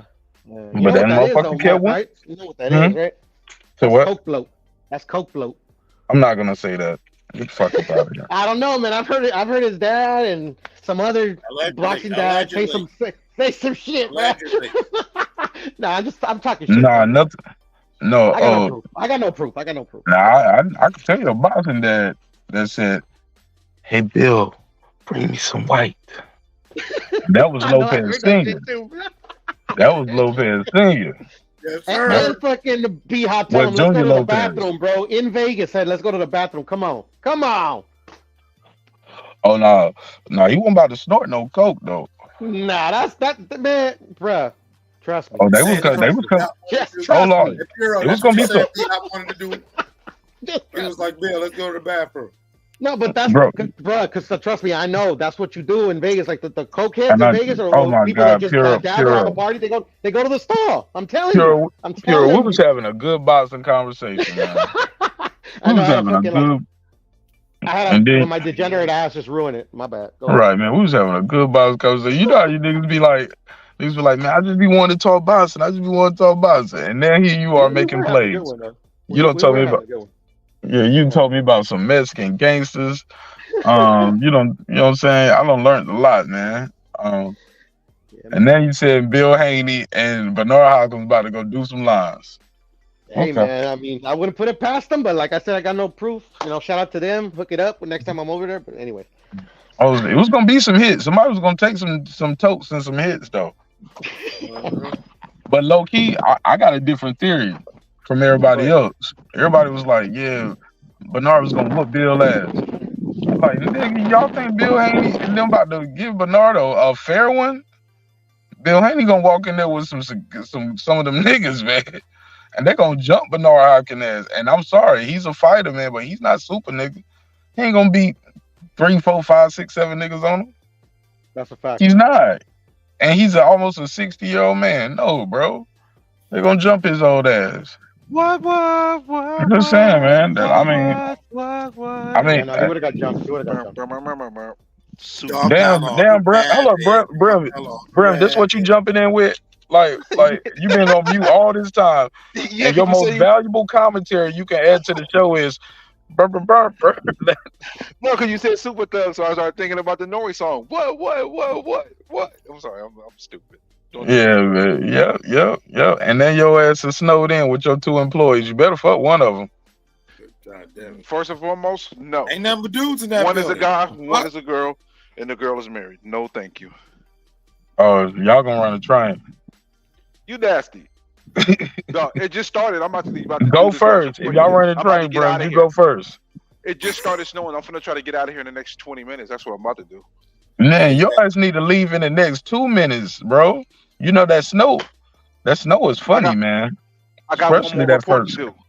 Man, fuck that report, man. Bro, get your ass up out of there, bro. How far you live from your job? 10 minutes. Oh yeah, well you might as well stay on in there, get that overtime, get snowed in. Fuck it, you can walk on. There's no such thing as overtime for me. I'm salary. I'm sorry. Oh, bougie bitch. I'm salary. No, it sucks. I would love to get overtime, but there ain't no overtime for me. No matter how many hours I work, salary. Exactly. I get paid what I get paid. Exactly. No, because you want to that be nigga manager. said, I'm salary. I want to throw so at you so bad, Mark. I'm salary. Not salary. I'm celery. I'm carrot. Celery. I'm celery. And I'm celery. Oh my god. Celery sucks, nigga. It does. Celery sucks. When I don't have to punch. I don't have to punch in or nothing like that. Right. And I can leave when I want. You know, like salary is the best when you sick though. I will tell you that. Cause when you got on salary, motherfucker like, oh, you sick? Stay at home. Shit, you get paid anyway. Yeah, I remember one time I think I took about 4 days off back when I was on salary at a job before. I was only sick the first day. He said, well, second day I milked it. The third day I milked it. The fourth day he called me. I was like, yeah, this is the last day. He said, I hope so. Like, nigga, it's been cold since all week. I'm like, yeah, I'll be back, man. I'll be back on Friday and Saturday.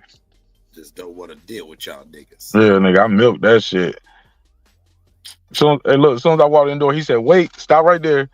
And that nigga read off the NyQuil symptoms. He was like, if you coughy, snitchy, sneezy, achy, bitchy, moany, just turn around, go home, your salary, blah, blah, blah. I was like, shit, I like your style. He was a white boy, big white boy.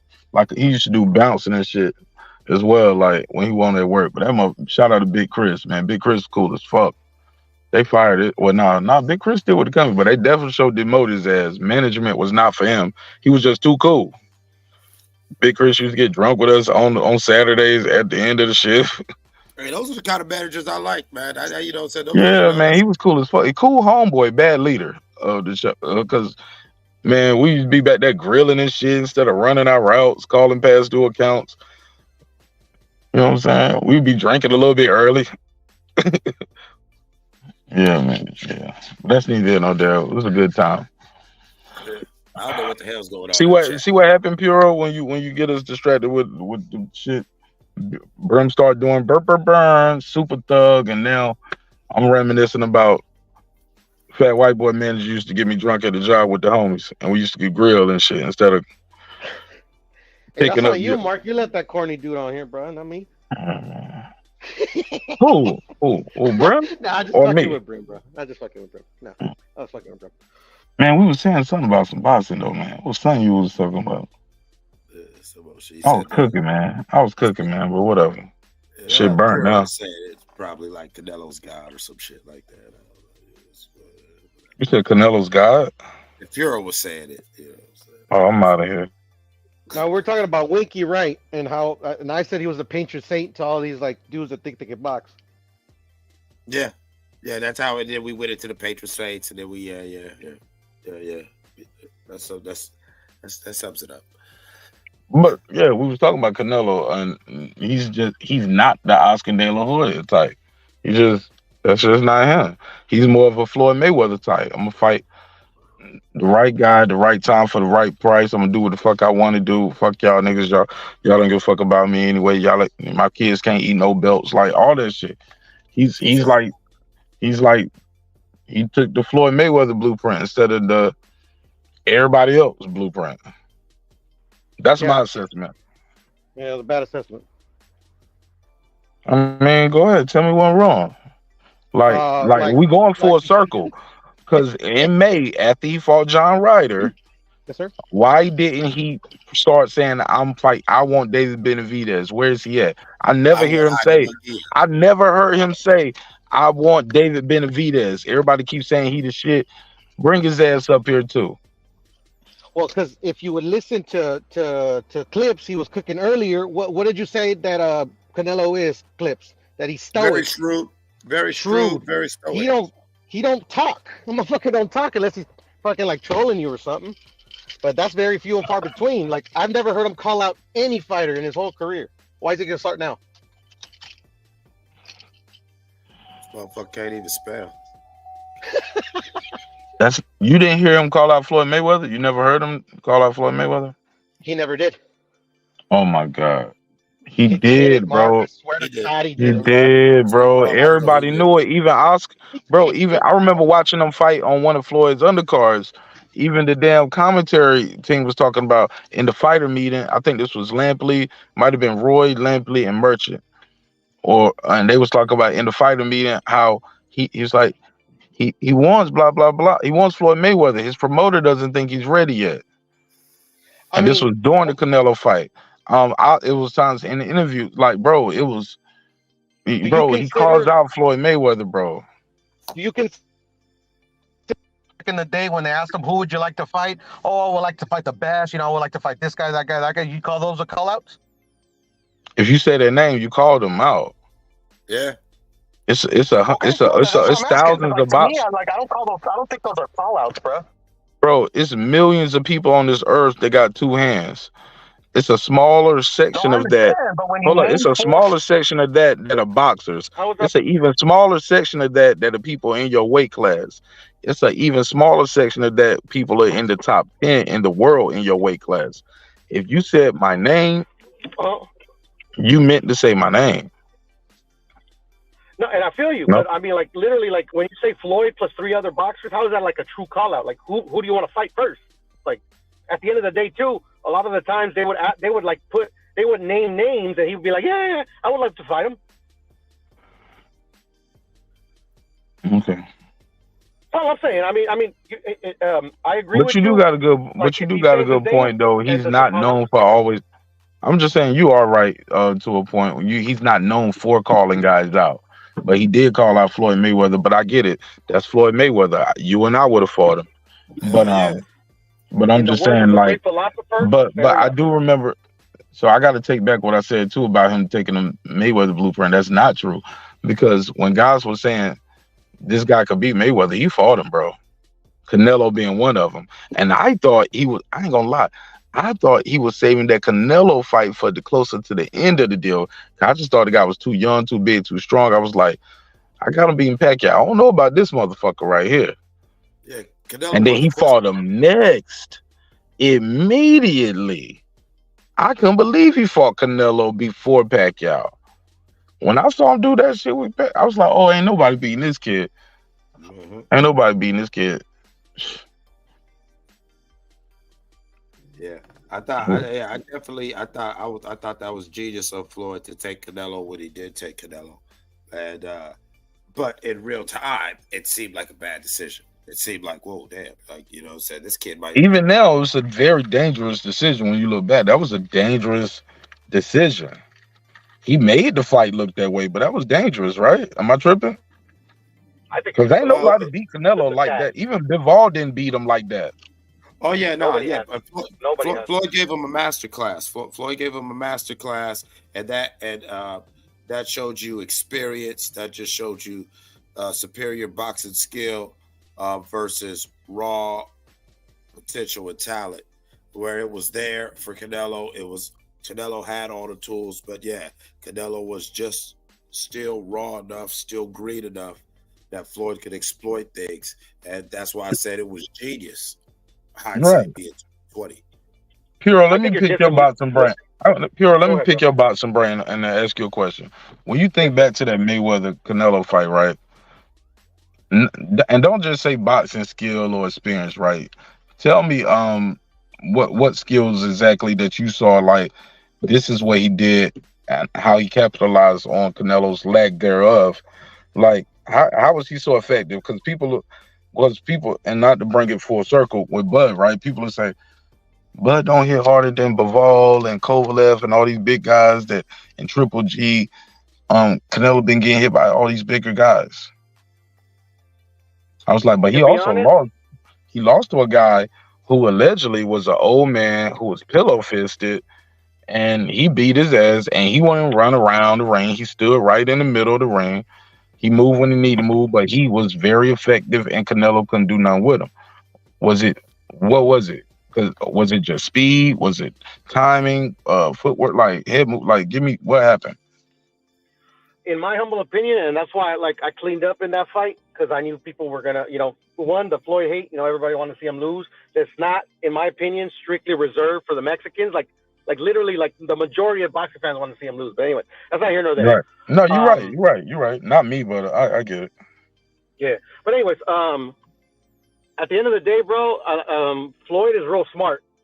I agree, halfway with Clips. He picked them at a time where he came off his best win. He beat Austin Trout, in a very good performance in a very close fight. He also knew that he kind of gambled a little bit. I think what eventually cost Canelo that ass whooping was that Canelo came in there a little too feeling himself. I think this is obviously I'm not in his head, where I didn't think Canelo thought it was gonna be easy.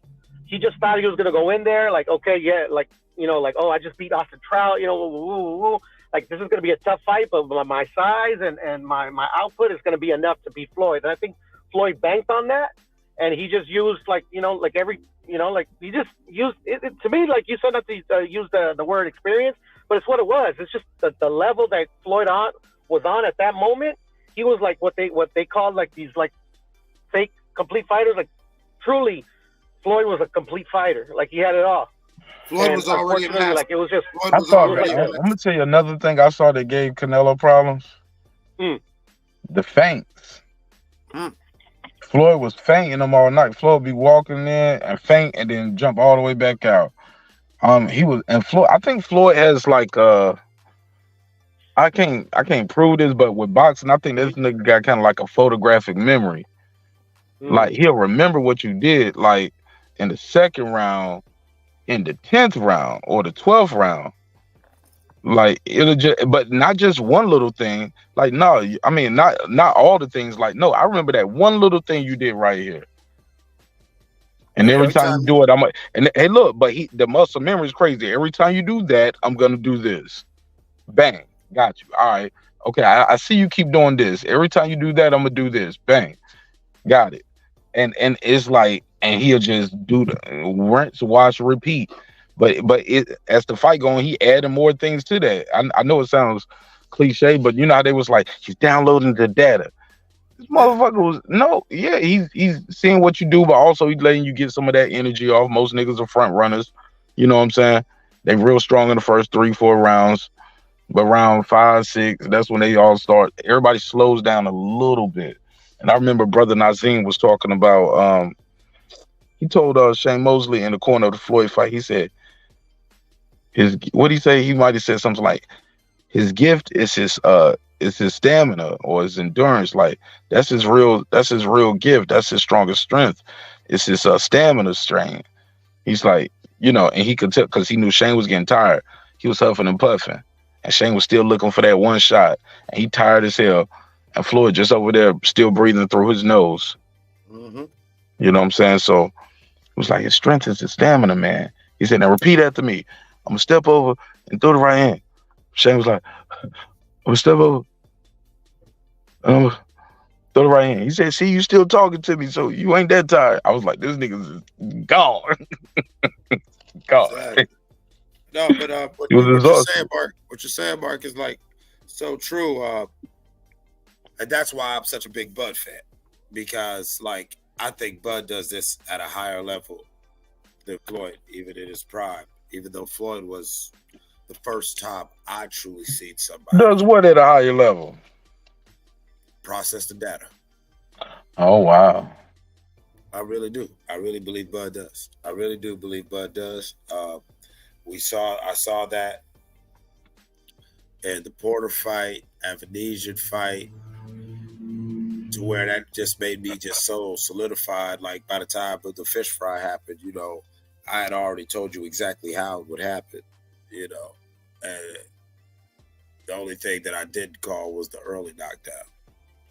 But I called how he could get a knockdown like that using the half step, you know, stepping right in front of him. And right. As soon as that fucking plants his foot, you already getting punched.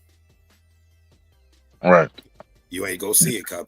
You know what I'm saying? You ain't even gonna see it coming because you so busy. Like Floyd, like you were saying about Floyd, he's processing that. But you know what? I see a difference between them two.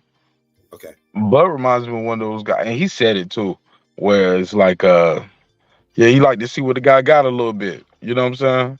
Yeah, you want to feel something. Yeah, he want to feel Shane Mosley like that. And I agree with Brother Nas, like, shit, you don't know what it feel like to get hit by you. Shit, go hit him. You know what I'm saying? You ain't gotta wait to see what. But and I don't think Floyd's ever been. It was so I missed it if he said it vocally. Like, yeah, I want them to hit me. I want to feel their power and see what they got and shit like that.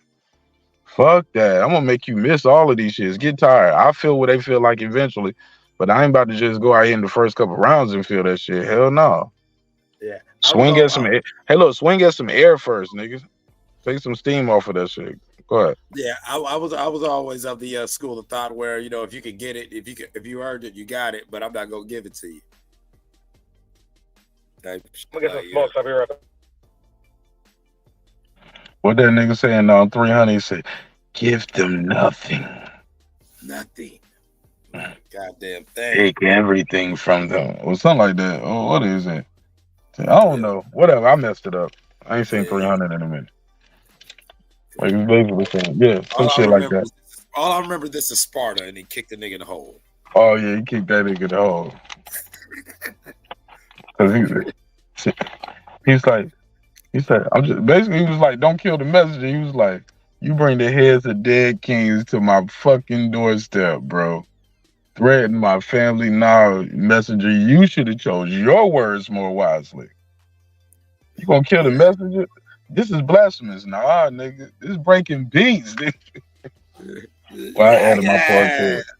Kick that nigga off that shit. That shit was crazy, bro. I love that movie. Love that movie. What's that other one? They did a spinoff to that shit. What was the other one? No, they did. They just did more aspects of the rest of the battle. One was called 300, and what was the other one called? Fuck, I forget. They did another one, bro. After that, I saw that one. That shit was good too. It was dope. It dealt with the battle after the Battle of Thermopylae. You know what I'm saying? Because the Battle of Thermopylae was just one battle, but the Battle of Thermopylae did galvanize a whole country, and that's where you really get the Western concept of a moral victory from. Right, man. I had the Battle Monopoly the other day. I was in there playing, and like when nigga that boardwalk and park place, like the game pretty much over. So I had that Battle Monopoly the other day. What you say? It's the Battle of Thermopylae. That's what the movie was about. I never heard of it, dog. Thermopylae is a place in Greece where everything bottlenecks at the Aegean Sea, where basically Turkey or Asia Minor connects with Europe, and King Xerxes was trying to invade Greece, and Leonidas and the Spartans fought a valiant losing battle right there at Thermopylae. But the 300 Spartans, it was more than 300 because it was 300 Spartans, a whole bunch of mercenaries. But it was Leonidas brought an army of only 300 to all of King Xerxes' thousands and thousands of troops. But how the battlefield was at Thermopylae, everything bottlenecks. That's why you still do that in military. You know what I'm saying? The hot gates. Yeah, exactly. Where, you got all these numbers, but you only got one way to come in. Yeah, nigga. You got to come through here, bro. And 300 niggas held that shit for days and days and days. Eventually, they did die and lose, but they held it long enough to where when the rest of the Greeks heard about what was going on, they rallied, and you know what I'm saying? Like, them niggas know they fighting by themselves. We ain't shit. And thank you. And then that's what the second movie was about, how they slid for the Spartans. You know what I'm saying? How, Greek, That's what that shit was a good movie. Yo, did you see Napoleon yet? No, that's another one I wanted to do. And let me know. I just seen it. I just seen it. I just saw it a couple days ago. And it's just us talking. We just synced it. I just synced it. Yeah, I just synced that shit. Yeah, I saw it, yo. I saw it, and I enjoyed it. Man, but Clips, I don't know about you, but a movie like that, I be watching. I love to watch it by myself, and I'll pause the movie and I'll start Googling shit while I'm watching the movie. You know what I'm saying? And I'll be like, okay, that's what's going on here. Boo, boo, boo, boo. Oh, and what happened for here? Okay, boo, boo, boo. Because they don't tell you enough. Napoleon Bonaparte was an ill dude. He was an ill dude, man. You know what I'm saying? I didn't know that nigga how they just let that nigga slide like that. That nigga just died in exile on the island. Island of Corsica, just chilling. Yeah. Like, yo, all that shit and died an old man just chilling, writing memoirs and chilling, man. Writing books, writing memoirs and drinking wine. Am I lying? Bro, that shit blew my mind. I was like, I never knew that. How did Idi Amin die? Chilling in Saudi Arabia. I didn't know that's how he died. Yeah, he went to Saudi Arabia and died an old man, just chilling, man. Do they show that in that movie that Forrest Whitaker played? Nah. He it ends like, you know what I'm saying, Edie stealing power. But nah, Edie gets the fuck up out of there, and he lives out in exile, a good Muslim in Saudi Arabia, under the protection of the king. Y'all can't touch me. I'm doing live, man. Look at that, man. I ain't even mad at it. Y'all better stop. Let's go. I'm doing live, man. Yeah, take me in. I'm your brother. They trying to get me out here, bro. Come on in, brother. All is well. Peace be unto you. Peace be unto you too. And where the wine at? You say he had some wine and everything. Writing memoirs and drinking wine. I prefer Merlot. Reminds me of the blood I shed. Hey man, I'm fucked up nigga for that. I shouldn't have said that, man.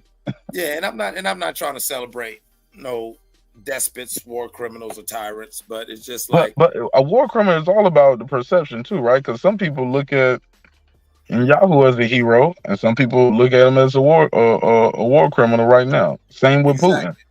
Yeah, same thing with our presidents, like George Bush. He a president to us. One person's terrorist is another person's freedom fighter. There you go.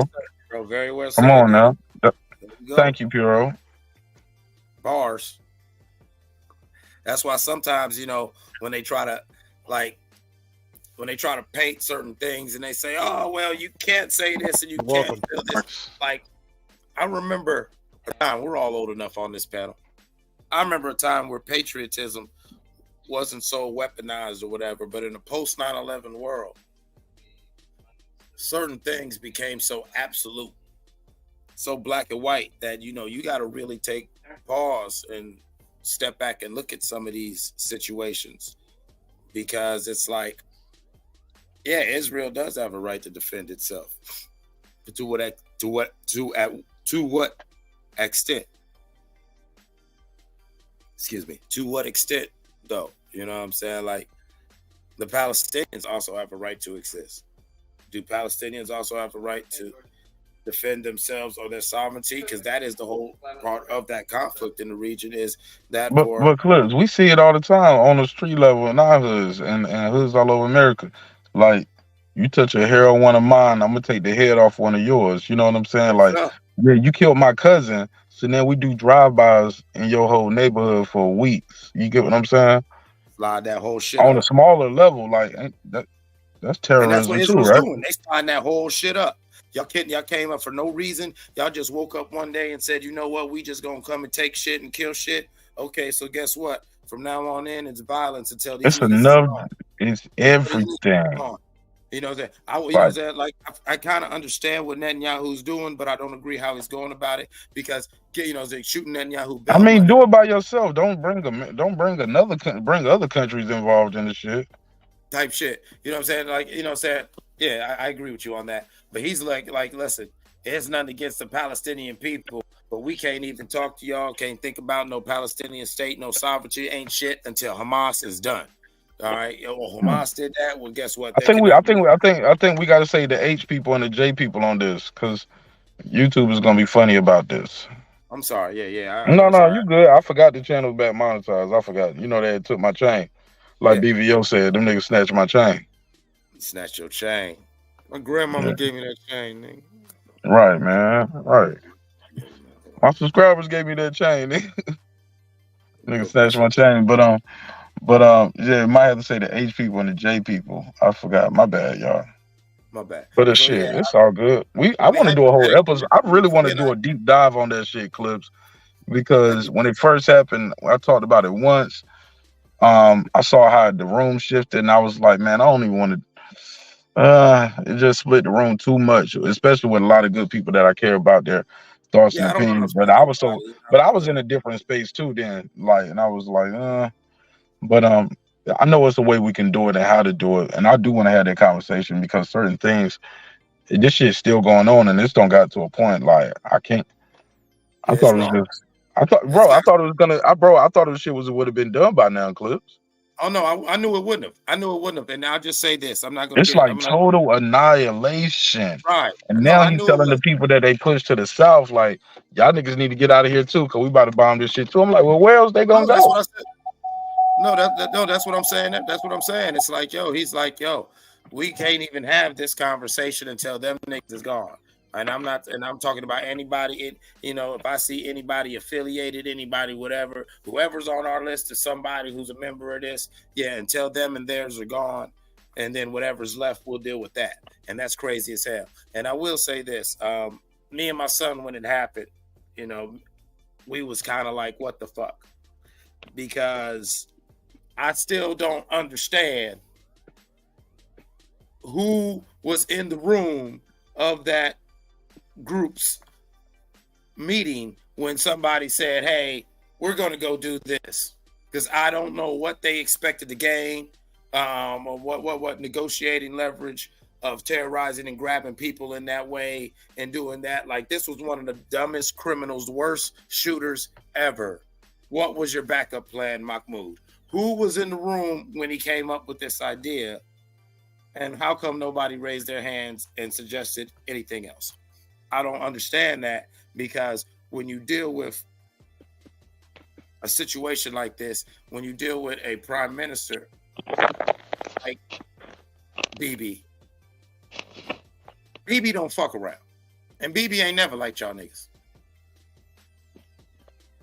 If you know, you know. I'm not going to get too deep and make it too. BB ain't never fuck with y'all niggas. So why would you give BB an excuse to do like you're saying, Mark, and show out? You know what I'm saying? And that's what's going on. And so I pray for that whole situation, because I honestly think, he's not fucking around. He's not playing with y'all. Y'all doing something like that, you provoke the wrong type of person. He's going to go full tilt. Shit, we can table it there, man. I'm gonna be back soon with another one, man. I'm try to get more consistent. Even if I'm on the road, man, if I can do a short one, like I plan to make it a short one, and look at this, we ended up chopping it up for a while, man. So Yeah, man, fuck with us, Mark. Fuck with you. Yeah, I ain't gotta overthink it, man. Sometimes I'm like, man, I ain't in the mood, and like, damn, I'm tired. But do I got time? Do I feel like dealing with it? And all these different personalities and shit, and I was like, man, fuck it, just do it, man. Even if you ain't gonna do nothing but an hour, just go talk some shit and wrap this shit up. But I really enjoyed this shit, man. And it was a good distraction. Y'all niggas made me laugh and shit. Hopefully I entertained y'all as well. And we all exchanged some information, had a good time. And I'll see y'all on the next one. Final thoughts, fellas?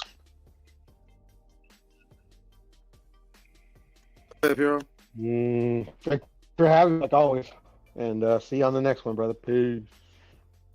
Appreciate you. Cliff, drop your link again for your merch, bro. Yeah, man. I just want to thank Mark Nash, man. Thank the neighborhood out here. Love to the lovers. You know what I'm saying? Hell, even love to the haters. You know what I'm saying? I ain't even tripping off it. It's all good. Make sure you hit that like and subscribe. And tune in, and I can't wait to see y'all. I'm very excited about goddamn 420. Let's go. Let's get this smoke. We want the smoke. And I'm really just stalling because I'm looking for the link. But yeah, Mark, thanks for having me on, man. No, you got time. Go ahead. No. Just shout out to the whole neighborhood. It's all good. Well, you got time. I'll run the long outro for you. All right, man. It's been another great episode of Breaking Beats, where we break down business, entertainment, art, technology, sports, anything else you will not feel like talking about. It's a hip-hop political sports show with a comedy twist. Like to let the jokes fly. Life is serious enough. Hey, man, I really enjoyed this one, man. I really, really enjoyed chopping it up with y'all on this one, shit. So I'm going to go ahead and get a little bit of rest. I got an early morning tomorrow. I'm going to have some breakfast with Mom Dukes and shit. Kick it with Pops. You know what I'm saying? Handle some business. And then, I'll see y'all again soon, man. Thank you for your time. Thank you for your energy. Thank you for allowing me the opportunity to entertain y'all this evening. Going into this morning, hopefully you were thoroughly entertained. If not, we'll try again on the next one. With that said, man, respect is free. Disrespect gonna cost you everything. Your family, your freedom, your finances, most importantly, your life. So let's show each other love. Let's show each other respect. If not, let's show each other the door. You go your way, I go mine. God willing, I'm sure we both will do fine. If you want to support the show, you can go to martyn.com. Got a lot of merch up there. You can shop with me. Also, you can support my homie, that guy Eclipse, as well. He got a lot of dope designs as well. And his link is in the chat right there. So go over there and support him. I just caught me a hoodie tonight. I'm gonna check my email to see when it's gonna pull up. But it's gonna come to the PO box when it get there. And if you got some merch or anything you want to send me to support you on your journey, you can send it to my PO box. It's in the description block of this video. And you can send me your t-shirts, your hoodies. You got coffee mugs. You make candles, dog biscuits, whatever. You know what I'm saying? Whatever you got that you're trying to push and support, just send it to me, and I'll put it on the air. Put it on air, and I'll let people know how to support you as well. All right, man. That's it. Dreams require sleep, goals require effort. Go out there and get your goals. I'm on to the next episode, man. Hey, look, man, sometimes we're going to agree. Sometimes we're going to disagree. But one thing's for certain, two things for sure, homeboy and homegirl. Never forget this. I built this shit. Me. Brick by brick. And I'll be damned if I let you tear it down just because you don't like the way another nigga talk. And I mean that shit. Put that up there. Drive, motherfucker.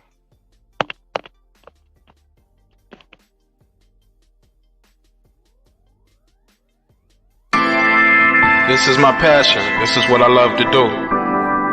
But some days, sometimes, I'm just like you, man. I hate this job. Damn, I hate this job. Damn, I hate this job. Damn, I hate my job. Damn, I hate this job. I'm just like you. Damn, I hate this job. Man, I hate this job. Man, I hate my job. From a good dream I awake, sun rays on my face, planning out my day, hoping this ain't the one that I catch a case. I feel so good, I feel so straight. My manager keep calling me saying, hurry up, you late.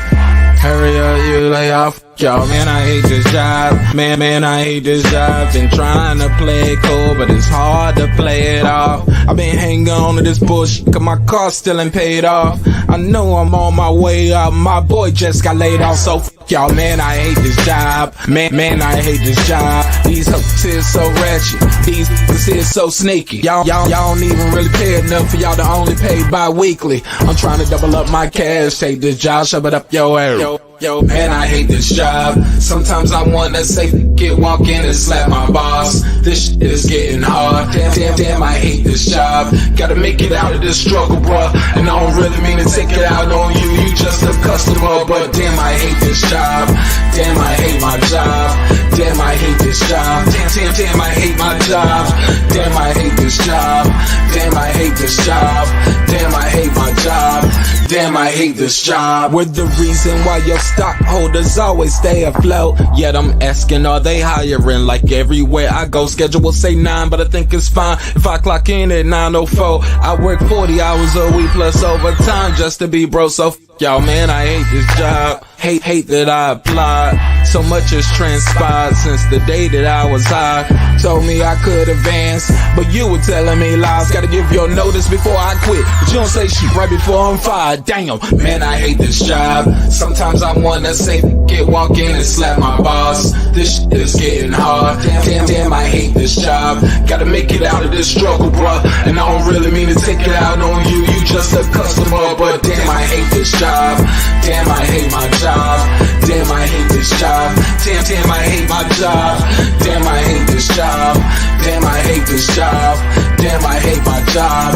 Damn, I hate this job. You and your procedures, you and your protocol, you and your policies, none of that shit don't apply to me. You and your quotas, you and your standards, you and your 2 sick days a year. Y'all niggas bananas. Wonder why the postman's posted with hammers, going postal with Popo on camera. His wage got him enraged, stressed out, it's hard to maintain. He flips the middle, grabs his. He said, if you don't get the picture, I quit, you ain't shit, mother. Man, I hate this job. Sometimes I wanna say, walk in and slap my boss. This shit is getting hard. Damn, I hate this job. Gotta make it out of this struggle, bruh. And I don't really mean to take it out on you. You just a customer, but damn, I hate this job. Damn, I hate my job. Damn, I hate this job. Damn, I hate my job. Damn, I hate this job. Damn, I hate this job. Damn, I hate my job. Damn, I hate this job. Look, man, I hate this job. I put my pants on one leg at a time, just like you. I'm out here trying to take care of my family. Damn, I hate this job. It's not always glamorous, for real, but I do what I gotta do for me and mine, you know? Damn, I hate this job. Damn, I hate my job. Damn, I hate this job. Damn, I hate my job. Damn, I hate this job. Damn, I hate this job. Damn, I hate my job. Damn, I hate this job. Damn, I hate this job. Damn, I hate this job. Damn, I hate my job. Damn, I hate this job. I'm just like you, nigga. Damn, I hate this job. Man, I hate this job. Man, I hate my job.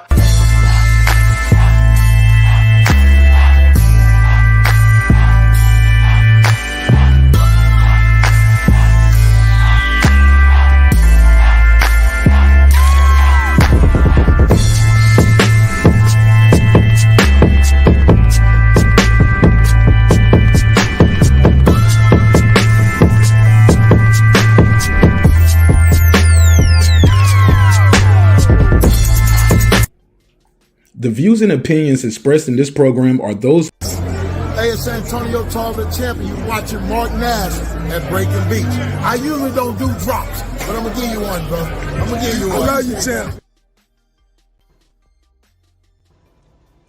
Subscribe. I don't care how many subscribers he has. Support him. So he made all this possible. He made this possible. Nah, Dr. Mark. God made this possible. God made all this possible, and so did viewers like you. I appreciate y'all. I'll see you on the next one. Peace.